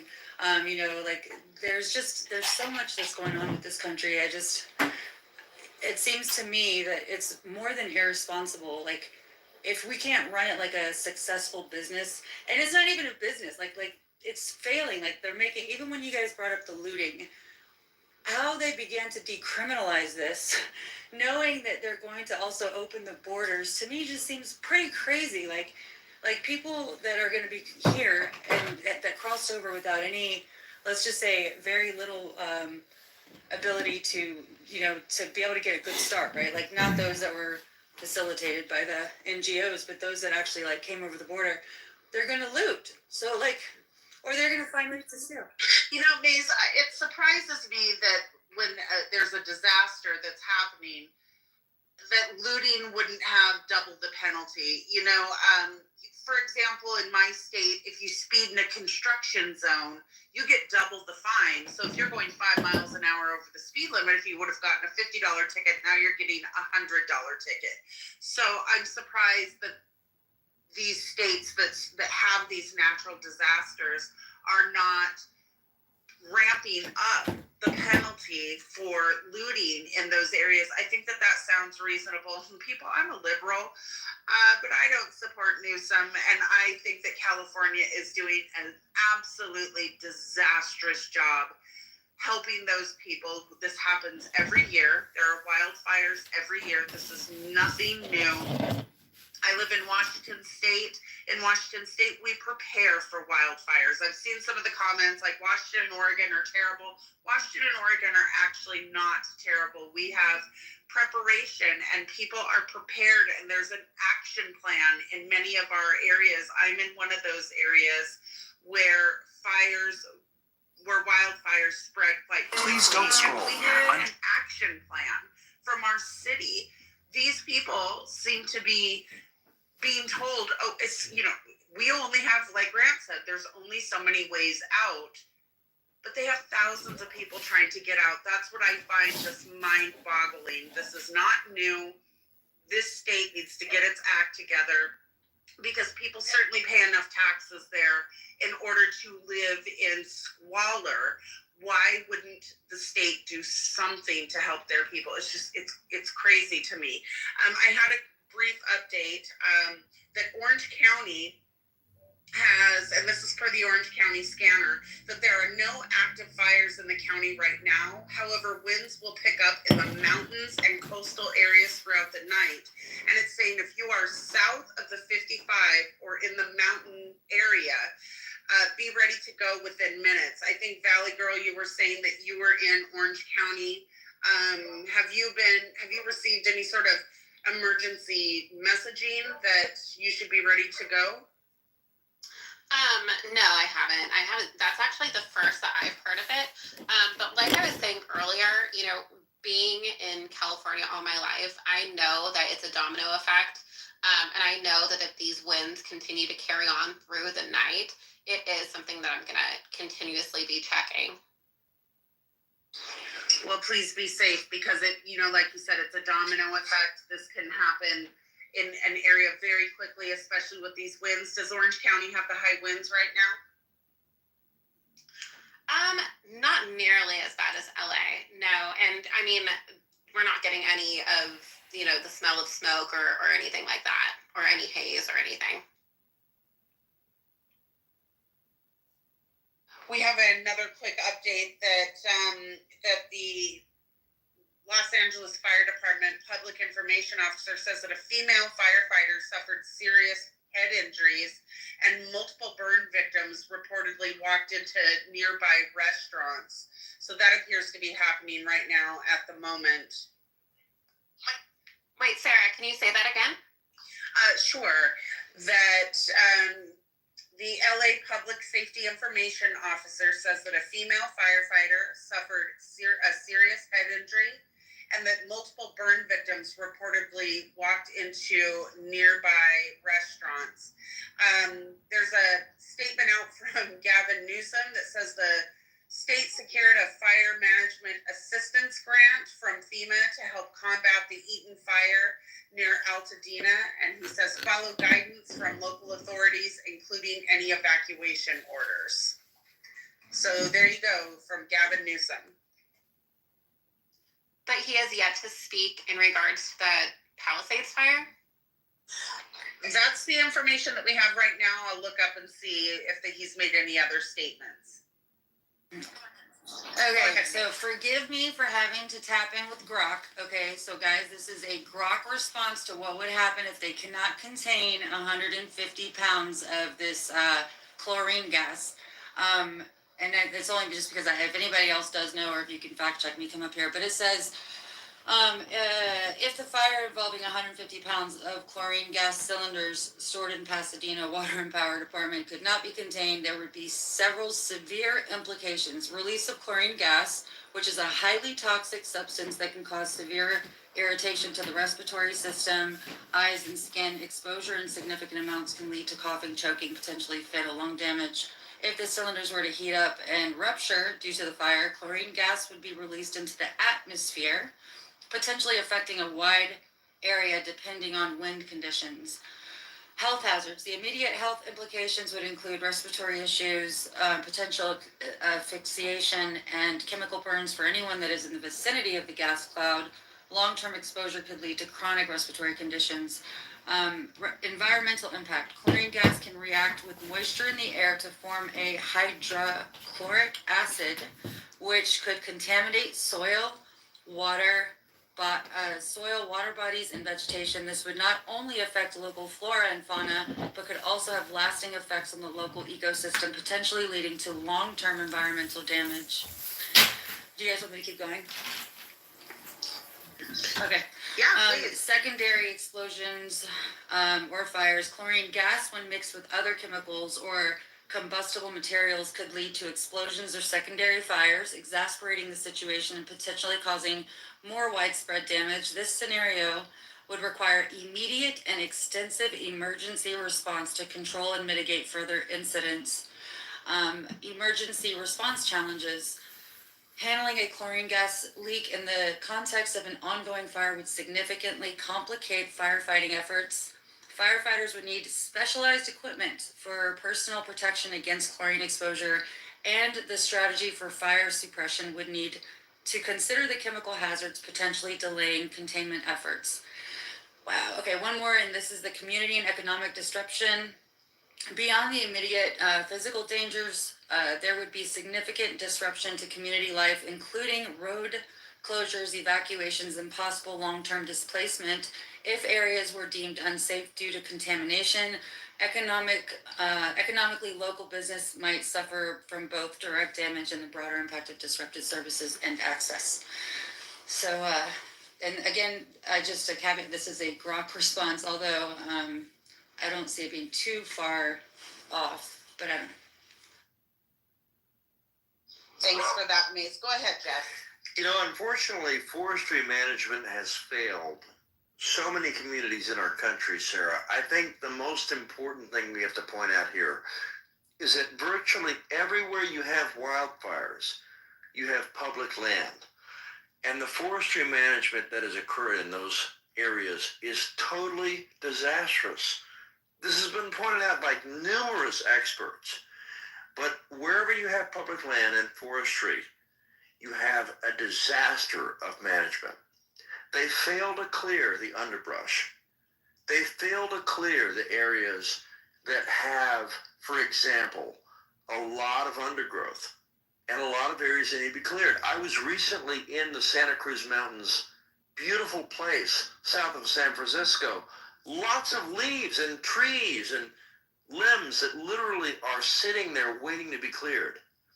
If you go to some of these areas in the West that are under public management, it's obvious that no one is taking care of it because the radical environmentalists, unfortunately, have prevented any management of those lands. What is verifiable for anybody that looks, it's verifiable, it's very sad, is that privately managed lands, here in Texas, it's 97% private land, okay? Even though we have some great public land, we have 97% private land. Most all of the wildfires that occur in America are on publicly managed lands. That's not a coincidence. It is a result of poor forestry management. So I don't care if it's Trump or Biden or Harris or whomever. We have to look at why our public lands are so poorly managed and clear out the underbrush and the undergrowth that has gotten out of control. Austin, Texas, by the way, in Texas here, okay? But in Austin, Texas, there's an area called the Barton Creek Greenway. It is waiting for a conflagration similar to what our friends in California are now experiencing because of the public management. It's a disaster. We have to have more oversight of forestry management. It is completely a failure, and it should not be tolerated by any American. Even though it's a small issue, guys, it's not. People's lives and property are on the line, Sarah. Thank you for calling on me. Thank you for that. Michael, you had your hand up. Did you want to go ahead, please? Yeah, I don't know if you saw the evacuation of first off, the Eaton fire has grown from 50 acres to 200 acres just in the last couple of hours. And the scenes coming out of Pasadena with them evacuating the senior center are pretty dramatic. I mean, they're wheeling people out on beds just across the street. Looks like they don't know where to bring them to.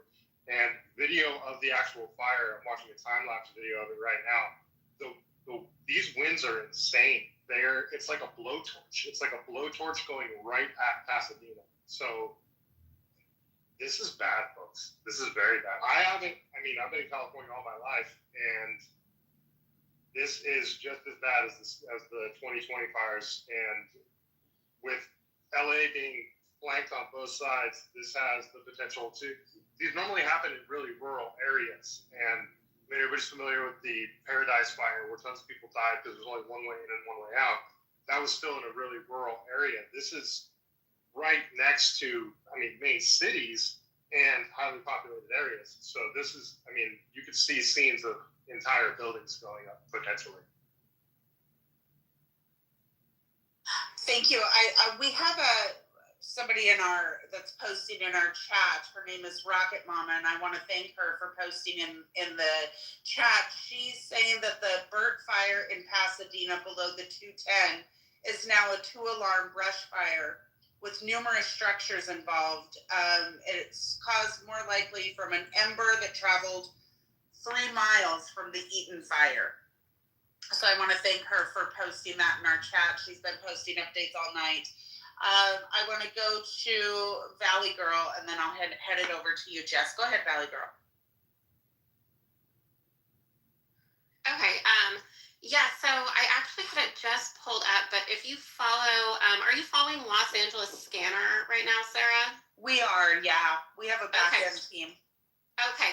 So it just said that there is breaking news that there is a new fire on I think it's Lincoln Shim, and the 5 is closed.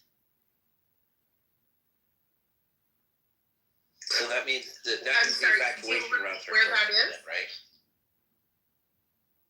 Is that an evacuation route, Valley Girl?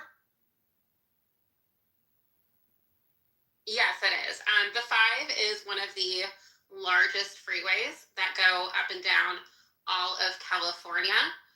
So it says about 3 minutes ago, we have a new fire near the 5 freeway at Lincoln Shim. The 5 is going to be shut down, evacuating homes on Cayuga between Lankershim and Tuxford, evacuating a power plant building with 7 workers inside. Wow. So does that essentially, you said that runs up all the way through California, does that essentially shut down businesses tomorrow or this evening? I mean, just from that brief information, I don't know how many exits the 5 is going to be closed for, but I'm more worried that there is a power plant with people inside that they have to evacuate right now. And you said how many people were inside? 7. 7 people. Wow, I hope they do get out. But this safely. completely eliminates Burbank as like the housing, right?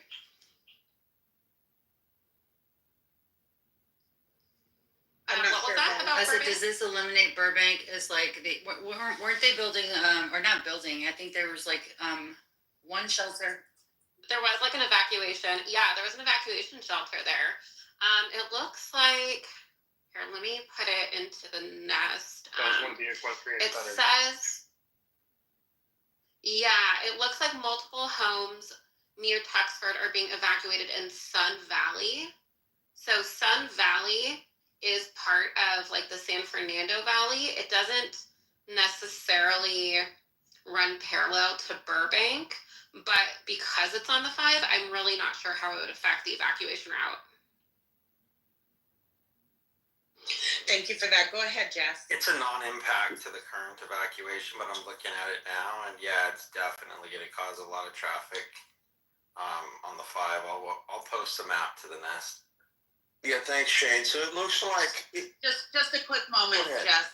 Valley Girl, we're gonna drop you and bring you back up. Some of our panelists can't hear you, so we're gonna drop you down and send you another invite to come up and speak. Yeah, so it looks like 13,000 are evacuating, and I should say, excuse me, 13,000 structures, 30,000 evacuating. I mean, one of the things that we have to remember here is that space is essential in wildfire mitigation, right? So in places across the West where you have forestry management that has gone maybe to the dark side and things have gotten out of control, you have a wildfire, the main thing you are looking for, according to experts, is space.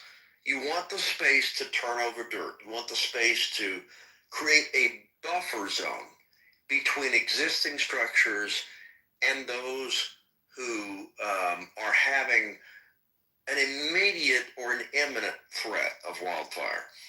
One of the dangers in this region is that you have so many structures that you simply can't create a buffer between. And so my fear is that because of the amount of unmanaged land and because of the amount of space that is privately owned being buffered by that unmanaged public land, there's so much potential for this to spread way beyond what it currently is. And yes, the evacuation zone covers 30,000 people, 13,000 structures, but let's be honest, guys, it could continue far beyond that. So the danger is when you can't create a clear buffer zone, unlike in other areas of California that have had wildfires or other areas of Arizona, New Mexico, Texas, Wyoming, Montana, Idaho, Washington, Portland, Oregon area, you can create a buffer zone by turning over dirt. You can create a clear buffer zone. In California, in this area, it's so hard. They're so close together, Sarah, that it's really almost impossible to separate. It's reasonable to assume, I hate to say this, guys, I hate to be negative, but it's reasonable to assume that you could have as many as 20, 30, 40,000 structures additional to the 13,000 currently under threat. They're actually under threat based on the population density of this area, and that is really, really scary. But anybody within the 2, 3, 4 mile radius of this fire should be concerned because unfortunately, all of those areas are within the potential risk zone of this fire, and it could even extend well beyond that. I hate to say that, but you get into numbers that are just really scary, Sarah, and it's just far, far greater than what we're talking about now. Well, I'm looking at the wind map, and it'll be posted here shortly on Mario's account, that the winds will not die down until about noon on Wednesday in Los Angeles. So those winds are going to be raging until Wednesday at about noon. I want to welcome to the stage Rocket Mama. You've been posting lots of updates in our chat, and I want to thank you for that. If you have anything to say, go ahead, please. I'm just local to LA, and I can see the fire from where I live. I'm across the basin, so I live on the peninsula, but we can see the fires raging across the hill. And I have a ton of employees that work for me that are spread out all over LA County. Some of them are evacuating, so there's lots of news reports just coming in from all over the place. The new fire that sparked, the Burt fire. So there's just like a lot of things happening. The winds are pretty bad. It's just a bit crazy here. Well, let me ask you, where are the people evacuating to? We've only heard of one evacuation center. Are there others? Where are the people that you know evacuating to? Right now, just friends and family in other areas. Is it true that there's so far only one evacuation center for thousands of people? I've heard that there's more, but it's not confirmed. I've heard other people posting at, there's some spots for people with large animals, but I don't have any confirmed reports of it. And you said that you can see the fires from where you're at. Are you in do you think you'll be in an evacuation zone? I will not be unless a fire sparks. I'm in the peninsula between the South Bay and Long Beach. So unless a fire sparks on the peninsula, I will not be affected by the fires. Well, that's good news. And I want to thank you again for posting in our chat and keeping us all updated on everything that you're seeing in your area. So thank you for that. I want to remind people to post in the chat if you're in the area. We do read everything that's in that chat. So if you have any updates, go ahead and post that. I want to bring in Michael Casey. You joined the stage. Michael, go ahead and weigh in with your thoughts. Yeah, I mean, I've never seen anything like this before. It's just completely just devastating to see. Just the video of those two guys with their dog trapped in that house is just completely just horrifying. I mean, it just really is just a nightmare scenario out there. And I know a few people out in California, and thankfully everyone I know right now, it seems to be all right. But it's just completely terrifying to see.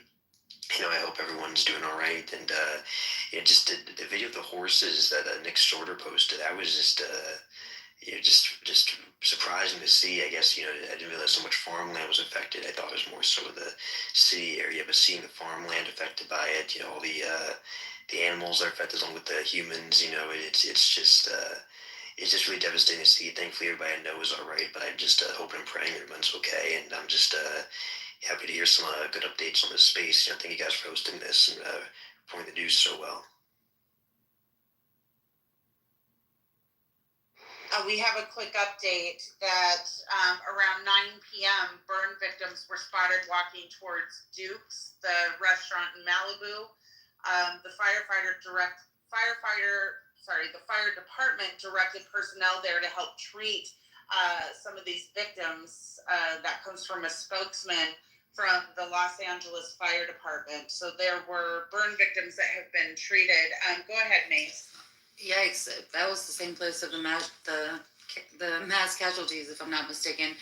I'm not sure, but one of the things that I can't find in it, it's interesting they're not reporting on this, because this is the biggest threat, is the 3 cylinders of the chlorine gas, because it's in Pasadena, and they said that they were going to try their best to contain it, but I think with the wind that we've discussed, and I don't know, but this.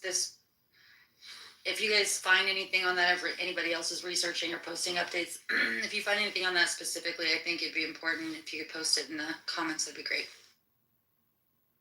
Yeah, post in the comments and at Maze so that she can take a look at that and report to us as well. I wanted to bring you in, Polly.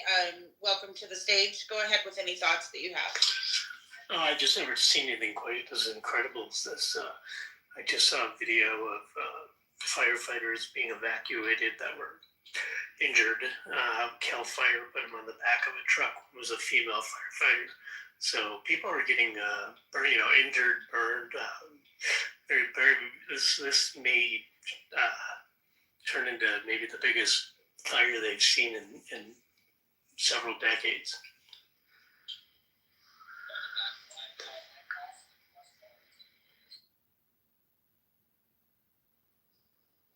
Thank you for that. Cav, I'm trying to add you. It looks like we're having a bit of an issue adding you as a speaker.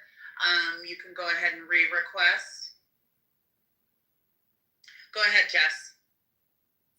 Yeah, so just based on wind gust maps, it looks like the maximum wind gust in areas near the fire are nearly in excess of 100 miles an hour. So for you guys who are unfamiliar with wildfires, when a wind gust exceeds 30, 40 miles an hour, that becomes almost untenable for someone who's battling the fire to actually battle it, because it becomes so difficult to minimize the damage of a fire that is trying to spread way beyond any lines that you might draw, whether dirt, turn over trenches or wet lines that you might make with drops from the air or local fire lines or whatever. It's almost impossible once it gets 30, 40 mile an hour gusts. But the maximum gusts right now in parts of the area that are affected by this is almost 100 miles an hour. That is literally impossible to actually mitigate. So we're talking about a environment for this fire to spread that is virtually impossible for anyone to battle.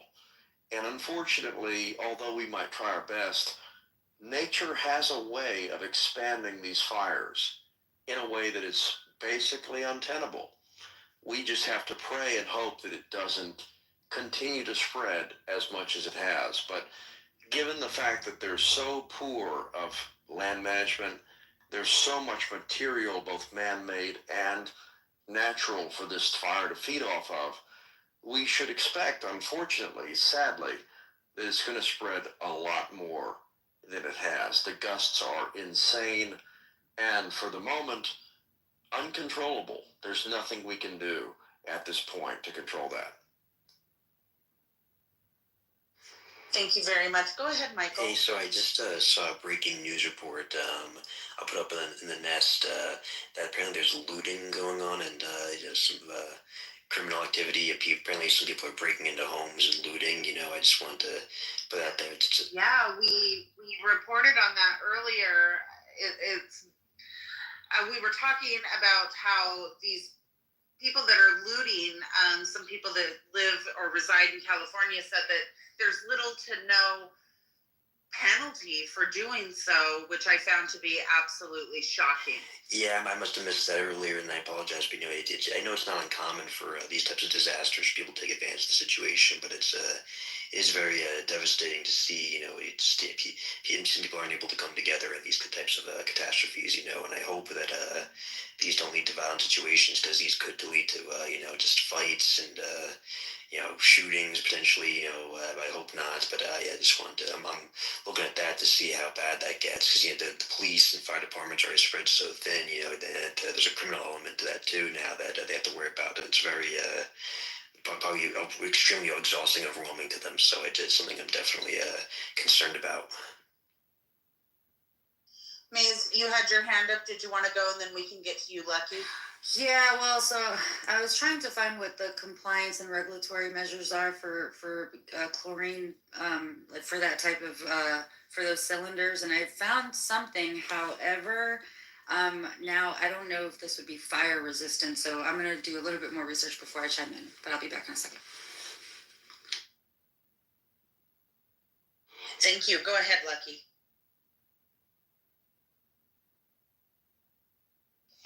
Lucky, can you hear?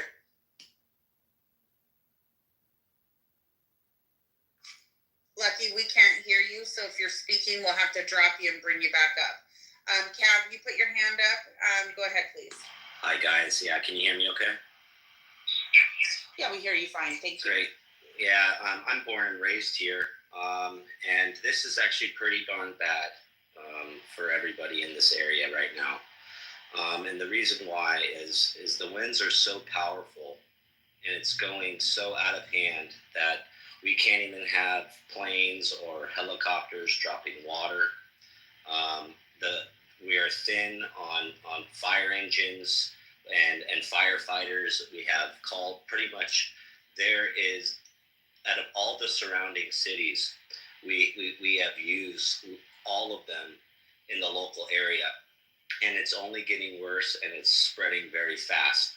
I'm kind of off of PCH area in Malibu, and a lot of my dear friends are in Pacific Palisades, and one of my friends' house is actually already burnt down, and it's very sad because it's only getting worse, and it's uncontrollable because the winds are supposed to last until tomorrow evening at these speeds. So we just got to pray for everybody right now.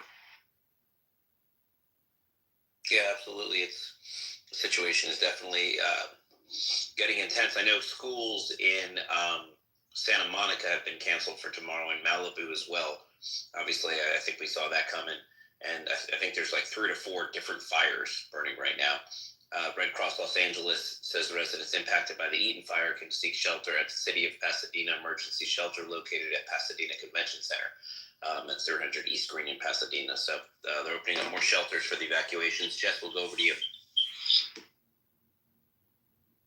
Yeah, we're looking at 772 acres right now, and the fire, there's some new video that has appeared off of the Pacific Coast Highway I've just posted in the bubble.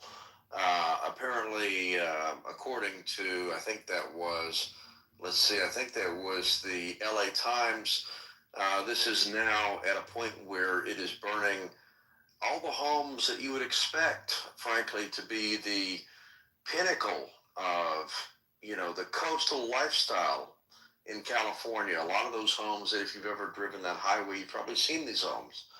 A lot of those famous residences are actually right now burning, sadly. And it is sad, folks. It's terrifying because this is a huge part of America that we're seeing lost before our eyes. It's burning right now. And it's right off the coastal highway, 101.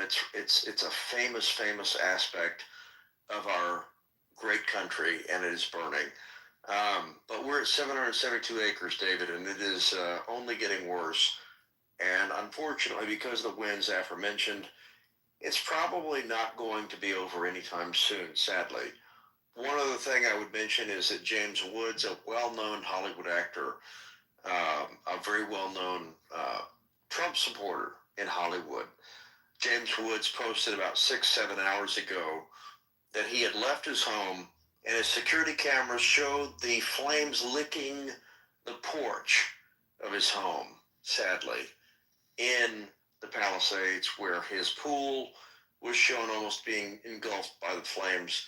One can only assume that his home is now gone, lost to the fire that is engulfing so many of the great residences of that area. Whether you like them or not politically, personally, guys, this is a great loss for our country. There's no doubt about that. I'll yield back. Yeah, thanks, Jess. It's definitely tragic. I don't know. I don't know what else to say. You're right. We're going to get reports as the night goes on, and today I don't think this is going to go away anytime soon. I think by morning we'll see. Hopefully, if the winds die down, we can get into the air and fight them that way and see what's going on. But yeah, really, these areas are crippled right now. There's nothing anybody can do other than protect what structures are absolutely necessary. Go ahead, Valley Girl. So mine is more of a question, and I don't know if anyone on the panel has an answer to this, but currently all the fires are 0% contained. What would define like a 1% containment? I mean, we're going overnight with these winds and not expecting even that. Jess, it looks like you have an answer, so I will yield back. Yeah, I'll give you a basic answer on that. So what happens in a wildfire is you have a bunch of agencies, right? It's local, state, and federal. They all rush to the scene of the wildfire. What constitutes containment is basically being able to turn back the growth of the fire. So if you have an area, for example, where you have a line that's established, usually it'll be a combination of dirt. In other words, they're literally turning up a berm or a dirt trench or something in front of the fire, or they are so blanketing the fire with water and chemicals that it can't grow any further. That's part of the containment, right? So if they've arrested the containment of the fire in one portion of the wildfire growth, that's a 1% containment. What 0% containment means is that at this point in time, the authorities do not have any ability to stop the growth of the fire. That's exactly what it means. And it's scary, but I hate to say it's true. When we had, for example, the Black Rock fire here in Texas, which was a famous wildfire that grew in West Texas and went from the Big Bend all the way up to the Davis Mountains, it was a fire that no one could contain until it got to the point where the terrain was impossible. In California, usually what it means is that either the terrain or the authorities, or a combination, have contained the fire so that it can't continue to grow. At this point in time, sadly, for every member of the area that this is, including everybody in the Palisades, everybody in that area of Los Angeles, and that whole entire metro, if you're anywhere within 5, 6, 7 miles of this fire, unfortunately, the authorities haven't been able to contain even a piece of it. It's still growing. It's still expanding. They haven't yet set a clear line. So I guarantee you at this point in time, if you look at ADSB, and I'm going to do that here shortly, if you look at where the planes are flying, if you look at where the helicopters are, the folks that bring the water and the containment chemicals to the fire, they are trying everything they can. I promise you, because of the population here, the population, not just that it's celebrities, but the population of the area, they're doing everything they can to bring containment to this fire. But the unfortunate reality is the wind is impossible to contain. You're talking about wind in excess of 80, 90, 100 miles an hour. It's almost impossible. You could bring everything to the party, and it's going to be close to impossible because of the density of the area. So until the wind dies down, and who knows when that will be, maybe tomorrow morning, I think the forecast, David, Mario, sir, I think the forecast says that in the morning we should get some relief from the winds. Some. If the forecast goes down where the winds are at 30, 40, 50 miles an hour, instead of 100, 80, 90 miles an hour they are now, we should be able to see some containment. And the chemicals in the water, that should work to help to create a line in this fire where you start to have containment. Until that time, unfortunately, sadly, regretfully, I have to say that it's only going to grow. That's how this works. Until they can create a clear line of demarcation between the established growth of the fire and everything else that the fire is moving towards, they can't stop it. Because nature is far more powerful than anything else we can throw at it, guys. That's just how it is. When you're managing a wildfire, that's what you're dealing with, unfortunately. So hopefully we will see a point of where they can stop it and start to expand that line of demarcation. Michael, you're unmuted. Did you want to jump in, or you just happen to be unmuted? Oh, sorry, I misclicked. Sorry. You're good. Go ahead, Christina. Looks like we have Chris with a hand up. Yeah, I was kind of wondering, I do disaster response as a public adjuster, but right now I'm wondering what are the clearest lines of evacuation routes for people, especially those that are in, high level effect areas like Santa Monica if the fire moves in, but what are the evacuation routes now and how are they going to expand?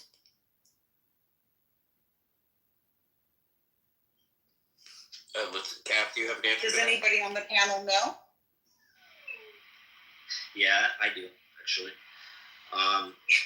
Yeah, go ahead. A lot of PCH is one of the areas because you got to understand Pacific Palisades is right off of PCH, Then you have the Getty's, you have the museum right there, and it goes up into the hills. So that there's technically a 2-lane highway, and there's probably, I don't know how many fire engines there are. People walking on the roads right now, exiting the mountains as we speak, coming onto PCH, headed southbound towards Santa Monica area. It is so bad, and the smoke is so bad, and the winds are so powerful. It's so dangerous to even be on the roads. It's very scary. But right now, there's hundreds of people walking down PCH as we speak.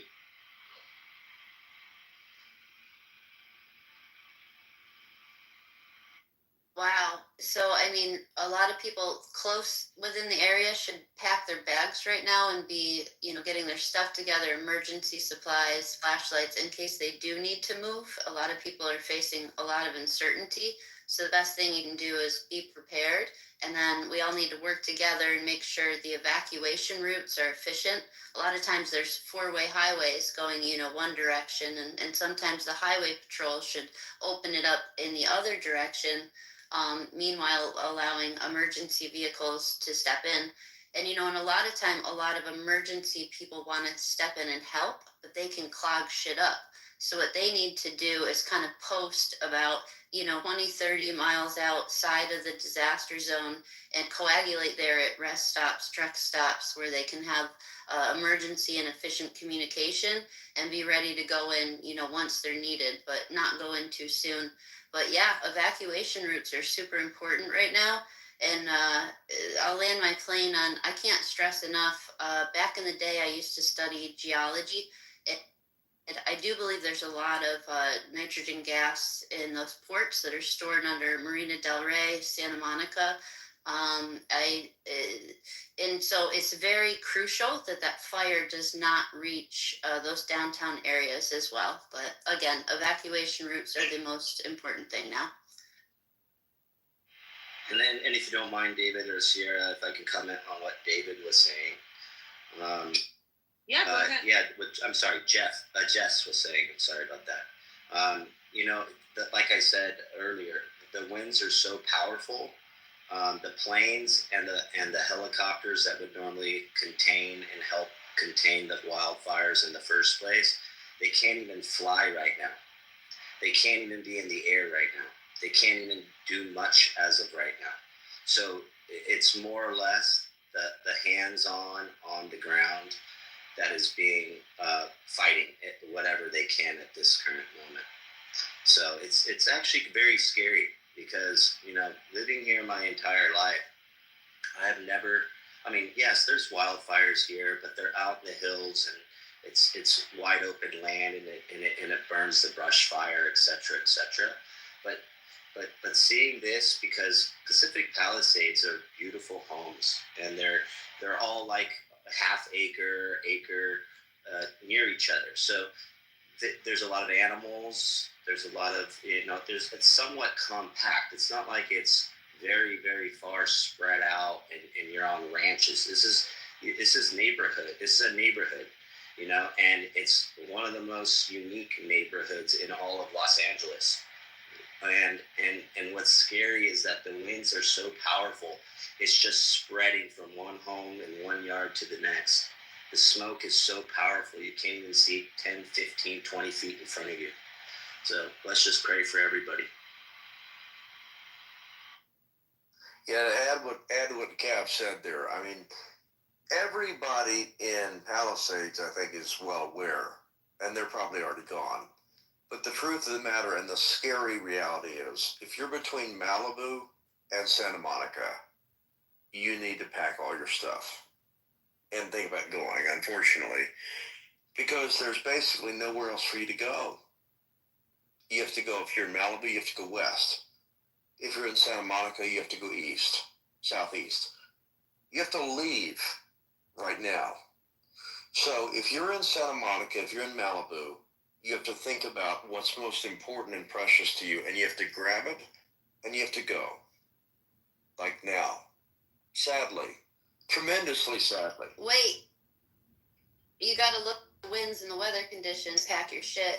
and be looking at my radar and make sure it's safe when you do go. Because like he was saying, the winds are crazy right now. You don't want a bunch of people spooking out and hopping on the roads. You want them packing 100%. and strategic and leaving when the evacuation routes are open. Clear. Yeah, 100%. But I think that, like, if you're in Santa Monica, you have countless routes to leave towards LA area, right? I mean, broadly speaking, it's reasonable to say that you might have to evacuate. It's unlikely that they're going to allow the wildfire. I mean, whatever it takes, they're going to try and prevent it from going to Santa Monica. But the unfortunate reality is, guys, that this is so close to the density that it could get there.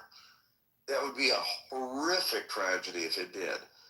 But you have to start thinking about what to take. If you're in Santa Monica, especially if you're on the north sides of Santa Monica, if you're in the hills, you have to think, okay, what is most precious right now? What are the heirlooms that you want to take? What are the most important things? I'm sorry to say this. I am truly sorry. It's horrific.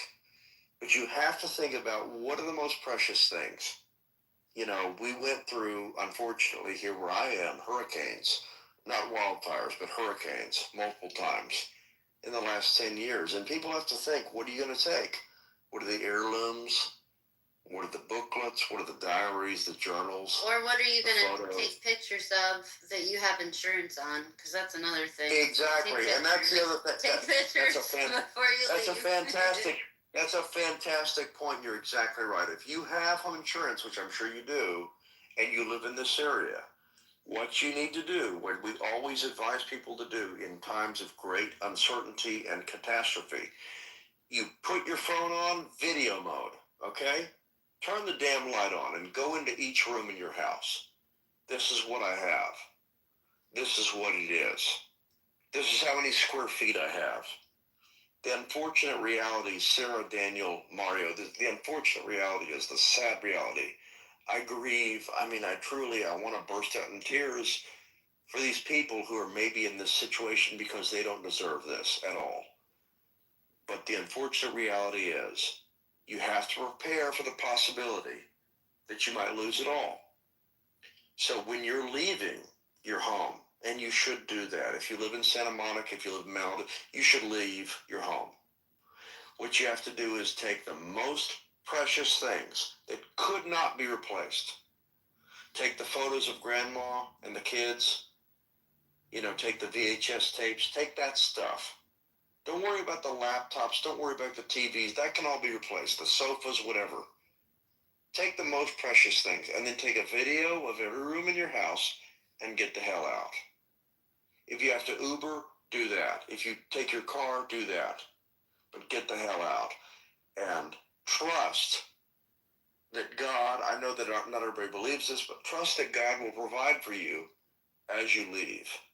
That God will help you through this. If you're religious, if you're not religious, just trust that humanity will help you, because these are the times we all go through. Folks in New Orleans went through Katrina. My mom lost her house in Harvey, and I almost lost mine. I understand how painful this is. I've never been through a wildfire, but take the things that are precious. Take those things, and take those. We have a couple of updates, Jess. Sorry to jump in, but the Los Angeles, fire department is reporting a 50-acre fire near the 5 and 14 freeways, predicting that this will jump the freeway, and they are requesting 20 of any type of vehicles, engine, trucks, etc. to help fight this fire. Another update is that a significant structure fire, the Tamarack fire, is burning in Sun Valley, California. I think we heard that earlier on the space, near the 8600 block of Tamarack Avenue. Spot fires have also spread across the 5 freeway into neighborhoods to the south. There are now over 200,000 customers without power in Los Angeles due to the Palisades fire. And we have video, and it'll be posted on Mario's account, that appears that everything along the Pacific Coast Highway near Malibu is up in flames. This fire is just raging right now. Lucky, I'll go to you, and then I'll go to you, Rocket Mama. Go ahead, Lucky. So I'm here in Santa Monica. I can say the wind here is insane. I don't think I've ever seen anything this bad before. I'm just about, I think, 10 or 15 miles from the nearest fire. My part of the city is not under evacuation yet, but there is a large portion of the northern portion of Santa Monica is under evacuation mandate and warning. I can say the sky is black, black with ash and smoke. I have not seen a fire like this ever. I've seen fires that have gotten close to Santa Monica, but none that's ever actually threatened Santa Monica. This is the first where I've actually thought, okay, we may need to evacuate. So this situation, I can't even comprehend it. It's so it's shocking to me. Santa Monica has deployed pretty much, I think, its entire fire department to fight aid Palisades in fighting the fire. I think fire departments as far as Orange County, northern Orange County, has sent assets to try and fight this fire to no avail. Because I mean, the wind, it's whipping against the windows, and I can say there are trees falling all along roads in Santa Monica, and I assume throughout most of Southern California. It's total pandemonium. Like I said, I've never seen anything like this. This wind is outrageous, even for the Santa Ana winds. This fire still not being contained is insane. It's starting to feel a little bit like the Paradise Fire. What's the wind speed in your area? Do you know right now? I'd say it's probably, I think it's about 75 miles an hour. It's pretty outrageous. I mean, it's definitely some of the heaviest wind I've ever seen. I went out earlier today. I was coming home from school, and because I'm still in school, and there's literally like sand or dirt or something flying in my eyes. I don't know what, but that's how high it's kicking up tons of stuff in the air, which is a first. It's a first. I feel like I'm in a sandstorm or something. It's totally outrageous. And what I can say is I have friends who evacuated. I have Palisades High School, which is a school of several thousand students, has burned down. That is in those in Pacific Palisades, and I have friends who have opened up their doors and are taking in 10, 15 people because that's how much is burned out there in Palisades. It's insane. And I can say that the traffic congestion is also incredibly awful, right? In Santa Monica typically has some of the busiest traffic on the west side, but today it's tenfold. Opening up the northbound lanes? Are they opening up? Is the DOT, like, are the traffic controllers on their? The Caltrans, their Twitter feed, their X feed, and the website. I haven't seen anything about opening up additional lanes, so I don't believe so. No, because they're being very wishy-washy about whether or not things are opening or about whether or not we're going to evacuate. Like, for example, the situation in Santa Monica, for example, at 8 p.m., my school district was saying schools are going to be open. We're going to resume activity. We're going to have normal activity tomorrow. And then at approximately 9:30, we get another alert saying all Santa Monica schools will be closed down. So the Santa Monica city government is really kind of wishy-washy. I think LA.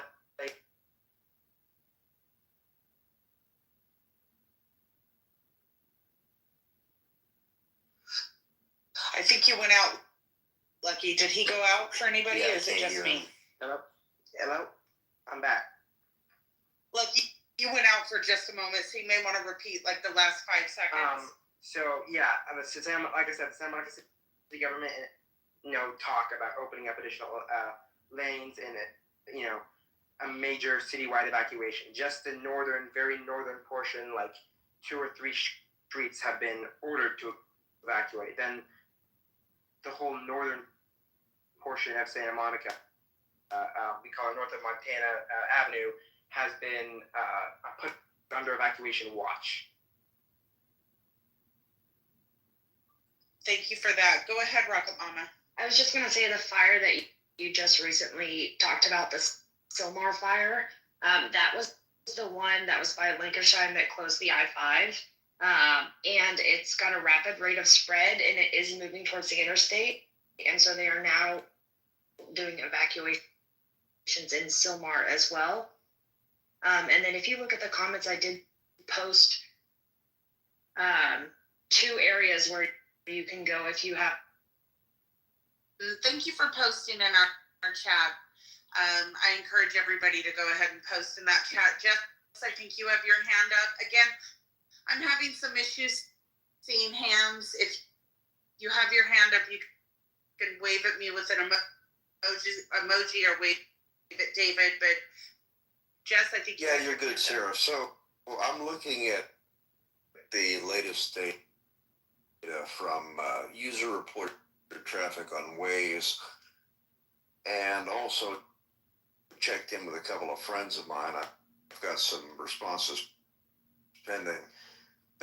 Basically, the PCH south of I-10 is open.